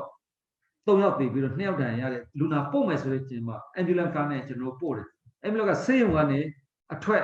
်မြို့ထဲမှာအမ်ဘူလန်ကားပြတ်သွားပြီအဲ့နဲ့ဟာအဲ့လိုဆိုရင်ဘယ်ကားရှိတယ်လဲထွေအုပ်ကကား2စီးရှိတယ်တဲ့အေးထွေအုပ်ကား2စီးလုံးကလည်းမြို့တွင်းလောက်ပဲမောင်းလို့ရတယ်အဝေးသွားလို့မရအဲ့ဒါမှတက်တိုက်ဆက်ဆိုင်ကျွန်တော်ကတလောကမှဟိုပြည်နယ်စီပင်ကိုကားလေးပြည်တော်စုကချပေးတာရှိတယ်အဲ့ဒီကနေပြီးမှကားတစ်စီးကိုပလက်ဝကိုပို့ထားတာရောက်တော့အဲ့ဒီကားတစ်စီးပဲရှိတယ်ပလက်ဝမှာပလက်ဝတစ်မြို့လုံးမှာထွေအုပ်ကကား2စီးမြို့ပေါ်မှာတစ်စီးထားတယ်ဒီကင်ချောင်းမှာတစ်စီးထားတယ်အဲ့ဒါ2စီးအမ်ဘူလန်ကားတစ်စီးအခုစီပင်ကားစီဒီ4စီးပဲရှိတယ်အမ်ဘူလန်ကားပြက်နေနောက်ထွေအုပ်ကား2စီးကလည်းတွားလို့မရအဲ့ဒါကြောင့်အခုလူနာတယောက်ကဒီအယိုးထိထားတာဖြစ်တဲ့အတွက်အဲ့ဒီလူနာကိုကျွန်တော်တို့ကဒီမင်းတပ်ဆေးရုံပို့ချင်တယ်အခုထိပို့လို့မရနော်အဲ့ဒီဘန်ကဒဏ်ရာရတဲ့2ယောက်ကိုတော့ကျွန်တော်တို့မင်းတပ်ထိကိုပို့လိုက်တယ်အဲ့ဒီအမ်ဘူလန်ကား sorry အမ်ဘူလန်ကားပြက်တဲ့အတွက်အဲ့စီပင်ကားနဲ့ပဲစမီထိပို့တယ်စမီကိုကြတော့လေအဲ့ဒီချိန်မှာစမီကဘိုက်ကြီးတွေကဟိုအရေးပေါ်ပို့ပြီးတော့မတူပီကနေမင်းတပ်ထိကိုပို့လိုက်တဲ့ချိန်မှာစမီမှာရှိတဲ့အမ်ဘူလန်ကလည်းမရှိဘူးအဲ့ဒါနဲ့မတူပီကအမ်ဘူလန်ကိုတွားကြုတ်ခိုင်းရတယ် အဲ့ဒါနဲ့ဟိုမိတက်ကိုပို့ပြီးမှအဲ့လိုဒီကုသမှုတွေလုပ်ရတဲ့အနေထားပေါ့နော်အဲ့ဒါကြောင့်ကိုမအောင်တို့က ambulance ကားဒီပလက်ဝတိုက်ပို့ဆောင်တွေအတွက်ကူညီပေးပြီးတော့ဆောင်ရွက်မယ်ဆိုတာကျွန်တော်အင်တာနက်ဝန်တာကျွန်တော်ပလက်ဝတစ်မျိုးလုံးမှာစီပင်ကားတစ်စီးပဲသွားလို့ရတယ်ဟဲ့အဲ့လိုဖြစ်တဲ့အနေထားဆိုတော့ချစ်ပင်တွေ9မြို့နယ်လုံးမှာကျွန်တော်မြို့တစ်မြို့ပဲကားသွားလို့မရတာနောက်ကားသွားလို့ရတာမှာကန့်သက်ချက်ကသွားလို့မရလားလို့မရနေဟိုဒီချိန်ကနေမီအေဂျင့်နဲ့အပေါ်မှာတော်တော်ကအခက်အခဲရှိတယ်ဆိုတာလေးဒီမှာသိအောင်လို့ကျွန်တော်ပြောပြတာပါကျေးဇူးတင်ပါတယ်တော့ထပ်စစ်မေးခွန်းလေးတွေရှိရင်တော့နည်းနည်းထပ်စစ်မေးခွန်းလေးတွေအရင်လောက်ရအောင်နော်ဆရာမနိုင်ဝေဘောနော်ဆရာတို့မေးတဲ့ထဲမှာကြံခဲ့လားမသိဘူးဟိုအရင်ကလည်းဟိုမင်းတက်ဘက်ကနေကျွန်မအတန်ကြားတာပေါ့နော်ကတ်မှာကအခုဟိုဒါလူမျိုးရေးကိုဒါကျွန်တော်တို့ discrimination လုပ်တာမဟုတ်ဘူးဆိုတာဒါပထမဆုံးပြောချင်တာပေါ့တော့ပလက်ဝကတ်မှာရောစမီကတ်မှာရောကျွန်တော်တို့ကဒီရခိုင်နဲ့ပေါ့နော်ရောပြီးတော့ဒီအချင်းချင်းနေရဲ့ထဲမှာအဆင်ပြေရဲ့လားပေါ့ရေရှည်မှာဒါကအဆင်ပြေမှာဒါမှမဟုတ်တိတက်စီပေါ့နော်ရခိုင်ကတ်ရှင်းကတ်အဲ့လိုမျိုးပုံစံမျိုးဟိုထားရင်ကောအဆင်ပြေနိုင်သလားပေါ့နော်အဲ့ဒါဝင်ကြီးပေါ့နော်နောက်တစ်ခုကဒါတော့မေးတာပေါ့နောက်တစ်ခုကကြတော့ဒီကျွန်တော်တို့ RCCI အနေနဲ့နောက်ဆုံးဒါတင်ပြချင်တာလေးပေါ့နော်ဟိုလုပ်ဖို့ရှိတဲ့ plan လေးပေါ့ခုနအရှိရမပြောဘဲနဲ့ကြံခဲ့တာအဲ့တော့ကျွန်တော်တို့က RCCI နဲ့ခုနလိုမျိုးဆရာဟိုဟာမင်းတက်ကကိုမန်အောင်လည်းပြောသွားတယ်အဲ့မှာကျွန်မပြန်တစ်ခုသတိရတာပေါ့နော်အဲ့တော့ ဒီ IDP နဲ့ပတ်သက်ပြီးတော့ကျွန်တော်တို့ data center လိုမျိုးကျွန်တော်တို့အခုကစပြီးတော့ဒီမှာရှိရတဲ့လူတွေ group ဖွဲ့လိုက်ရင်မကောင်းဘူးလားပေါ့နော်ဝင်ကြီးရတယ်ခုနအကြံပေးတယ်အဲ့တော့ဒီ IDP data center လိုမျိုးဆိုရင်ဘေမျိုးနေမှာတော့ဘယ်လောက်ရပြီးတော့ဘယ်လောက်ရနေပြီဘာဖြစ်စီတွေရောက်နေပြီဆိုတာမျိုးကိုကျွန်တော်တို့အဲ့မှာ report တွေကျွန်တော်တို့အချင်းချင်းပေါ့နော်အဲ့လိုဟို information sharing လုပ်ကြမယ်ပေါ့အဲ့ဒါနံပါတ်1ချက်နောက်တစ်ခုကကြတော့ RCI နဲ့လည်းကျွန်တော်တို့ကဘာလုပ်ဖို့စီစဉ်ထားလဲဆိုတော့ coordination mechanism လိုမျိုးပေါ့နော်ဒီIDP အချင်းချင်းမှာကျွန်တော်တို့ဒီ group အချင်းချင်းမှာအဲ့လိုမျိုးပတ်သက်ပြီးတော့ကျွန်တော်တို့ကဒီ coordination လုပ်ပေးတဲ့ဂျားကနေပြီးတော့ကျွန်တော်တို့ဟိုလှူတဲ့လူတွေလည်းအဆင်ပြေသွားအောင်အဲ့လိုမျိုးညှိနှိုင်းဆောင်ရွက်ပေးတာမျိုးကျွန်တော်တို့ဟိုလုပ်ပြီးတော့နောက်တစ်ခုချင်း IDP တွေနဲ့ပတ်သက်ပြီးတော့ action plan တစ်ခုကို RCI နဲ့ဆွဲပြီးတော့နောက်ပြည်ထောင်စုဒီချင်းပြည်နယ်အစိုးရနဲ့ပြည်ထောင်စုကိုကျွန်တော်တို့တင်ပြသွားဖို့ရှိပါတယ်ဆိုတဲ့အကြောင်းပြောချင်တာပါအခုနောက်ဝင်ကြီးပြောထားတဲ့ကောင်နန်းချောင်းဝဝင်ကြီးအဲ့ဒါနန်းချောင်းဝခါကျိုးလူနာပေါ့နော် March ဒီ April 10 ရက်နေ့ကဖြစ်သွားတဲ့ဘုံကျေးခံထိတဲ့အမျိုးသမီးတွေမှာတချို့ကမင်းဒေါ်မဖြူဆိုလို့ရှိရင်အခုဆေးရုံကပြန်ဆင်းနေပြီလက်ကျိုးသွားတာဒါပေမဲ့လို့အခုနန်းချောင်းဝကခါကျိုးလူနာဆိုလို့ရှိရင်အခုထိပလက်ဝမှာပဲရှိသေးအမျိုးလက်အခက်ခေကြောက်ပေါ့နော်နောက်တစ်ခုကလည်းကျမဒီမှာတစ်ခုတစ်ခါလေးတင်ပြချင်တာဟိုကျန်တဲ့အဖွဲ့တွေကလည်းအခု RCCI တော့သူတို့အကူအညီတောင်းထားတယ်ဟိုsorry မိတ်ဆာဝါနှစ်ကကိုထုံးမြတ်ဆိုတာအခုမန္တလေးဆေးရုံမှာဆေးရုံတက်နေရတယ်သူဖြစ်စဉ်ကဒီသူတို့ဒီအကိုတယောက်လည်းအဲ့ဒီမှာပဲဘုံထိပြီးတော့ပွဲချင်းပြီးတည်သွားတယ်သူလည်းဟိုဖြစ်ထားတယ်ဗာလဲဦးလန်းเจ้าမှာဒီကြည်ပေါ့နော်ကြည်စိတ်တင့်သွားပြီးတော့ဦးမကြီးထုတ်ထားရတယ်သူဆိုအခုအသေးတန်ဖြစ်နေတယ်ဒီမတ်လ15ရက်နေ့ကဖြစ်သွားတဲ့ဖြစ်စဉ်မှာပေါ့နော်ဦးမကြီးထုတ်ထားရတယ်ဦးလန်းเจ้าတစ်ခုလုံးမှာဒီအစိတ်တင့်သွားတယ်ဦးမကြီးထုတ်ထားရပြီးတော့ C8 ကိုတစ်နေ့ကို2ကြိမ်3ကြိမ်4ရတော့သူ့အတွက်ကုန်ကျစရိတ်အများများနေတော့ပေါ့အခုသူကသူ့တည်တက်အနေနဲ့ကျွန်မက set story လိုမျိုးရေးဖို့စီစဉ်ထားတယ် RCCI အနေနဲ့ပေါ့သူတို့ရဲ့မိသားစုရဲ့ဖြစ်စဉ်ကိုကျွန်တော်တို့ပြန်နားထောင်လိုက်တာသူ့အကိုတယောက်လည်းကိုယ်ချင်းပြီးတည်ဆုံးပြီးတော့အိမ်လည်းမီးထဲပါသွားတယ်သူ့အမေလည်းခေါင်းနဲ့လက်ကိုထိထားဖို့စမီးကသူ့ဆွေမျိုးညီမအိမ်မှာနေရတယ်လို့သိရတယ်အဲ့တော့သူတို့ဖြစ်စဉ်ဆိုတော့ဒါအရန်ကိုဟိုဖြစ်တယ်ပေါ့နော်အကူညီပေးစေချင်တယ်ကျန်တဲ့အဖွဲ့အစည်းတွေလည်းပေါ့နော်ဒါသူ့အတွက်နဲ့ကျွန်မတခါလေးဒီမှာထပ်ဆင့်အလှခံပေးတာပေါ့နော်အခုသူဆိုရင်စေဝါအတုံးစေးကလည်းအရန်ကိုစေးကြီးရသူ့အတွက်ကိုလေကျွန်တော်တို့ RCCI ကတော့အတက်နိုင်ဆုံးထောက်ပံ့နေတယ်ကျွန်တော်လည်းနည်းနည်းလေးမောနေတဲ့အနေထားလေးရှိတယ်ပေါ့နော်အဲကြောင့်မလို့ကျွန်မကတော့ဒီ set story အနေနဲ့သူ့တီတန်းကိုသူ့ဆရာကို approve ယူထားတယ်သူခွင့်ပြုသလားပေါ့နော်သူတို့မိသားစုနဲ့ပတ်သက်ပြီးတော့ကျွန်မ set story တစ်ခုကိုကျွန်မရေးပြီးတော့ဒီတနိုင်ငံလုံးသိအောင်အလှခံဖို့ပေါ့နော်အဲ့လိုမျိုးစီစဉ်တော့လုပ်ထားတယ်ဟုတ်ကဲ့အဲ့တော့ခုနကန့်မှာပေါ့နော်အဲ့လိုမျိုးရောပြီးနေတာကကျွန်မတို့ဗတိပခါပုံမှန်ဖြစ်စေနိုင်သလားဒါမှမဟုတ်လို့ရှိရင်ဘယ်လိုပုံစံလုပ်ဖို့ဆိုရင်အဆင်ပြေနိုင်တယ်လေပေါ့နော်အဲ့ဒါလေးကိုနည်းနည်းလေးအချင်းချုပ်လေးပြောပြရင်ကောင်းမယ်ဟိုမှာကျွန်တော်ဟိုပလက်ဝမှာပဲဖြစ်ဖြစ်ဟိုစနီးပါပဲဖြစ်ဖြစ်အခုနေတဲ့ဥစ္စာနောက်ကအနည်းဆုံးဆိုရင်တော့ဟိုလက်ရှိစိတ်ဆင်းပါနော်အဲ့ဒီနေရာမှာရောက်တဲ့ခါကျတော့သူကဟိုအလိုလိုကွဲပြီးသားဖြစ်နေတယ်ကျွန်တော်ခွဲစရာတိတ်တောင်သူကညှို့လိုက်ရွာလိုက်ပြီနော်ရွာဆိုဥပမာနှမ်းချောင်းဝါလိုက်နှမ်းချောင်းဝါအုပ်စုနှမ်းချောင်းဖျား နောက်တစ်ခါဥမာတကာဝဆိုလို့တကာဝနောက်ပြီးတော့မိစ္ဆာဝဆိုမိစ္ဆာဝအဲ့လိုအုပ်စုလိုက်တော့ဖြစ်နေပြောနော်အခုနကျောင်းမှာထားတာပဲဖြစ်ဖြစ်အခုနဘာသာရေးအဆောက်အဦမှာထားတာပဲဖြစ်ဖြစ်အခုနကျွန်တော်ကန့်ထဲမှာတွင်းတာပဲဒီကအဲ့လိုဖြစ်နေတာအခုကကျွန်တော်တို့ဒီလူကပြန်ကနေပေးတဲ့တဲအလုံး150ရှိတယ်အဲ့ဒီမှာထားတဲ့နေရာမှာလည်းအဲ့လိုပဲသူ့ရဲ့ကြေးရွာလိုက်အုပ်စုလိုက်ပဲနေကျင်ကြတာဖြစ်တဲ့အတွက်နေရာချတဲ့အချိန်မှာလည်းအဲ့လိုပဲတိကျခွဲခြားစရာမလိုပဲနဲ့ကိုအဲ့လိုကိုယ်ရဲ့တော်ရပြီးသားဖြစ်တယ်လို့ပြောချင်တယ်နော်အခုနစိတ်မှာလည်းအဲ့တိုင်းပဲပလက်ဝမှာလည်းအခုကျွန်တော်စင်းကြည့်လိုက်လို့ရှိရင်အုပ်စုတူရလေးတွေကတနေရာစုပြီးတော့နေတာမျိုးတွေ့တဲ့အတွက်ခွဲခြားပြီးတော့အဲ့လိုတော့လုပ်ဖို့မလုပ်ဘူးလို့ထင်တယ်နော်ရေရှည်ပြန်လဲပေါ့မညီမျှတဲ့လူတန်းစားတွေစုထားရင်တော့လည်းပြဿနာရှိနေတော့လေဒါပေမဲ့လက်ရှိအခက်အခဲကတော့ယာယီထားတာဖြစ်တဲ့အတွက်သူ့ရဲ့အစုဖွဲ့လိုက်လည်းဖြစ်နေတာဖြစ်တဲ့အတွက်လက်ရှိကတော့အဆင်ပြေလောက်တယ်လို့ကျွန်တော်ကတော့အဲ့လိုထင်ပါတယ်။လူနာနဲ့ပတ်သက်ပြီးတော့ကျွန်တော်တို့လည်းမင်းထဲမှာလူနာတွေကိုတော့တွေ့တယ်နောက်တစ်ခါ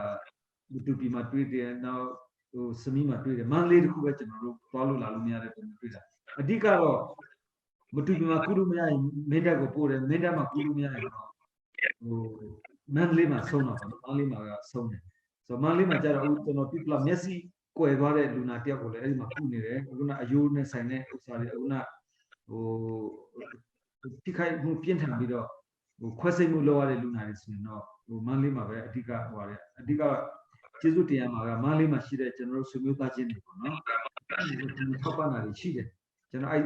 RCCI ကထောက်ပံ့တယ်လို့ကျွန်တော်ချစ်တယ်ဆိုတော့ပေါ်ရလဲအလင်းတဲ့နဲ့ချင်းထောက်ပံ့တာတွေရှိပါတယ်နော်ဟိုပေါ့ကျွန်တော်ဒီအလှငွေတွေကထောက်ပံ့တာရှိတယ်ဒီ personal ကျွန်တော်ထောက်ပံ့တယ်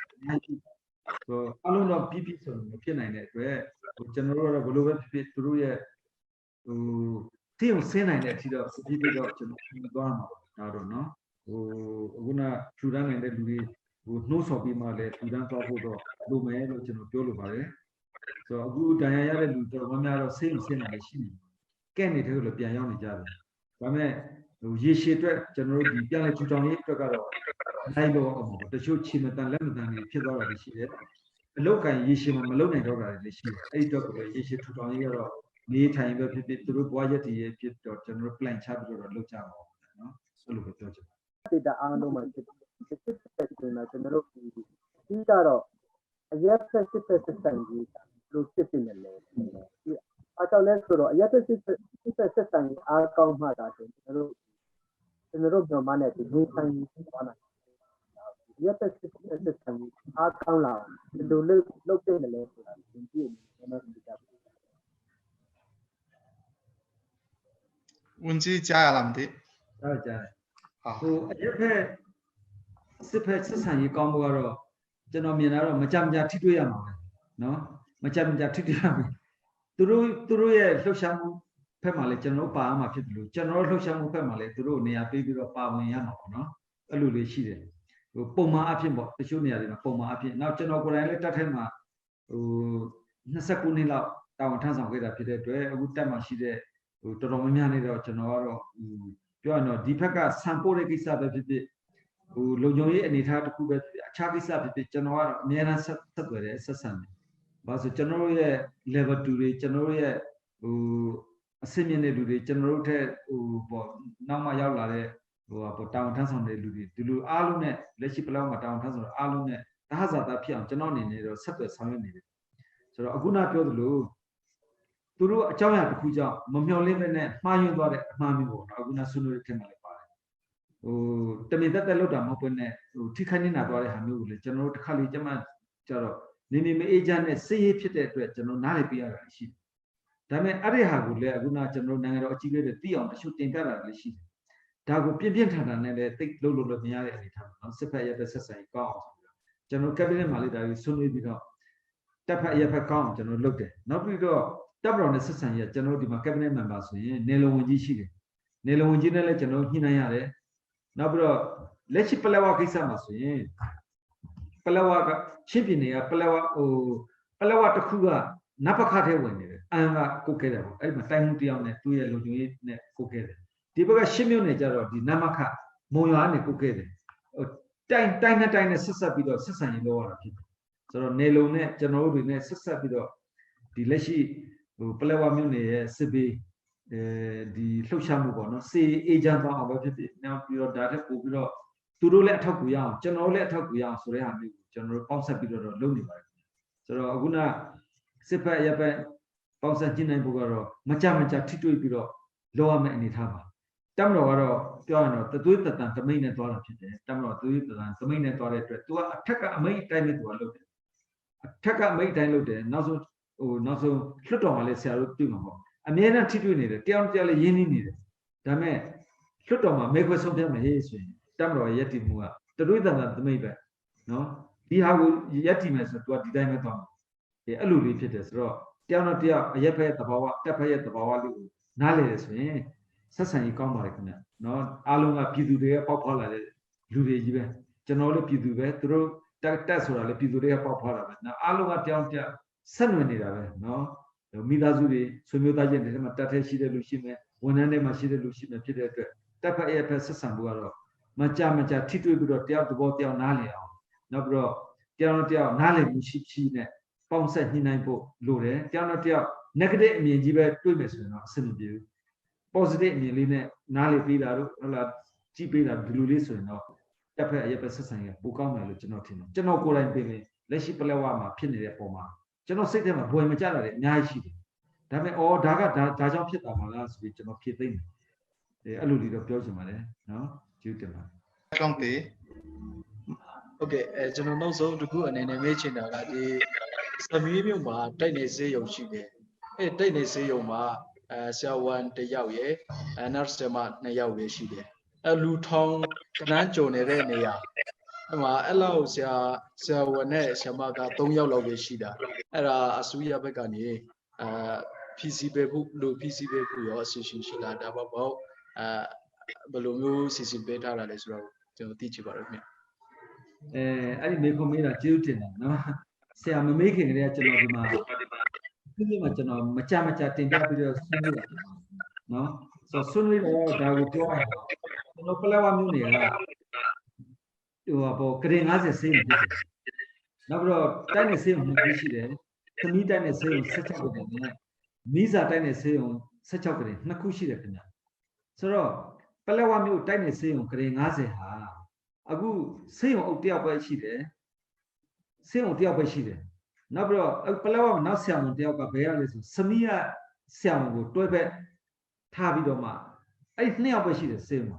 နောက်ကျွန်တော်ဒေသခံဖြစ်တဲ့သွားဆရာဝန်တယောက်ဒေါက်တာအေးကျော်ဆိုသွားဆရာဝန်အဲ့3ယောက်ပဲရှိတယ်ဒီသွားဆရာဝန်ကသူကသွားကိစ္စပဲဆိုင်တာပေါ့နော် admin ဘိုင်းမှာဝိုင်းခုတယ်ကုသမှုလုပ်တာ2ယောက်ပဲရှိတယ်ဆေးရုံအုပ်နဲ့ဒီဆေးရုံတယောက်ပဲရှိတယ်ပလက်ဝမှာချပေးတယ်ဒီတယောက်ကစမီးကနေဟိုဘက်ကိုတွဲဘက်ယူထားတာအဲ့2ယောက်ပဲရှိတယ်ပလက်ဝမှာအခုမြို့လူထုက9000ကျော်လောက်ရှိတယ်ဝန်ထမ်းကလည်း2000လောက်ရှိတယ်နောက်တစ်ခါဒီ IDP ကမှာကအခုမိသားစုက1115ရှိပြီးတော့9200လောက်လက်ရှိနေတယ်အဲ့ဒီကုသမှုလုပ်ဖို့ medical cover ပေးဖို့ဒီ2ယောက်ပဲရှိတယ်နော်နောက်အခုစမီးမှာကျတော့မင်းတပ်ခရိုင်ကဆရာဝန်ကိုအလှည့်ကျတွဲပေးရတယ်ဟိုတလောကဆရာဝန်တယောက်တွဲလိုက်တယ်ဟိုတလားပြည့်တဲ့အတွက်သူပြန်လာတယ်နောက်တစ်ယောက်တွဲဆိုတော့ပလက်ဝမြို့နယ်တစ်ခုလုံးမှာဆရာဝန်2ယောက်နဲ့စမီးမှာ3ယောက်ပဲရှိတယ်ဆိုတော့ကျွန်တော်တို့ဒေသကလည်းတော်တော်ကိုထူးခြားတဲ့ဒေသဖြစ်တယ်စစ်ဘေးကလည်းဖြစ်တယ်လေဘေးတွေလည်းဖြစ်တယ်ရေဘေးတွေလည်းဖြစ်တယ်ဆိုတဲ့နေရာမျိုးအဲ့လိုနေရာမျိုးမှာပြောရရင်တော့ပြည်ထောင်စုကပဲဖြစ်ဖြစ်ပြည်နယ်ကပဲဖြစ်ဖြစ်ဖွဲ့စည်းပုံအသင့်ပြည့်အောင်တော့ထားပေးသင့်တယ်ဖွဲ့စည်းပုံရဲ့3ပုံ2ပုံဆိုတော့မှအဆင်ပြေတယ်ဖွဲ့စည်းပုံရဲ့3ပုံ2ပုံလောက်ပဲဝန်ထမ်းဖွဲ့စည်းပုံဆရာဝန်ဖွဲ့စည်းပုံအဲ့လိုဖြစ်နေတယ်ဆိုတော့ဒီဘက်က agent နဲ့နေရာကျွန်တော်ပြောမယ်နော်အခုဆိုရင်ဥမာဖလန်ပေါ့ဖလန်ဆိုရင် agent တွေလေ agent နဲ့ခကြဒီမှာတိုက်နေစေုံဂရင်100စေုံလည်းဖြစ်တဲ့အတွက်ဒီမှာပါရဂူတွေလည်းရှိတယ်နောက်ပြီးတော့ဒီလက်ထောက်ဆရာဝန်9ယောက်လောက်ရှိတယ်နောက်တက်မတော်ဆရာဝန်လည်း2ယောက်လောက်တွဲပြီးသားသေးတယ်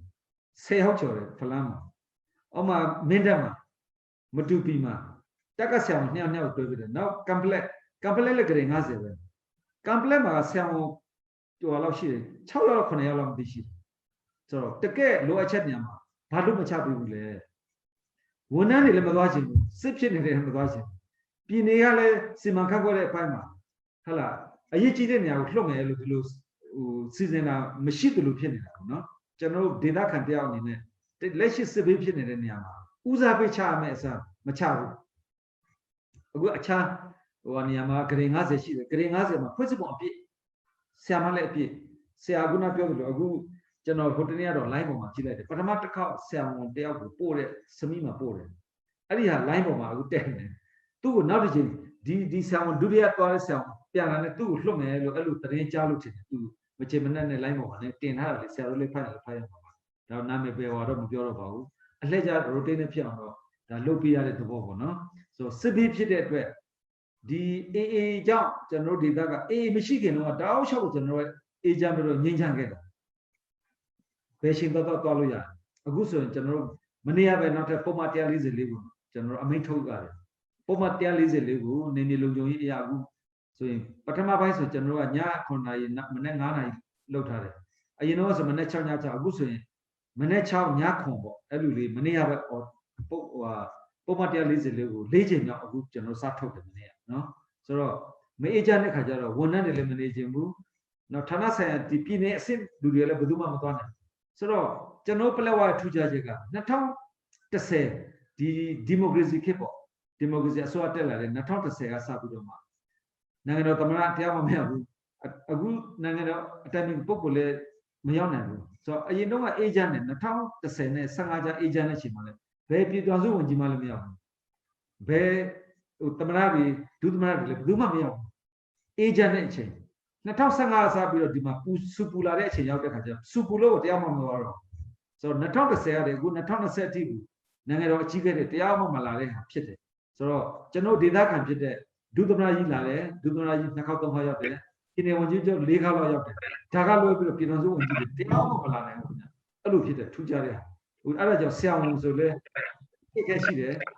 တာဝန်ချတဲ့ဝန်ထမ်းတွေလည်းမနေတဲ့ဟာမျိုးဖြစ်နေတဲ့အတွက်ကျွန်တော်လည်းဘယ်သူ့ကိုမှပြောလို့ပြည်နယ်အဆင့်နဲ့လုပ်လို့မရတော့ဘူးနော်ပြည်တော်စုအဆင့်ကဝိုင်းကူပေးမှရမယ်လို့ပြောချင်တယ်အခုဟိုမှာတီးတွေမှာဆိုရင် COVID-19 ဖြစ်တော့ volunteer တွေထွက်လာတယ်လေကျွန်တော်ဒေသကိုလည်း volunteer အဲ့လိုဆရာတို့နဲ့ပေါ်လာမလားလို့ထင်တယ်အခု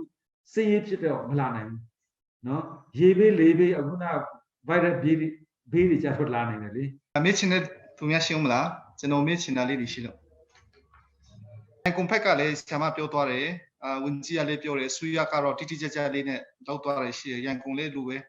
ဟိုတိတိကျကျဆိုတာစီးရင်လေးနဲ့ပေါ့နော်ဟိုပေါ်ပြလို့ရတဲ့ဟာလေးဒီဖြစ်တယ်ဒါပေမဲ့ဒီစမီးနဲ့ပလဲဝါဖက်ကကျတော့အလူရှင်တွေကတိုက်ရိုက်သွားနေတော့လေအဲ့ဒီစမီးမှာရောယာယီကော်မတီဒီသူတို့ရဲ့အလှူဒီလက်ခံတဲ့အဖွဲ့ရောတေချာလေးအစိုးရဘက်ကနေအောင်ညွှန်ကြားပြီးတော့ဖွဲ့တာရှိသလားနောက်ပိုင်းမှာရောအလှူရှင်ဒီဆက်လာကြရင်တဆုတစိထိဖြစ်အောင်အစိုးရမဟုတ်ရင်တော့ရန်ကုန်အဖွဲ့ကိုပေးမလားဆိုတော့ဟိုအတီတကြလေးအကြံပေးစီချင်တယ်ဆရာမရောဝန်ကြီးရောဒီဖွဲ့ကိုပေးရင်ပူပြီးတော့ကိုတိုင်တို့မတော်နိုင်တဲ့ဖွဲ့ဒီကိုဝန်ကြီးကလည်းပြောတယ်ပြည်ထုံစုဖက်ကဝန်ကြီးတွေရောတမတာတွေဖွဲ့ကရောဒီအေးချမ်းတဲ့ချိန်မှာဘယ်သူမှမရောက်ဘူးချင်းပြည်နယ်အစိုးရကရောဝန်ကြီးဒီမတရောက်ခဲ့တယ်လေပေါ့နော်အခုကိုဗစ်ကဖြစ်တော့တမျိုးပေါ့ချင်းပြည်နယ်အစိုးရကလည်းဒီပလဲဝစီကိစ္စကိုတိတ်ပြီးတော့ IDP ကိစ္စကိုဂရုမစိုက်တယ်လို့မြင်နေရတာပေါ့လေအခုကော်မတီတော့ဖွဲ့ဖို့စီစဉ်ရှိတယ်လို့အခုနဝန်ကြီးကပြောသွားလို့တီးသွားတာပေါ့အဲ့ဒီမတိုင်ခင်မှာတော့ဘာမှမရှိဘူးအခုလေဖွဲ့မယ်ဆိုတော့စီစဉ်လုပ်ပဲရှိသေးတယ်ပေါ့နော်ဆိုတော့ဘလို့ပုံစံနဲ့ဆက်သွားမှလေဆိုတော့ချင်းပြည်နယ်အစိုးရရဲ့အဲ့မှာပါဆက်တယ်လေဆိုတော့ဒီမတူပီယာ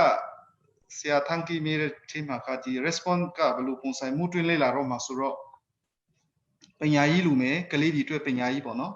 ကျမကြီးဒီအများကြီးဆက်လို့မှာဆိုတော့ဒီကိစ္စမှာပြည်နယ်အစိုးရကဟိုဘာဒီလောက်ဖို့အစီအစဉ်ရှိလေဆိုတဲ့ဟာလေးဒီပုံမှန်ကတော့ဆိုင်နဲ့စီနဲ့ပေးကတော့အမေရိကန်လူနေဆေးဖြစ်တယ်အင်္ဂလုံး600ကျော်ဟို2သိန်းတိုင်ပေါ့နော်အဲ့ဒါစောက်ဖို့ကိုလေးအထူအများကြီးလက်ခိုင်အောင်မယ်ဆိုတဲ့ဟာတော့ဝန်ကြီးပြောတဲ့ချိန်မှာပါတော့ခုမှကျွန်တော်တို့ခုလူမျိုးဒါချင်းလူမျိုးတစ်မျိုးအနေနဲ့အမျိုးသားလုံခြုံရေးပေါ့နော်လာထိခိုက်သွားတဲ့သဘောဖြစ်လာတာပေါ့ဒီလက်နဲ့ကန်အဖွဲ့ဟိုအေးဖွဲ့ကနေပဲဖြစ်ဟိုနေမကျူကျော်တဲ့ပုံစံလေးနဲ့လာထိသွားတဲ့ဟာလေးဒီရှိနေတော့ဒီပုံစံအမျိုးသားလုံခြုံရေးကိုဘယ်လိုကာကွယ်ကြမလဲဆိုတော့ဟို မေခွန်းကိုလေးဖြည့်ပေးစီခြင်းတယ်ကျေးဇူးတင်ပါတယ်ဦးကြီး ဒီဟာကတော့ဖျားတာနည်းနည်းလေးတော့စဉ်းစားကြတယ်အများဖြစ်တယ်ဟိုချင်းပြနေကိုစားကျွန်တော်ပဲလုပ်နေတယ်ချင်းပြနေအစိုးရအဖွဲ့အနေနဲ့တော့ပြောရရင်တော့စစ်ဘေးဖြစ်တဲ့အတွက်ဘယ်သူမှမသွားရဘူးစစ်ဘေးဖြစ်တဲ့အတွက်ဘယ်သူမှလည်းသွားဖို့လည်းဒီချိန်မှာမစဉ်းစားနိုင်ဘူးလက်ရှိလည်းကိုဗစ်ဖြစ်နေတဲ့အတွက်လည်းပူဆိုးပါပေါ့နော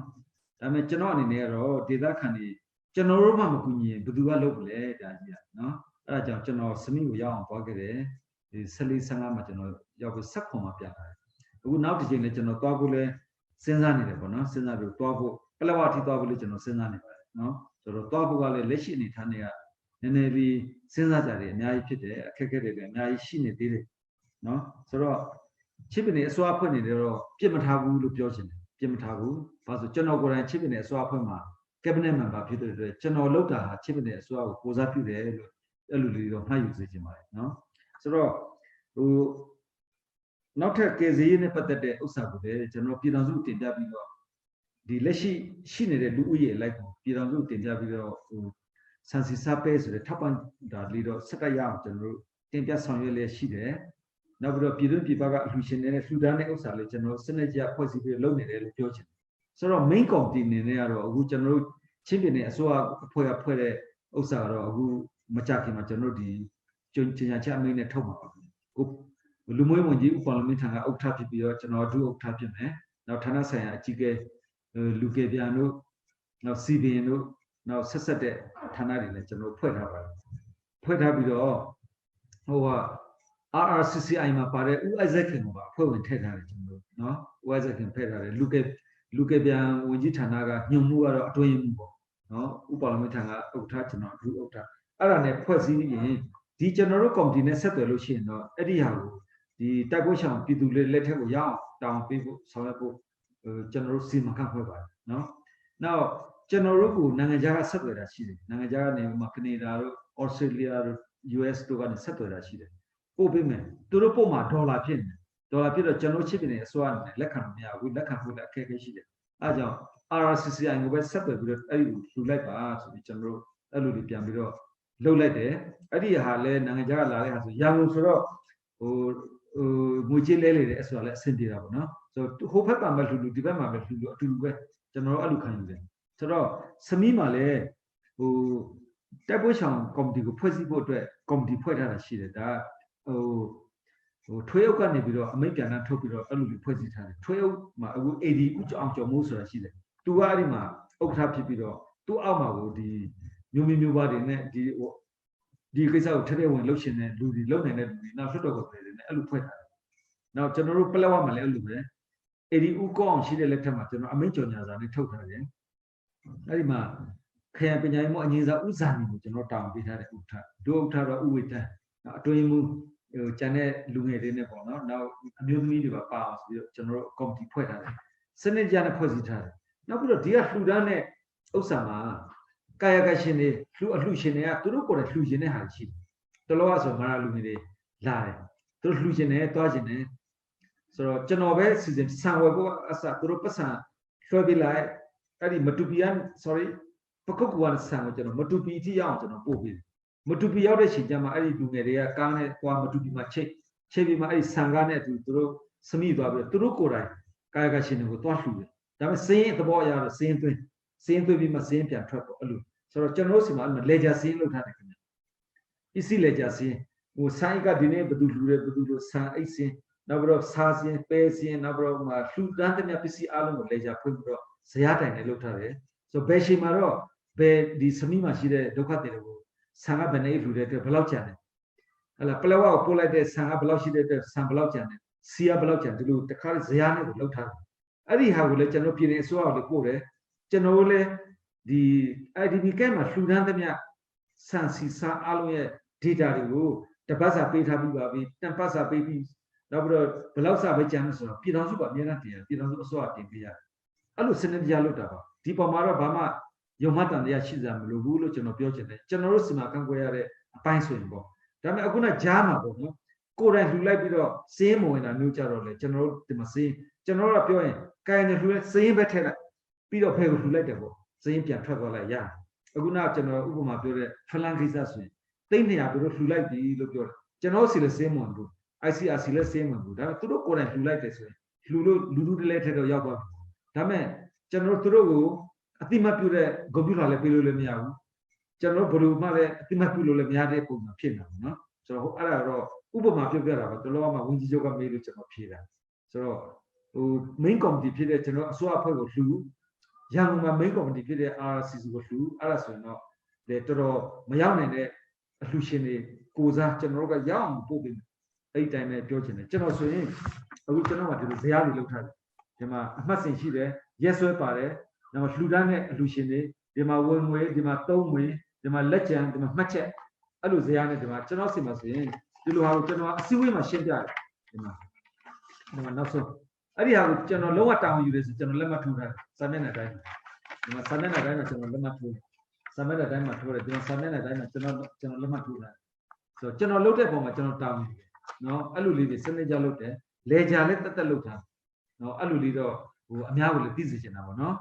်ဆိုတော့ဒီလှူဒန်းတဲ့ပုံမှာတော့ယုံမတန်တရားမရှိစေချင်ဘူးကျွန်တော်တို့စနစ်ကြနဲ့လိုအပ်တဲ့နေရာမှာ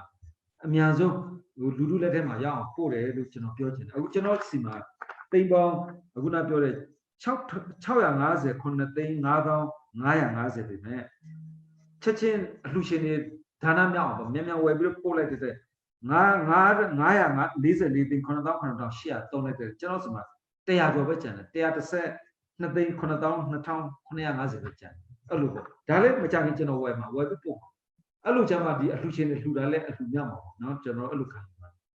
ဟိုဟာမဟုတ်ဝင်းနဲ့လေအဲ့ဒီစမီခက်မှာကော်မတီဘယ်လိုရှိလေဆိုတဲ့ဟာပဲအလှူလေးခံတဲ့ဖွဲ့ပေါ့အဲ့လိုမျိုးရှိသလားဆိုတဲ့ဟာပဲမေးချင်တာရှိတယ်လေအခုနကကျွန်တော်ပြောတာ AD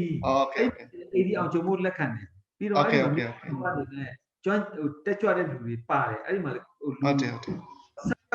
10ယောက်ကျော်နေဥမာကျွန်တော်စံကားတစ်စီးရောက်သွားပြီဆိုရင်အဲ့ဒီလူတွေကသွားလက်ခံတယ်စားဘလောက်အဲ့လိုဂိုဒေါင်ထဲမှာထည့်အဲ့ဒီဟာကိုပြန်ဖြတ်မယ်ဆိုလဲသူတို့ကော်မတီကပဲဖြတ်ဟုတ်တယ်ပလဲအဲ့ဒီတိုင်းပဲပလဲဝမှာလေလက်ခံတာအဲ့ဒီဥစ္စာနေတို့ဒုက္ခတိုက်ပွဲဆောင်ကော်မတီကလက်ခံတယ်ဖြတ်လေသူတို့ကဖြတ်တယ်အဲ့ဖြတ်တဲ့စင်းကိုဟို AD ပေါ့ထွေးအုပ်ကိုပေးပြီးထွေးအုပ်ကနေကျွန်တော်စီခရိုင်ကနေပြည်နယ်ကနေကျွန်တော်ပြည်တော်စုကိုဆက်တင်တာဟုတ်တယ်ရှင်းပါတယ်ဟုတ်မြို့သားလုံခြုံရေးကိစ္စဟိုစလိုက်ကိုစအောင်မေးတဲ့ဥစ္စာပေါ့မြို့သားလုံခြုံရေးကိစ္စနဲ့ပတ်သက်ပြီးတော့ကျွန်တော်ပြောရင်လုံခြုံရေးကိစ္စကဒီချိန်မှာတော့ဟိုကျွန်တော်တို့ကဟိုပြည်တော်စုအဆင့်ကိုတော့ကျွန်တော်တို့ဖြစ်ပြတဲ့မြလုံခြုံရေးအခြေအနေတိုက်ပွဲဖြစ်တဲ့အခြေအနေနောက်ထိခိုက်ဒဏ်ရာရတာရောနောက်ပြီးတော့ရန်သူသတင်းကအစနေနေရတက်လာရဲကတက်တဲ့သတင်းရှိတယ်ထွေးဥကတက်တဲ့သတင်းတွေရှိတယ်အဲ့သတင်းတွေအားလုံးကိုကျွန်တော်အစိုးရဖွဲ့နေလို့ဟိုနေလုံဝင်ကြီးကနေပြီးတော့ပြည်တော်စုကိုတောက်လျှောက်တင်ပေးတယ်ဆိုတော့မြေပြင်မှာဖြစ်တဲ့မြအားလုံးနောက်ပြီးတော့နောက်ဆိုလှူဒန်းတာကအစဒီဖြစ်စဉ်ဖြစ်တဲ့ဟာအားလုံးကိုကျွန်တော်ပြည်တော်စုကိုတင်တယ်ဒီနေ့ဆိုအခုနဆွေးနွေးတဲ့ထဲမှာပါတယ်မင်းတပ်မှာအခုနဘုံနှလုံးကြတယ်အဲ့ဒါလေးကျွန်တော်ဖြစ်စဉ်တက်လာကျွန်တော်ပြည်တော်စုတင်ပါပဲအဲ့ဖြစ်စဉ်ဆိုစီးရင်နဲ့ဆိုင်တဲ့ဟာအသေးအမွှားမရှိဘူးအကုန်ကျွန်တော်ပြည်တော်စုကိုသိအောင်တင်ပြရတယ်ဆိုတော့ပြည်တော်စုကနေပြီးတော့ဒီပြည်တော်စုသမရဦးစီးတဲ့ပြည်တော်စုကနေပြီးတော့ cabinet member တွေကအဲ့ဒီမှာဟိုကာကွယ်ရေးဝန်ကြီးပါတယ်နော်ကာကွယ်ရေးဝန်ကြီးကနေတဆင့်တက်မတော်ဘက်ကာကွယ်ရေးဦးစီးချုပ်ရုံးကိုကာကွယ်ရေးဝန်ကြီးဌာနကတဆင့်ကာကွယ်ရေးဦးစီးချုပ်ရုံးကိုတဆင့်သွားပြီးတော့မှအဲ့ဒီကနေကာကွယ်ရေးဦးစီးချုပ်ကလမ်းညွှန်တဲ့အတိုင်းမြေပြင်မှာတော့လောက်ရတဲ့အမှုဖြစ်တယ်ဆိုတော့ကျွန်တော်ချိပင်နဲ့အစောအဖွဲ့အနေနဲ့လောက်ကတော့လုံးလို့မရဘူးနော်ဒီလုံခြုံရေးဖြစ်တဲ့အတွက်ပြည်တော်စုအစိုးရကပဲတာဝန်ရှိတယ်အစိုးရမှာပဲတာဝန်ရှိတာပေါ့လေအစိုးရထဲမှာတော့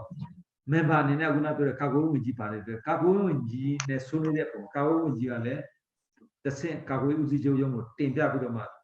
ှဒီစစ်စင်ရေးကိစ္စပဲဖြစ်ဖြစ်လုံခြုံရေးကိစ္စပဲအဲ့လိုလုပ်တာပါကျွန်တော်ကစံပို့မယ်စံပို့ဖို့တဲ့ကျွန်တော်ပြီးခဲ့တဲ့လုံကဆိုစိုင်း2000ပို့မယ်ဆိုတဲ့ချိန်ကျတော့သူတို့လုံခြုံရေးယူပေးမယ်နောက်ပြီးတော့ကားပါပေးပါလို့ကျွန်တော်သမရရုံးတင်တယ်တင်တော့ကျွန်တော်တွက်တာကကားတစ်စီးမှာစိုင်း100နဲ့တွက်ပြီးတော့စိုင်း2000ကားစီး20ပဲကျွန်တော်တောင်းဆိုတော့သူတို့ရဲ့လိုအပ်ချက်ရသူတို့ကဟိုတောင်ပေါ်လမ်းနေဖြစ်တယ်တောင်ပေါ်လမ်းနေနောက်ပြီးတော့သွားရလာတဲ့ကန့်သက်ချက်ရှိတဲ့အတွက်စိုင်း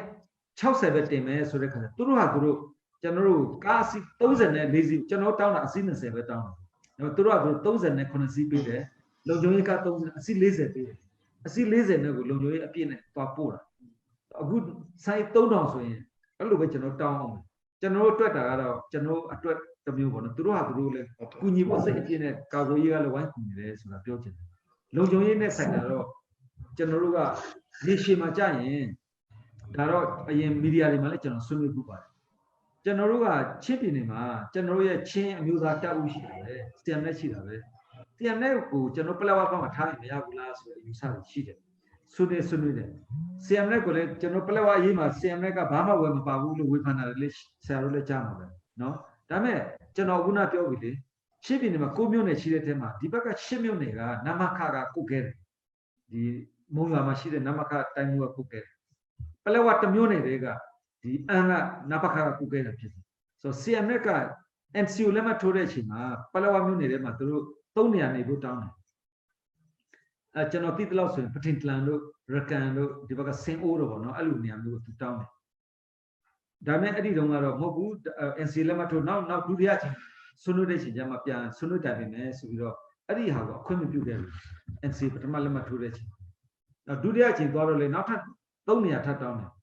Hopaga Para, Nabro Shao,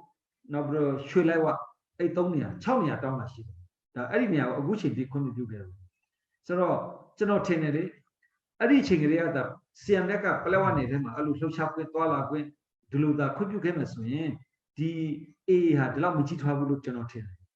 No, Palules A net, Siameka Kachema, Tenante Vido, Loboka met it. No, Loboka met it, General Usabo, no? The Siama, Typo General Siameka, General Chinta Ukide, General Chimpin at Rima. Siamet ne Tamron never Lanaka for Shiame agreement sheet.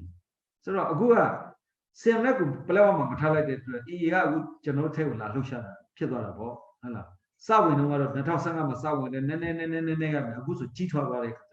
Taman and Lemia people. No Goreata, Sianeka, Palawan Edema, Nia Yubinoma, the Yapama Lucia with a big MSU, the Piatana, Lamachitwa Lutin. Now, I would Yishi Turkle, the Siameka, the Palawan Munitema, Power in Lucia Yam, the Quipu Nilan Shali Lieutenant. As a general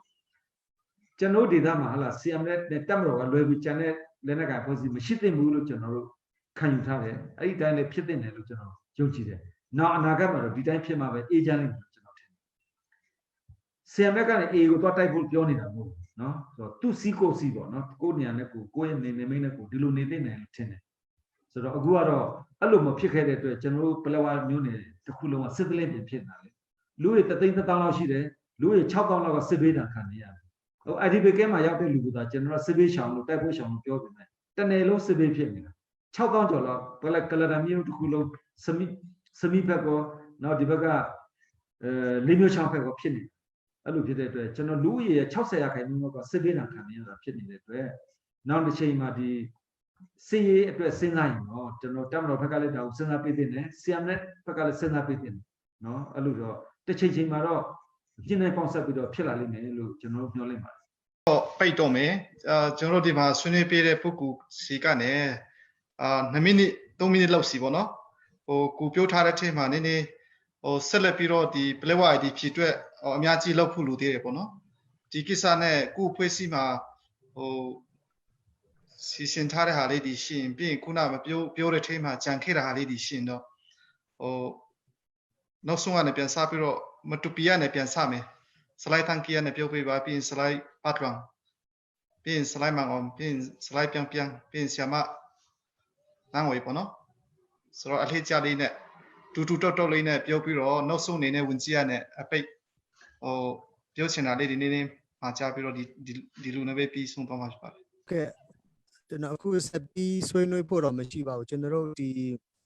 Pine Wenji, Uso to the gay, a two Chisutin she down with Piochim, Malaku, the Lumio Kere Jarema, General, yeah, the time Pine Lumio to Pelewa Pituri to it. The gay son the man, a low bit to judge, a two Chisutin she down by Piochimare, Alu Chisutin.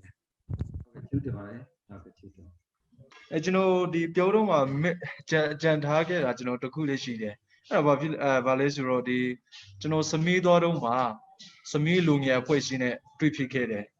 As Sami Lunga, Poisine, as soon as you get a gado, the น้องลาเมื่อချိန်မှာပေါ့အဲ့မှာဒီတောင်ပိုင်းချင်းလူငယ်နဲ့မြောက်ပိုင်းချင်းလူငယ်တွေစုစည်းပြီးမှကျွန်တော်တို့ fellowship တစ်ခုလောက်တော့ပူပြီးတော့နီးစပ်ဖို့အနည်းဆက်လာအောင်ပေါ့နီးစပ်ဖို့ရကျွန်တော်တို့ fellowship တစ်ခုတော့လုပ်ဖို့အစီအစဉ်ရှိထားတယ်အဲ့ဒါလည်းအခုကျွန်တော်ဒီမှာမင်းတက်ရောမတူပီရောတော်တော်လေးချင်းပြည်နယ်မြို့နေစုံတဲ့ကကြတော့အဲ့ဒါကျွန်တော်ပြောပေးတာပါဟုတ်ကဲ့အဲ့ဒီကိစ္စလေးကောင်းတယ်ခင်ဗျလုတ်တင်တယ်ကျွန်တော်တို့ဒီလိုကြောင်ရင်းနေနဲ့အများနဲ့ထိတွေ့တာကောင်းတယ်ဒါပေမဲ့ကျွန်တော်တို့လူငယ်တွေကမလုတ်ဖြစ်တာဟိုတက္ကသိုလ်ကျောင်းသူကျောင်းသားတွေလည်းလုတ်ဖြစ်တယ်ကျွန်တော်သိလိုက်ရတယ်တက္ကသိုလ်ကျောင်းသူကျောင်းသားတွေကဟိုမှာကျွန်တော်မင်းတက်မှာပေါ့နော်ကျွန်တော်လည်းအဲ့ဒီအခမ်းအနားတစ်ခေါက်တက်လိုက်တော့တက္ကသိုလ်ပေါင်းစုံကကလေးတွေစုမျိုးတွေတိုင်းကစုပြီးတော့အဲ့မှာသူတို့ဟိုတရားတော်အမြင်ချင်းဖလှယ်တာတို့ဆွေးနွေးတာတို့လုပ်ပြီးတော့ discussion တွေတွားကြတယ်ပါကြတယ်နဲ့တော်တော်လုတ်တဲ့ကိစ္စပါခင်ဗျပြီးခဲ့တဲ့နှစ်ကတော့ကျွန်တော်တင်တယ်ထန်တလန်မှာလာပြီးလောက်တာထန်တလန်လာတီးတင်လာမသိဘူးထပ်လောက်တဲ့ခါကျတော့ကျွန်တော်ပလက်ဝကလူတွေကသွားမယ်ဆိုတဲ့ခါကျစစ်ဘေးဖြစ်တော့သွားလို့မရလိုက်ဘူးလို့ဖြစ်တယ်ကျန်တဲ့မျိုးတွေအားလုံးကတော့စုံစည်းကြတယ်တက်သူကျောင်းသူကျောင်းသားတွေတက်သူကျောင်းသူကျောင်းသားတွေပဲဖြစ်ဖြစ်အခုထောက်တဲ့လူတွေဖွဲ့စည်းတဲ့ဟာပဲဖြစ်စုံနေပါတယ်ခင်ဗျကျွန်တော်တို့ထောက်ခံပါတယ်လော်ရာရှိတယ်ကျွန်တော်ကူညီပေးမယ်နော်ဟုတ်ကဲ့ကျေးဇူးပါဝန်ကြီးဟုတ်ကဲ့ပါကျွန်တော်ဒီနေ့ဒီလိုမျက်နှာချင်းဆိုင်ဆွေးနွေးလိုက်တော့ဒါပြောဟို 100% perfect ပဲမဲ့ဒီအားလုံးရဲ့ကျင်းထဲမှာအရှင်းစကားကြားတဲ့အခါအကောင်းဖက်ကဦးတည်နေတဲ့ကြားတဲ့အခါအရန်ကျေးဇူးတင်တယ်ပြီးတော့အထူးသဖြင့်ဝန်ကြီးပေါ့နော်ကျွန်တော်အရန်ကျေးဇူးတင်ပါတယ်ကျွန်တော်လူငယ်နဲ့တွဲပြီးတော့လူလေးလှုပ်ဆောင်ပေးတာ God bless you ဒီထူးထူးတော့ကျွန်တော်ပြောစားမရှိတော့ပါကျေးဇူးတင်ပါတယ်ခင်ဗျဟုတ်ကဲ့ကျေးဇူးတင်ပါတယ်ဆရာကျေးဇူးတင်ပါတယ်ပထမပြောချင်တာတော့ဝန်ကြီးရရန်ကျေးဇူးတင်တယ်ပေါ့ကျွန်တော်တို့ ਨੇ ဒီလိုစကားပြောပေးတာနောက်ပြည်နယ်ဆိုရနေပါလုံနေပါတယ်ဆိုတဲ့ကိစ္စတွေကိုလည်း sharing လုပ်ပေးလို့ရန်ကျေးဇူးတင်တယ်ပေါ့ဝန်ကြီးပြောတဲ့ဒီပြည်နယ်အစစ်ဒီ IDP နဲ့ပတ်သက်လို့ကော်မတီတစ်ခုဖွဲ့ဖို့ဆိုတဲ့ဟာကိုအများဆုံးဖွဲ့စည်းပြီးဖို့ကျွန်တော်မြတ်တရားခံချင်ပါတယ်နောက်ပြီးတော့ကျွန်တော်တို့ဒီ IDP ကိစ္စနဲ့ပတ်သက်လို့ရှိရင်ပြည်နယ်အစိုးရစီမှာပဲဖြစ်ဖြစ်နောက်ဒီရန်ကုန်RRCCI စီမှာပဲဖြစ်ဖြစ်ဒါမှမဟုတ်ဒီမတူဘီတို့နောက်မင်းတပ်တို့နောက်ဖလားနဲ့ဟာခါစီမှာပဲဖြစ်ပေါ့လေထူချင်တဲ့သူတွေဘယ်သူမှဆိုထူထားနိုင်အောင်ကျွန်တော်လိုချင်တာကကော်မတီအနေနဲ့ဘယ်မြို့နယ်တိုင်းမှာကော်မတီရှိရင်ကော်မတီအနေနဲ့ဒါမှမဟုတ်အဖွဲ့အစည်းဆိုရင်လည်းအဖွဲ့အစည်းအနေနဲ့ကျွန်တော်တို့တိကျလူဦးရေစီရင်နဲ့ပြည်နယ်အစိုးရကနေစီရင်စရာတွေထုတ်ပြန်ပြီးတော့လူပုဂ္ဂိုလ်အနေနဲ့စီရင်စရာတွေထုတ်ပြန်ပြီးတော့မှဒီလူတွေကိုပဲအစင်ပြေတဲ့ချိတ်ဆက်မိမဲ့မိသူ့ကိုမဆိုပေါ့လေဒီမြို့နယ်တိုင်းကဒီပြည်နယ်အစိုးရကနေအတိမပြုပြီးတဲ့မိသူ့ကိုမဆိုဆက်သွယ်ထူထားနိုင်ပါတယ်ဆိုတော့အားမျိုးလေးတွေလေဒီပြည်နယ်အဆင့်ကော်မတီအနေနဲ့ဒီလိုဟာမျိုးစတာလေးတွေပါညာထုတ်ပေးမယ်ဆိုလို့ရှင်ပို့ပြီးတော့အဆင်ပြေမယ်လို့ကျွန်တော်ကတော့တွေးတယ်ပေါ့နောက်ကျွန်တော်တို့ဒီကျွန်တော်ယုံထားတာတော့ကျွန်တော်တို့မဒူဘီဘက်ကရောနောက်လမ်းဘက်ကရောတို့ဟာခါဘက်ကရောဒီလိုစည်ရည်ရှိလိမ့်မယ်ထင်တယ်ပေါ့နော်။ဘာလဲဆိုတော့ကျွန်တော်တို့မင်းတပ်မှာဆိုလို့ရှိရင်ကျွန်တော်တို့ရဲ့မြို့နယ်အုပ်ချုပ်ရေးမှုစီတစ်ဖြစ်လဲကျွန်တော်တို့ကော်မတီရဲ့ဥက္ကဋ္ဌလည်းဖြစ်နေတဲ့သူကိုကျွန်တော်တို့ဘယ်နှခေါက်သွားမယ်ဥပမာတစ်ခေါက်သွားမယ်ဆိုရင်ဘာပစ္စည်းစင်းနေပါတယ်ပစ္စည်းမျိုးစားရဲ့ရင်မောင်းသူစသဖြင့်လိုအပ်တဲ့အချက်လက်အကုန်လုံးကျွန်တော်တို့လုပ်ပေးတယ်ပေါ့နော်ဆိုတော့အဲ့ဒီဟာတွေကလည်းကျွန်တော်နားလဲတလို့ဆိုဒါဒီစင်းစရာတွေကပြည်နယ်မှာထားပြီးတော့မှဇာတ်စင်ပေါ်မှာပဲဒါပုတ်ပွားနေအောင်ဆွေးနေအောင်ထားမယ်ရမှာပေါ့ပြည်နယ်ဆိုကစင်ကိုဒါပြန်ပြီးတော့သတင်းချက်လက်တွေပေးဖို့ရမယ့်အရာတွေဖြစ်တဲ့အတွက်သတင်းနေရာပြည်နယ်အစိုးရစီမှာဒါတွေကမဖြစ်မနေရောက်နေရမယ်စင်းစရာတွေလို့ကျွန်တော်နားလဲတယ်ပေါ့ဆိုတော့နောက်တစ်ခုကတချို့ဥမာဘာသာရေးခေါင်းဆောင်တွေကနေထူတယ်ဆိုတဲ့ကိစ္စမျိုးဟာလေဘာဖြစ်ဖြစ်ကျွန်တော်နားလဲတလို့ဆိုလို့ရှိရင်ဒီစစ်စေးကိတ်ရှိတယ်ဗျာစစ်စေးကိတ်ကဘသူ့ကိုသွားထူမှာလဲဆိုတဲ့ကိစ္စကိုမြို့နယ်အုပ်ချုပ်ရေးမှုကိုဒီကနေ ထောက်ခံစာမပေးဘဲနဲ့ဖြတ်တန်းသွားလာခွင့်မပြုဘူးပေါ့ဆိုတော့ဒီ data တွေကမြို့နယ်အုပ်ချုပ်ရေးမှုတွေမြို့နယ်တိုင်းမြို့နယ်အုပ်ချုပ်ရေးမှုတွေစီကနေပြန်ရယူပေးဖို့ဆိုတဲ့ကိစ္စလေးကို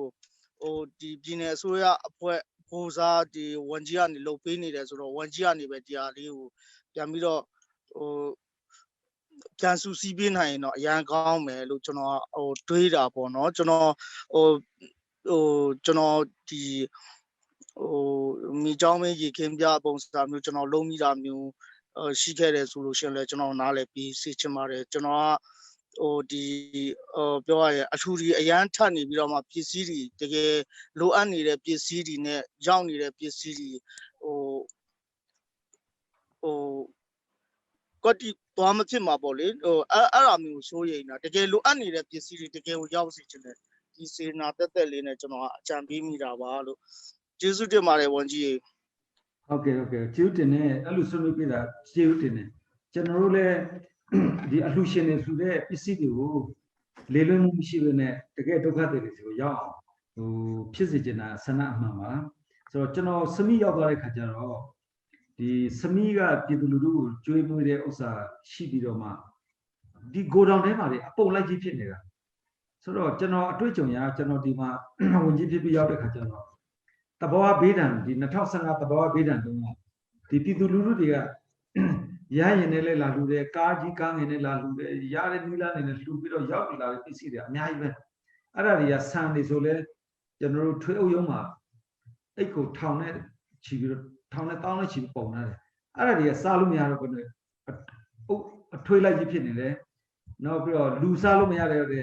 ဆင့်တွေဖြစ်သွား2015ကနေအခုဒီ2018 19ထိဆိုတော့ဘယ်လိုလုပ်ကောင်းတော့မလဲဆန်ကအဲ့လိုတွေတော့တွေ့တယ်နောက်ပြီးတော့စားစရာငါးတစ်တာတွေနောက်ပြီးတော့အခြားစားတောက်ကုန်တွေအားလုံး expiry ဖြစ်နေဆိုတော့တကယ်ဒုက္ခရောက်တဲ့သဘောဘေးတာမှာဒုက္ခရောက်တဲ့လူမစားလိုက်ရဘူးဒီတက်အပုံလိုက်ကြီးပေါ့အဲ့လိုဖြစ်စဉ်တွေတွေ့တဲ့ခါကျတော့ပြည်သူတွေကလှူပါရဲ့နဲ့တကယ်ဒုက္ခရောက်တဲ့လူကလည်းမစားပါဘူးဖြစ်တဲ့အတွက်ကျွန်တော်အခုတော့ရတယ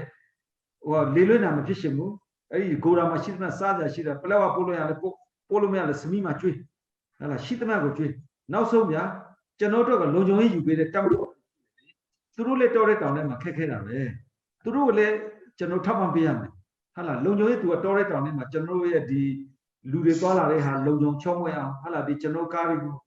ုတ်လားပို့လို့ရအောင်ဟုတ်လားသူတို့ရဲ့စိတ်ရည်နှမ်းတွေနဲ့သွားလို့ရအောင်လုပ်ပေးတဲ့တပ်မတော်သားတွေကျွေးကျွန်တော်မနေ့ကပဲအဲ့ဒီတပ်မတော်သားတွေကလည်းကျွန်တော်စားစရာတွေပေါ့နော်အတိအနှံတွေကျွန်တော်ဝယ်လိုက်တဲ့ဒီစကိုင်းမဲကဝယ်တဲ့အတိအနှံတွေဆိုသူတို့ကကျွန်တော်ပေးလိုက်တဲ့လမ်းကြောင်းပေါ်မှာရှိတဲ့လူရောမျိုးပေါ်မှာရှိတဲ့တပ်မတော်သားတွေအဲ့လိုပေါ့သူတို့လည်းအခက်အခဲတွေကြားကနေအလုံးလုံးမြင်ရတာဖြစ်တယ်။နောက်IDP camp မှာရှိတဲ့လူတွေလည်းလုံးဝလက်ဟမရှိဘဲနဲ့အောင်ဆိုပြီးကျွန်တော်တို့လိုက်တယ်ကျွေးမွေးအခန့်လုပ်လိုက်တယ်ပေါ့နော်ဆိုတော့အပုံလိုက်ကြီးရှိတာကိုအဲ့လိုမထားနဲ့နောက်ဟိုတနေ့ကကျွန်တော်ကမူလရည်ရွယ်ချက်ကတော့ပလက်ဝနဲ့စမီတဝက်စီခွဲပေးမယ်ဆိုရင်ပလက်ဝမှာပို့လို့မရပဲဆိုတော့ဒီမှာရှိတဲ့ကော်ပီထုတ်လိုမျိုးကြက်သွန်တို့လိုနောက်ပြီးတော့တခါခရချီတို့လိုမျိုးဆိုဘာလို့အပုတ်ခံလဲကျွေးရတဲ့နေရာမှာမြန်စားလိုက်ဒီလိုတွေဖြစ်ပါတယ်ဟိုလေလွတ်မရှိအောင်ကြက်မကုတ်ကဲနေတယ်ဆိုတာပြောချင်တယ်နောက်ပြီးတော့ကိုမအောင်ပြောတာကောင်းပါတယ်ကျွန်တော်ကမတူပီကတကယ်စစ်စေးဂိတ်ပဲမတူပီ ADC ကလက်မှတ်နဲ့ကြမှာမတူပီကနေပြီးတော့ဟိုဘက်စမိသွားလို့ရတယ်ဟိုကျွန်တော်တို့ဘွေလီမရောက်ခင်မှာစစ်စေးဂိတ်ရှိတော့အဲ့ဒီစစ်စေးဂိတ်မှာအစစ်စစ်ခံပြီးမှဆက်သွားတာဖြစ်တဲ့အတွက်မဖြစ်မနေကိုဒီမတူပီ AD ကနေလက်မှတ်ထုတ်ပြရထွေအုပ်ကနေဆိုတော့ထွေအုပ်ကစင်းကိုကျွန်တော် data တွေပြန်ယူပြီးတော့ဒါတွေလည်းဖော်ပြပေးပါမယ်နော်ဆိုတော့မှန်တယ်ဒီကသွားတော့ကတော့စာအိတ်100ပဲဟိုမှာကျတော့စာအိတ်50ပဲရောက်တယ်ဆိုဒါအဲ့လိုအလွယ်မှဖြစ်လို့မရဘူးနော်ပို့တော့ကတော့ဟိုစားစရာသိန်း100ဖို့ပဲဟိုကျတော့သိန်း100ဖို့မရောက်ဘူးဆိုလေဒါအလူရှင်တွေရဲ့လူတန်းတွေကကျွန်တော်တာဝန်မကျေဘူးပေါ့နော်အဲ့လိုခံစားရပါတယ်အဲ့ဒါကြောင့်ဒါလေးတွေကိုလည်းကျွန်တော်တို့ကိုမအောင်အခုနပြောတဲ့ဥစ္စာကိုကျေးဇူးတင်တယ်နော်ဒါလေးတွေလည်းကျွန်တော်တို့အားလုံးကသတိပြုရမယ့်ကိစ္စတွေပေါ့နော်အလူရှင်တွေလူတွေဟာဟိုလည်းစနစ်ကြလက်ခံမယ်ဒီဒုက္ခတွေလက်ကိုလည်းစနစ်ကြပို့နိုင်အောင်ကြိုးစားမယ်ဆိုတာလေးပဲပြောချင်ပါတယ်ကျေးဇူးတင်တယ်ဟုတ်ကဲ့ပါအဲ့တော့ကျွန်မရဲ့ကျေးဇူးတင်စကားပဲရှိတော့တယ်ပေါ့နော်ဒီနေ့ကျွန်တော်ဆွေးနွေးဖို့ဖိတ်ပြီးတဲ့ channel post ကိုကျေးဇူးတင်ပါတယ်နောက်ဝင်ကြီးဒီနေ့ဆွေးနွေးသွားတာလည်းတကယ်အားရတယ်ပေါ့နော်ကြားလား ဆွေးနွေးချက်တွေကိုလည်းတကယ်အားရပါတယ်ကျင်းတဲ့နောက်ကျွန်တော်တို့အနေနဲ့ကကြတော့ရှေ့လုပ်ငန်းစဉ်လေးကိုပေါ့နော်အဲ့တော့ကျွန်တော်တို့ဖြစ်မနေလောက်သွားမယ်ဒီတစ်ပတ်တွင်းမှာလောက်တော့ဖို့ဒါကုန်တင်ကားအတွက်ကအသေးတန်အခုအလှူခံနေတယ်ကုန်တင်ကားရအောင်ဝင်မယ်နောက်ဆက်ပြီးအလှူခံနေတဲ့နေအိမ်တွေအတွက်ကောနောက်ဆက်ပြီးတော့ကူဖို့ကိုကျွန်တော်တို့စစ်ပွဲမပြီးမချင်းကိုဒါ RCC ကဆက်ရှိနေမှာပါပေါ့နော်စစ်ပွဲမချင်းမပြီးချင်းကိုကျွန်တော်တို့ဆက်လုပ်နေမှာဖြစ်တယ်နောက်နဲ့ပတ်သက်ပြီးတော့ကျွန်တော်တို့ကူညီနေတဲ့မှာနောက်ခုနရှေ့ကပြောခဲ့သလိုပဲ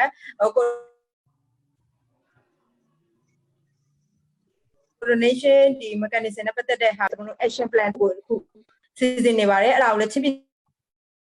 အစိုးရနဲ့ပြည်ထောင်စုအစိုးရတွေကကျွန်တော်ချိတ်ဆက်နိုင်အောင်ဆောင်ရွက်သွားပါမယ်လို့အားလုံးကျေးဇူးတင်ပါတယ်ဟုတ်ကျေးဇူးတင်ပါတယ်ဝန်ကြီးကိုမောင်တို့က ambulance ကားဝယ်မလို့ပြောတော့အဲ့ဒီဟာလေ CCRI ကနေပြီးလေအလှူအထက်မရှိတယ်မလားမန်နောင်ဝီတို့လေအဲ့ဒီကားဝယ်မယ်ကိစ္စကိုလေအလှူထက်ပေးဖို့ရှိတယ်မလားဟုတ် ambulance အဲ့ဒါကဟိုလွှဲပြီးသွားရင်330အော်ဟုတ်ပြီဟုတ်ပြီဒီလိုရှိတယ်ဝန်ကြီးရဲ့အဲ့ဒီဟာကျွန်တော်တစ်ချက်လောက်ပြောချင်လို့ဟုတ်ကဲ့ဟိုဟာ CC ဒီဟို RCCI ကနေလွှဲလိုက်တယ်လို့ကျွန်တော်တို့သိရတယ်ပေါ့ဒီ330ကဖြစ်ချင်တာကငွေကကျွန်တော်တို့ကော်မတီအနေနဲ့မသက်ဆိုင်ဘူးဟိုကိုမဟိုးကနေသူ့ရဲ့ individual လှုပ်ရှားမှုအနေနဲ့ဥဆောင်နေတယ်လို့ကျွန်တော်တို့အကြောင်းပြန်တယ်ပေါ့နော်ဆိုတော့ကျွန်တော်တို့ကော်မတီအနေနဲ့ကတော့ဘာမှမသိရဘူးကျွန်တော်တို့သူ့ကိုတော့ငွေစည်းစရာနဲ့ဒီဟိုဘယ်နေရာမှာသွားဝယ်မယ်ဘယ်နေ့မှာဝယ်မယ်နဲ့ကုန်ကြစိတ်ကြီးပါတွေကုန်ကြမယ်ဆိုတဲ့ဟာတွေကိုတော့ကျွန်တော်ဟိုတို့တောင်းထားတယ်ပေါ့ကော်မတီကိုဒီငွေစည်းစရာတွေဟိုပြပေးဖို့ဆိုတဲ့ဟာတော့ကျွန်တော်တို့တောင်းထားတယ်ပေါ့ဟုတ်ကဲ့ဟုတ်ကဲ့ဟုတ်ကဲ့ဟိုကကျွန်တော်တို့အခုနပြောရတဲ့ကားဝယ်မယ်လို့လေဆွနွေးပြီးတော့ငွေလေးစုနေတယ်လုပ်နေအဲ့ဒီကားလေးဝယ်သင့်တယ်လို့ကျွန်တော်တို့ကစဉ်းစားလိုက်တာကဒီကာလကြီးလည်းဘယ်လောက်ကြာမှမသိဘူးအခုကဟိုကျွန်တော်ပခုတ်ကူကနေစမီးပို့တာကဆိုင်းတိတ်ကဟို6000ဆိုဆိုင်း300ဆိုရင်ကို18သိန်းကြာကိုပိုင်ကားနဲ့ဆိုရင်စီပိုးကကျွန်တော်တင်တယ်8သိန်းလောက်ပဲကြာမယ်7သိန်းလောက်ကြာမယ်အဲ့လိုတွေသွားတွေ့တာပေါ့နော်ရေရှည်မှာကျတော့ဒီတေပုဆောင်စိတ်ကအရန်ပေါ်အခုရှေ့ပိုင်းမှာလည်းကုန်ကြစိတ်တွေကအများကြီးပဲအဲကြောင့်ဟိုအဲ့လိုလေးလှုပ်လိုက်ရင်ကျွန်တော်ထင်တယ်လေဒီကာလလေး5-6လအတွင်းမှာတော့မှဒါအရင်ခြေသွားနိုင်တယ်လို့ကျွန်တော်ဆုံးဖြတ်တဲ့အတွက်ဝယ်ဖို့စဉ်းစားတာပါဒါကိုလည်းအားလုံးနားလည်ပြဖို့လည်းညွှန်လိုက်ပါတယ်ပြုတင်ပါတယ်